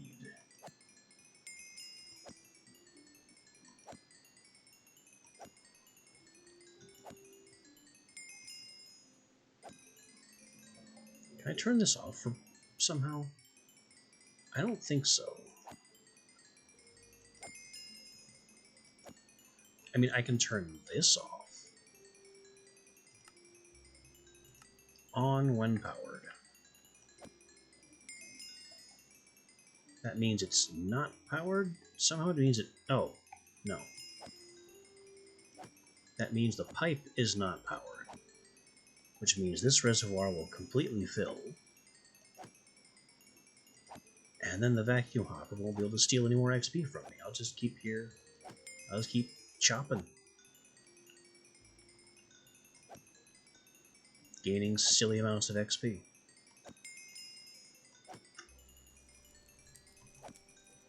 Why is there a fire?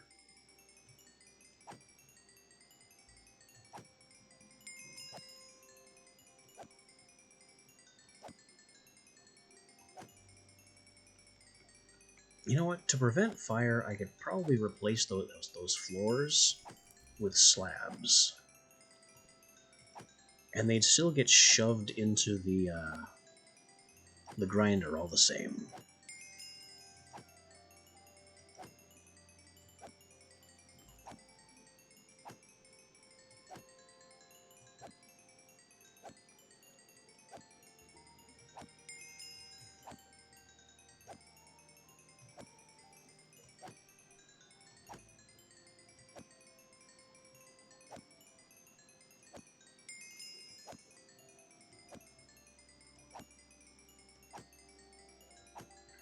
Let me go ahead and do that, as silly as it is.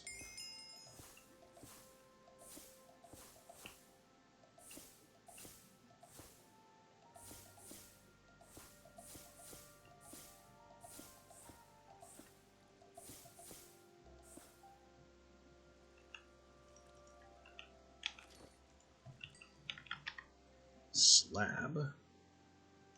Cobble slab. In fact, I should probably take cobble off the void list, because I have so little of it.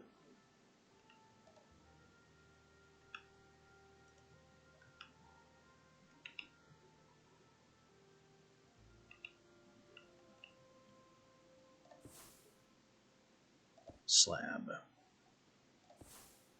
And slab. And problem.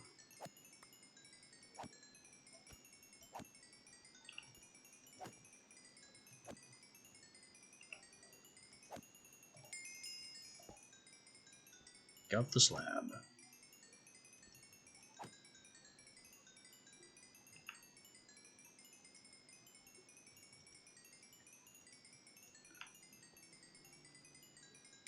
I mean, I can now block up all of this.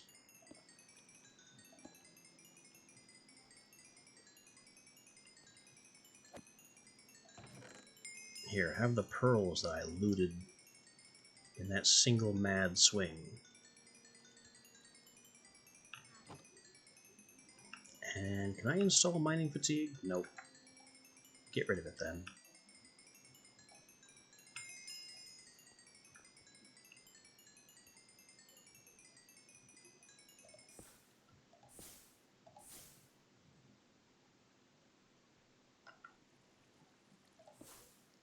There they go.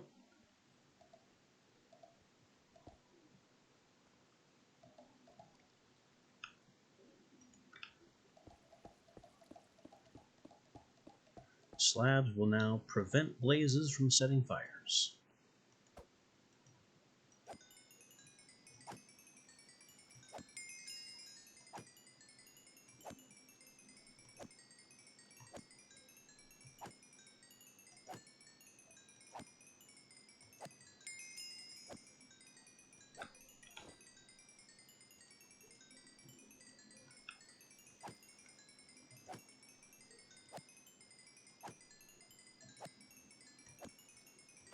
So my blood reservoir is completely full, surprising nobody, considering the mass scale on which I am killing currently.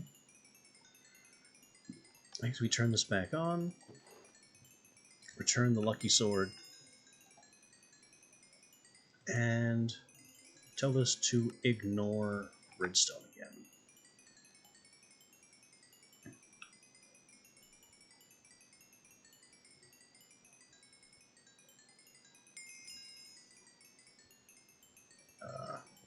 Blaze?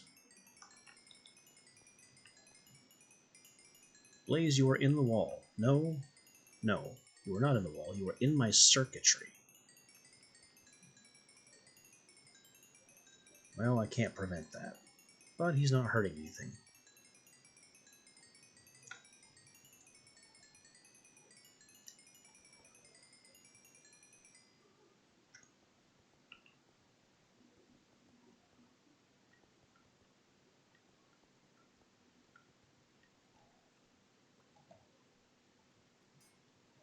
So now we have a just silly high everything. So much fortune. Giant slaying, piercing. I could raise the armor pierce, that'd be great. But I want to raise caustic so we have more sundering. 2 sigils and 225 levels.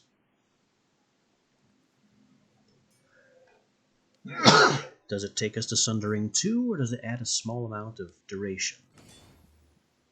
It adds 3 seconds of duration.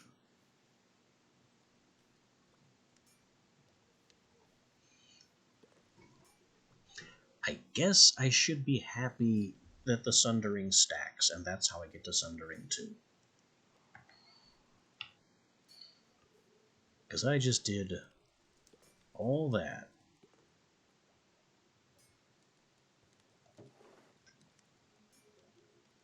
to gain just a little bit of XP.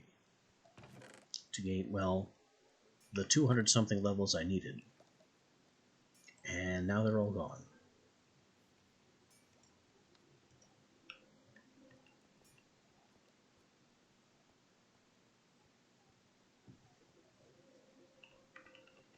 Before I go back to more level farming,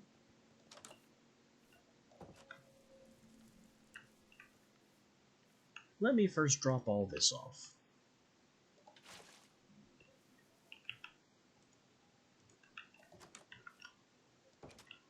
Which is about half the tank.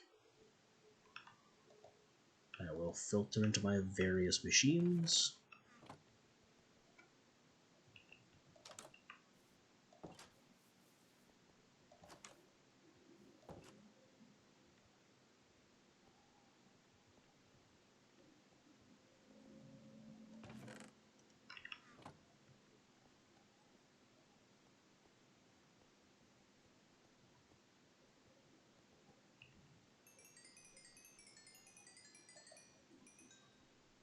Enderman spawn egg.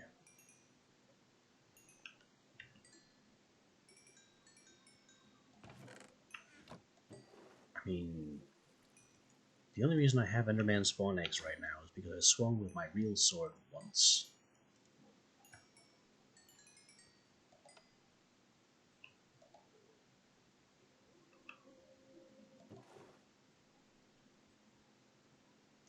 Let's break the system.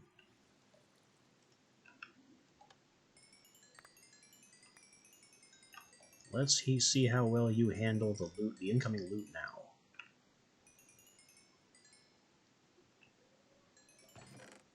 And the answer is, you don't.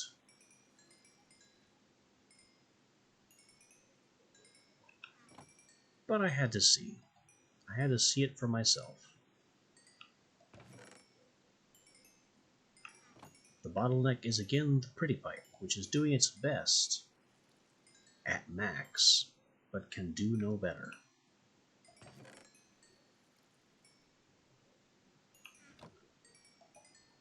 Alright, never mind the looting. Stop running.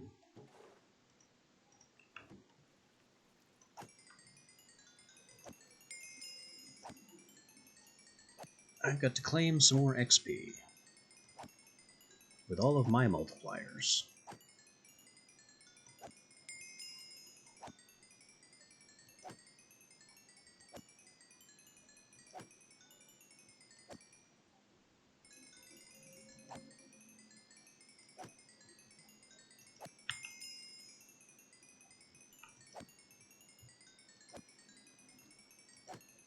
Quadrupled experience from ancient knowledge, an unknown buff from the dragon's familiar. It's just good stuff.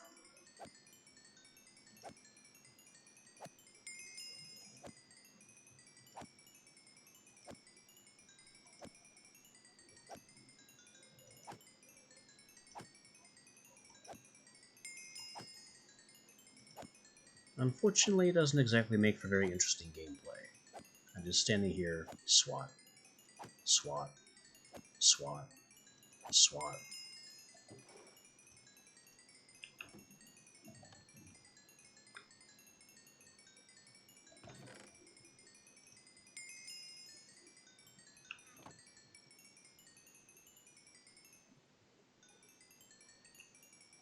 I move too fast for the XP orbs to keep up.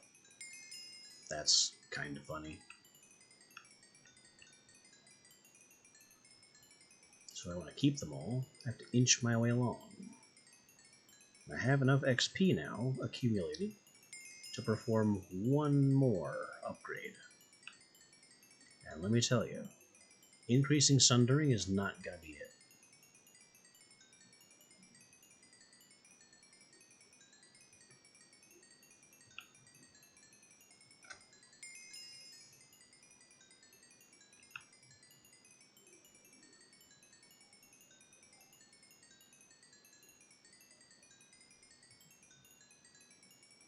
I might re-roll something or boost armor pierce.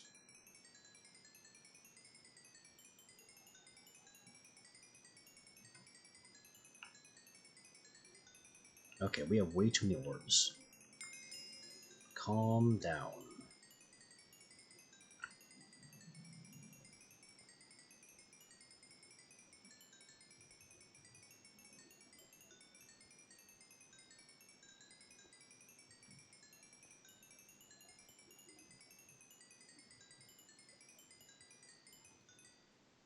Done. Finally.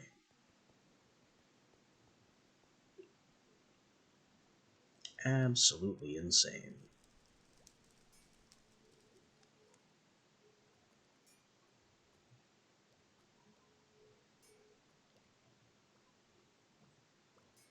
And it looks like having 4 solidifiers might be too much. Because after these two consume theirs, then the third one here is having trouble filling.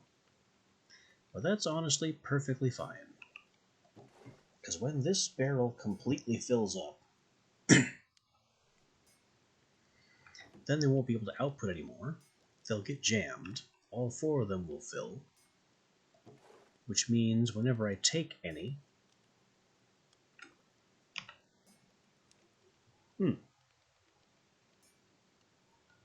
What does that do? It makes the entity spawner.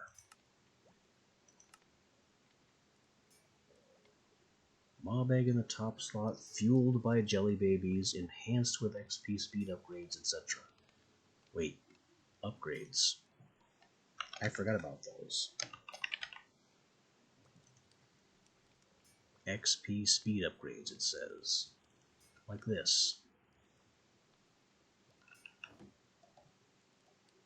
Which would go here. And would have made it so I didn't have to build 4 of these things. I could have just built 1 and made it faster. Oh well.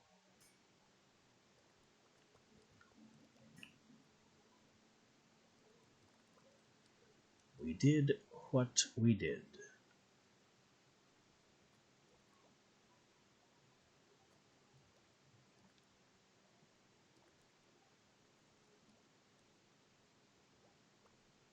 Now you got rotten eggs and golden eggs. Which what they do is create areas that spawn normal mobs. Rapidly. Rotten egg basically makes cursed earth, which if it's ever exposed to sunlight it gets destroyed. And golden egg creates a reverse version that spawns animals.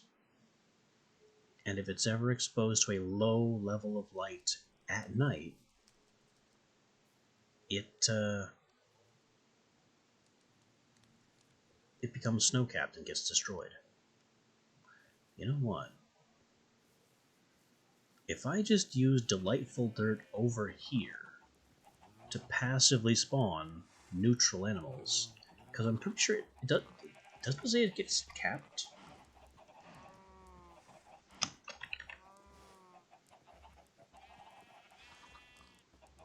Spawns more creatures, snow caps at night, light level below 10 stops mob spawns. Doesn't work in oceans.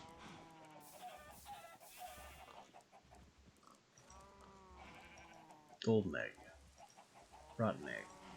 How do you do those? Cursed makes a rotten egg, nutritious makes a golden egg. I can do that. I can do that too. I don't know why I do this one though.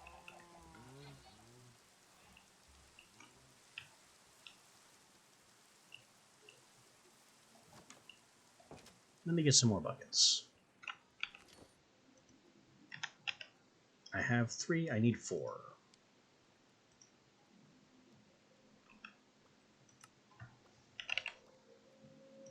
I should just increase my bucket supply in general.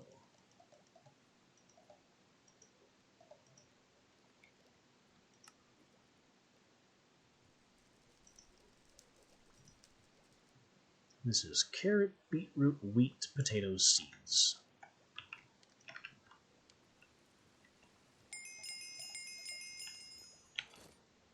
Which one of those don't I have? The beet. Do I really not have any beetroot seeds down? I mean, they're useless. True. But you'd think I'd have some just for posterity.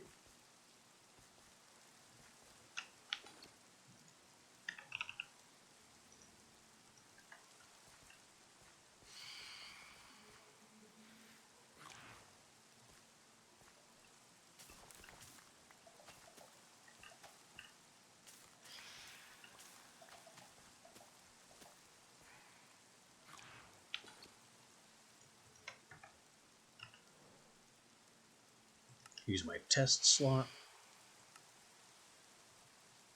to projectile,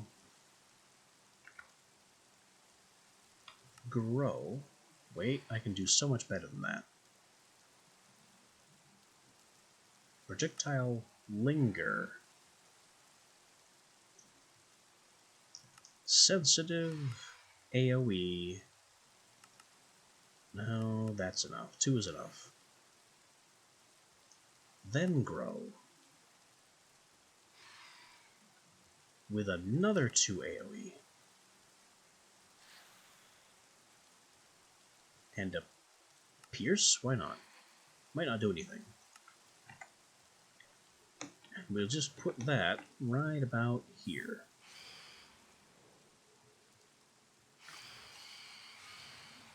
And it fails completely.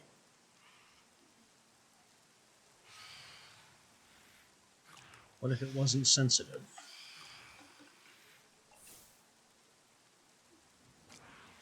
No change.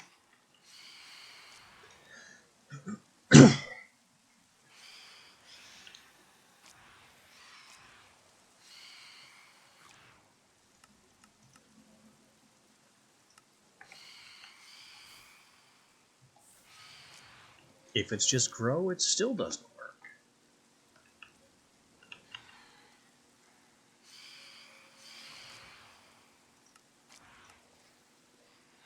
Sensitive grow.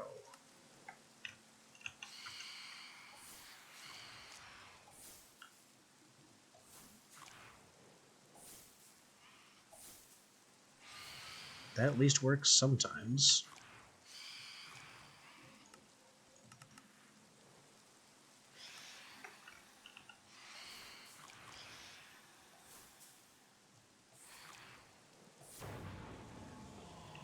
Nope.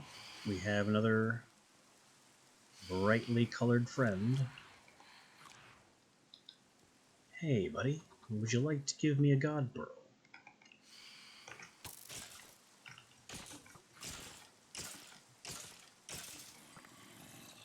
Death. Death upon everyone.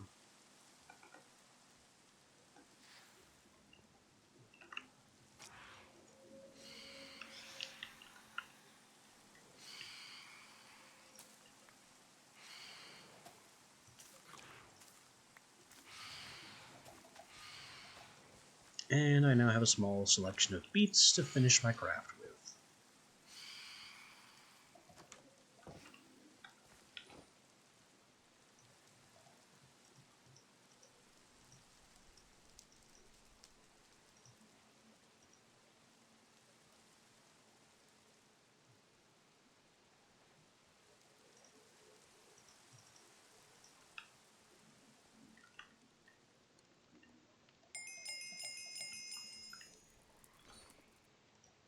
We'll do this one more time.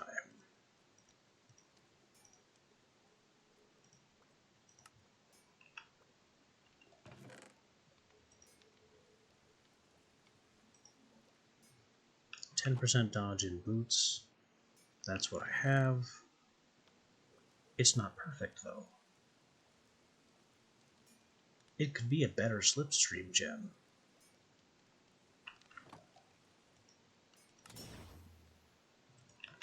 And then I have another perfect earth gem.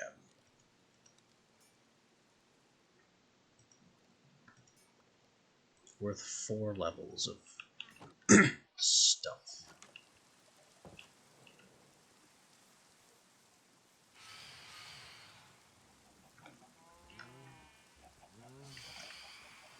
Alright, let's see how much of a bad idea this is. We'll execute a couple of our chickens.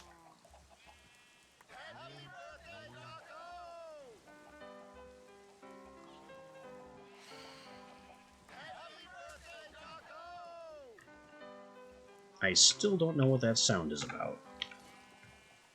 I don't expect I ever will. Creates a 5x5 area of delightful dirt, so like this.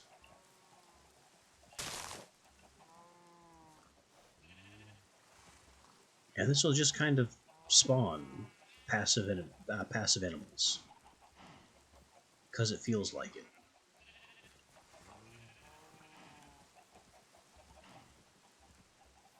And we'll do it again.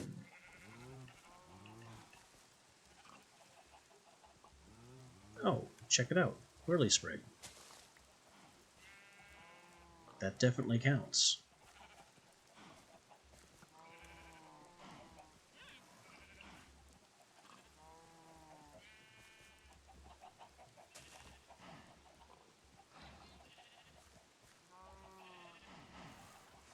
There's also still no indication of our clearly sick panda sneezing up slime balls. It just hasn't happened.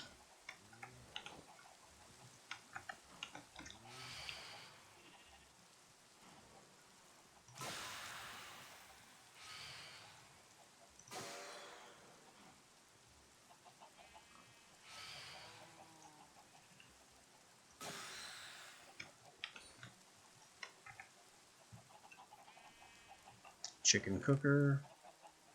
I mean, it's running. We're getting feathers, which is better than the cooked chicken supply, since we've completely transcended food.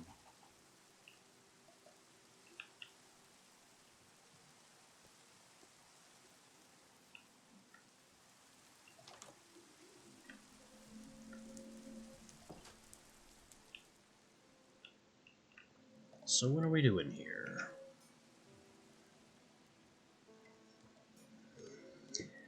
We could reroll into a bunch of damage, or knockback, or different types of damage. Not interested. Giant slaying. I like giant slaying. Like 20% current HP damage is incredible. Armor Pierce, need that. Vampiric, good. Executing. Executing can reroll into splash damage.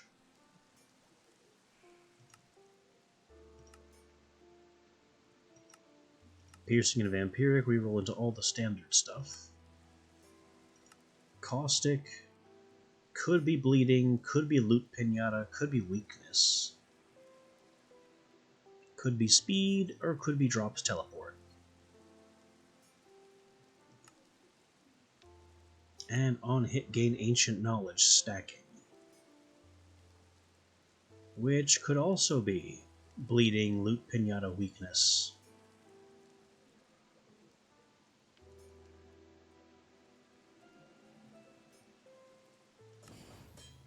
On hit gain speed. Absolutely not.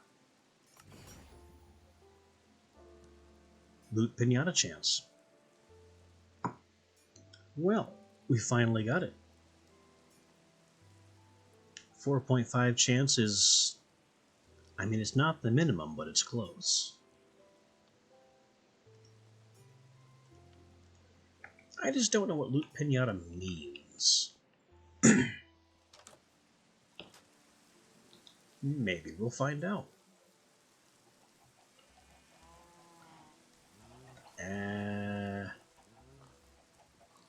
Why do the Starbunkles have presents?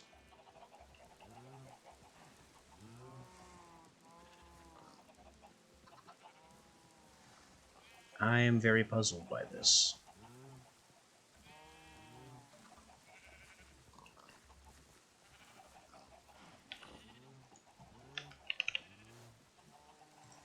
Someone explain to me Starbuncle claws.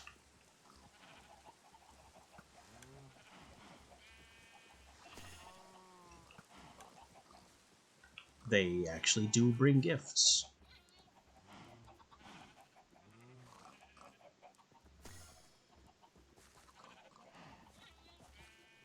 Why are there Starbuncle gifts? You, okay, you're on a whitelist. So there's no risk of you collecting.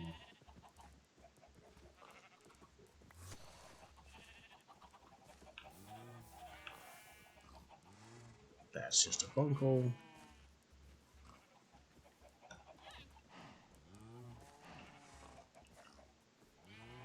I really wish the Whirly Sprig wouldn't bone meal the grass. So I don't want tall grass in here.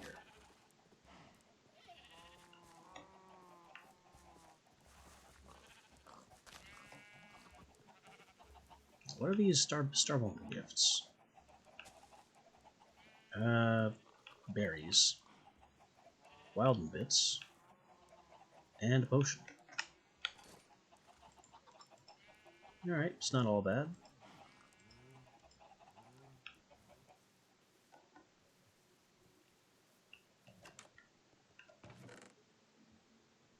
I have a lot of Bunkle tokens, though. Just a whole lot of them. And now I can't leave the building. There we go. How about to save on trips?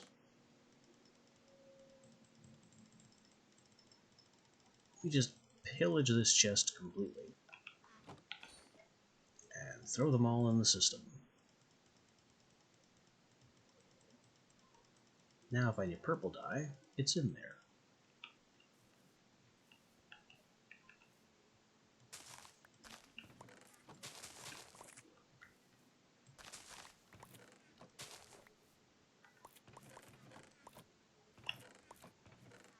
And I can mycelium crack this a little more.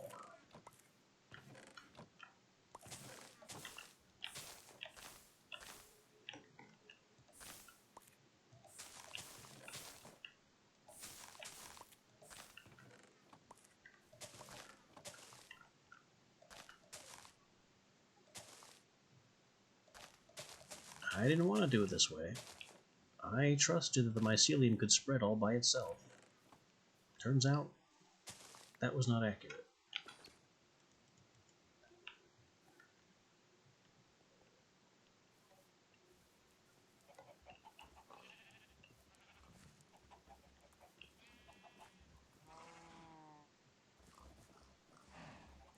I don't think we'll have population problems in here, though.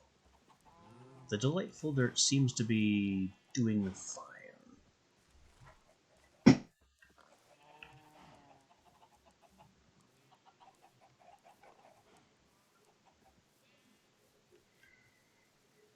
But with that, I think we have done just about all there is to do, short of alchemancy, which I don't know how to do.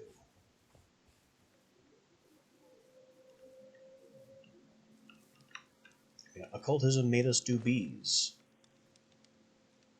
and it made us do sniffers, and have a cactus farm.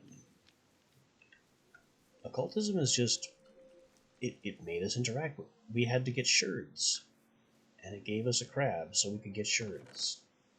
But we needed sherds to get the crab, so did that really help?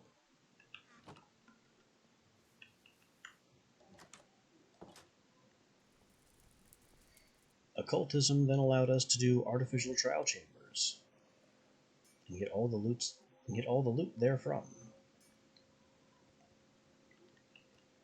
Pretty much the only thing I haven't done at this point is play with a trident, but that's nothing new. We've done that before. Wait, I have a whole nother spawner in here.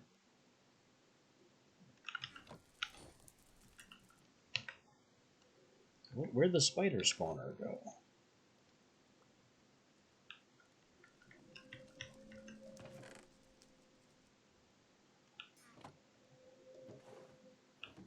No, wait. Oh, I brought it downstairs. That's where it went. It's way down here on... not on the trash pipes whitelist, basically.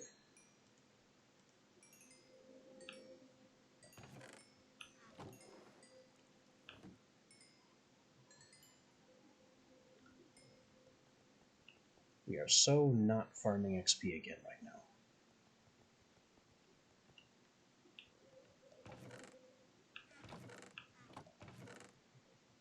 I just casually have 2 spawners. A very good thing that Apotheosis does. They just kind of have a lodestone in here. We made a lodestone for the circle downstairs. I don't know why I have one up here. And I should probably have a look at my Eisnium again, because that guy was still crushing when I left. Yeah, it's fine. He didn't overload the chest. Came close, though. If I hadn't interrupted him halfway through, he would have overloaded the chest.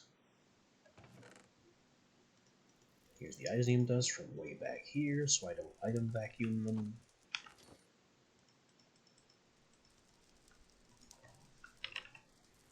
Over 1,000 Isnium.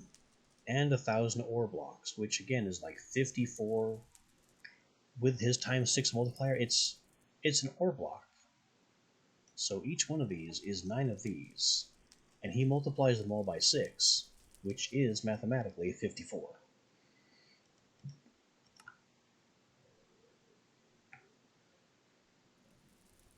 It's a little insane.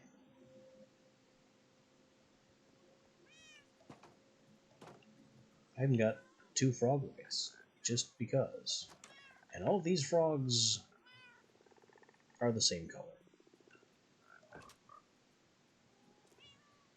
What do I have to do to get different colored frogs? Bring a tadpole to a different temperature biome?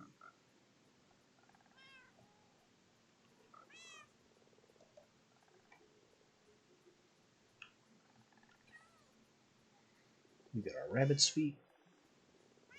We got cats in case of additional witch. This entire chest is useless now.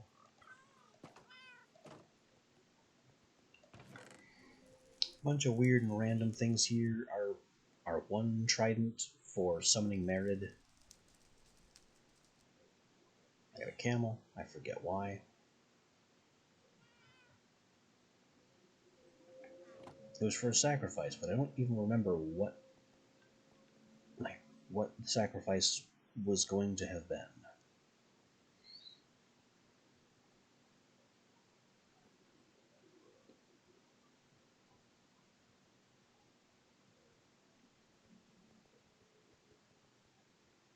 And we're only at tier 3 storage stabilizers. I could have gone to 4 on a few of them.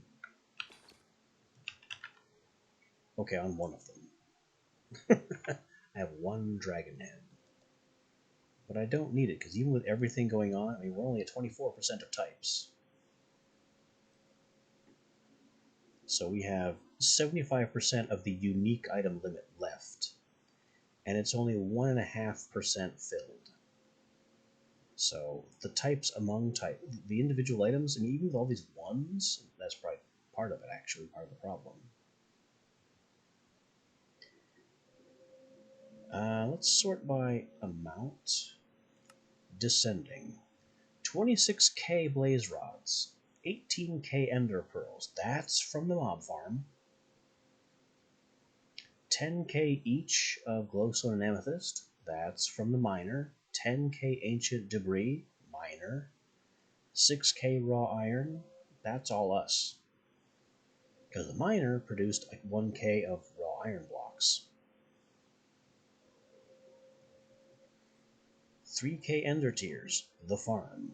4k rotten flesh, the mob farm, before we switched it over to Enderman. 2,000 eggs, and keep in mind that half of our egg supply is going to the auto cooker. 2,000 sand. Some of this can be glass.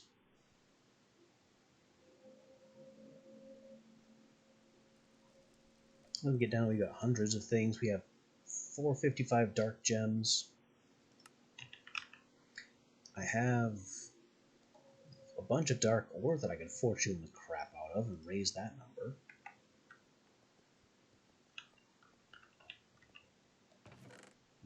We have options.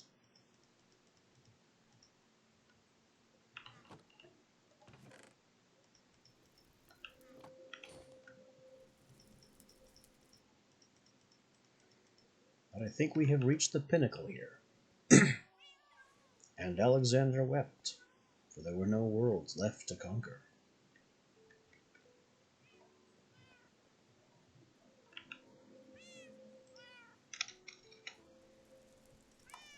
For our mod list, that's Modern Dynamics, which we've used occasionally for fluid pipes. Pretty Pipes, which we've used a lot of.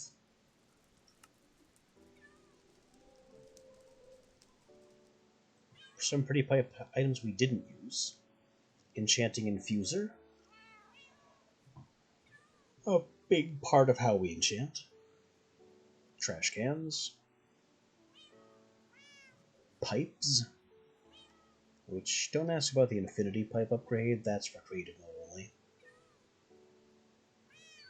Evilcraft. Funny thing about Evilcraft, it's supposed to add a poisonous dragonfly that's usually a huge pain in the neck, but I didn't see any of them.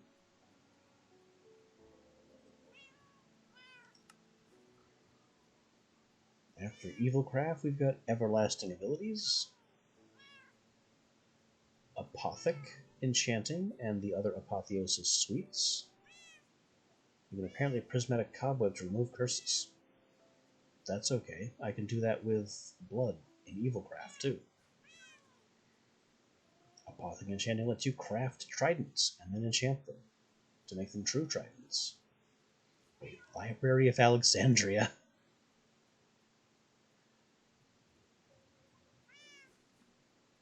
At 100, and between 45 and 50 quanta, I can turn the enchantment library into an even bigger enchantment library. I didn't know that was there.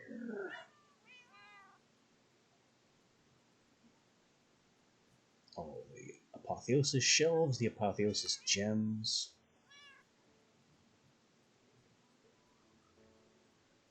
We've done basically everything Apotheosis related.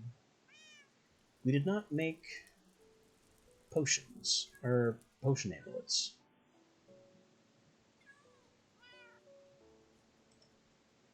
There's apparently a potion of flying, where you take a levitation, you add chorus fruit, and it becomes a creative flight potion. That's kind of imaginative, actually.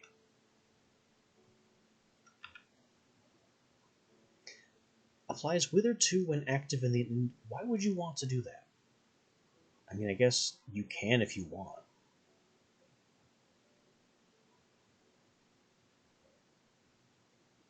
But I think the point of these charms is to give you permanent potion effects, but I don't actually know if they're permanent or not. We had Finder Compasses, which I never made one, because I had Ars Nouveau Scrying. These were supposed to be used before Ars Nouveau Scrying, but they need comparators, so they're post-Nether. I didn't know that. We had Alchemancy, which I still don't understand. Mob Grinding Utils, which we used a lot of. Back to Alchemancy, which still refuses to explain itself.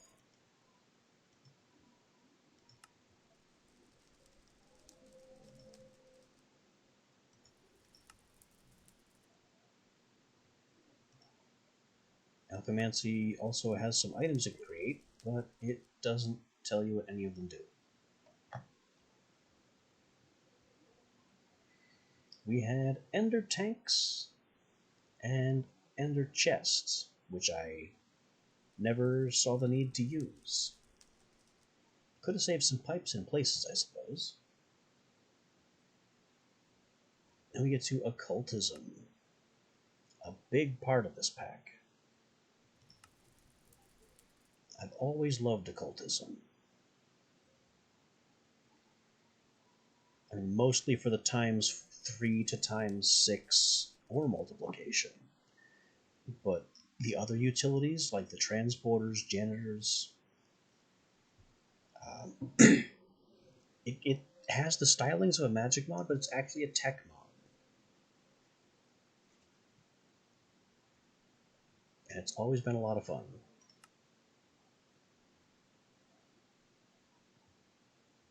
Ars Nouveau also has always been a very strong magic mod.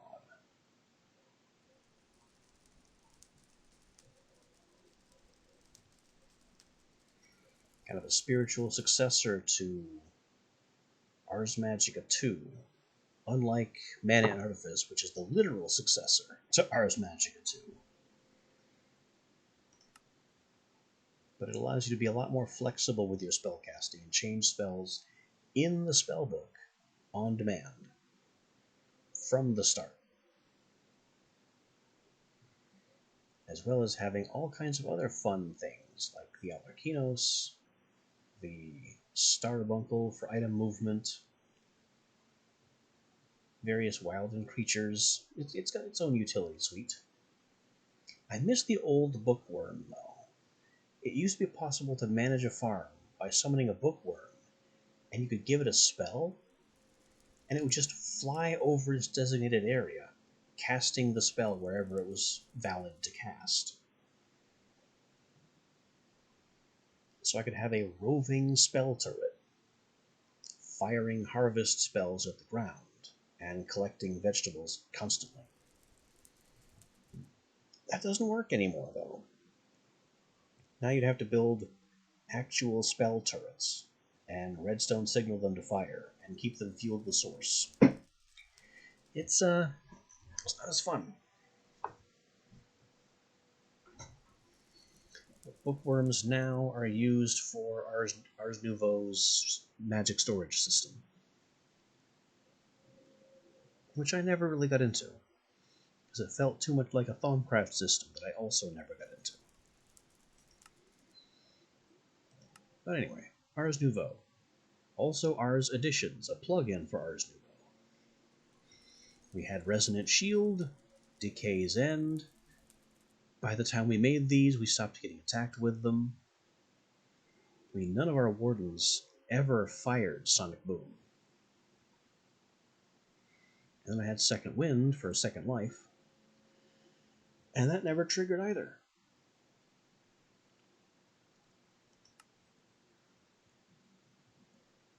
And that looks like the end of our mod list.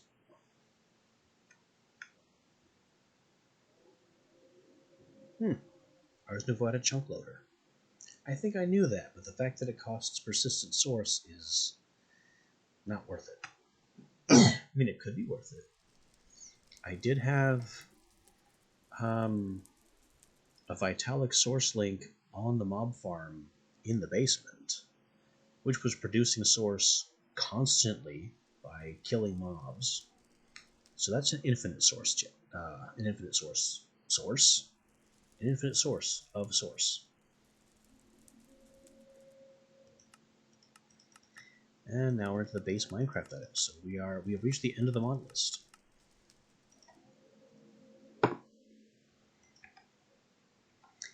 That's how we do.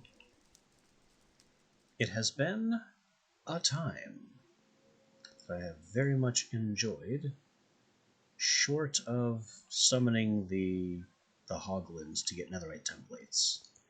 Glad we had Evilcraft on hand to solve that little issue. But everything else has been fabulous. Except for you. You and your creepy whispering can just go somewhere else forever. Okay, 2 exceptions then.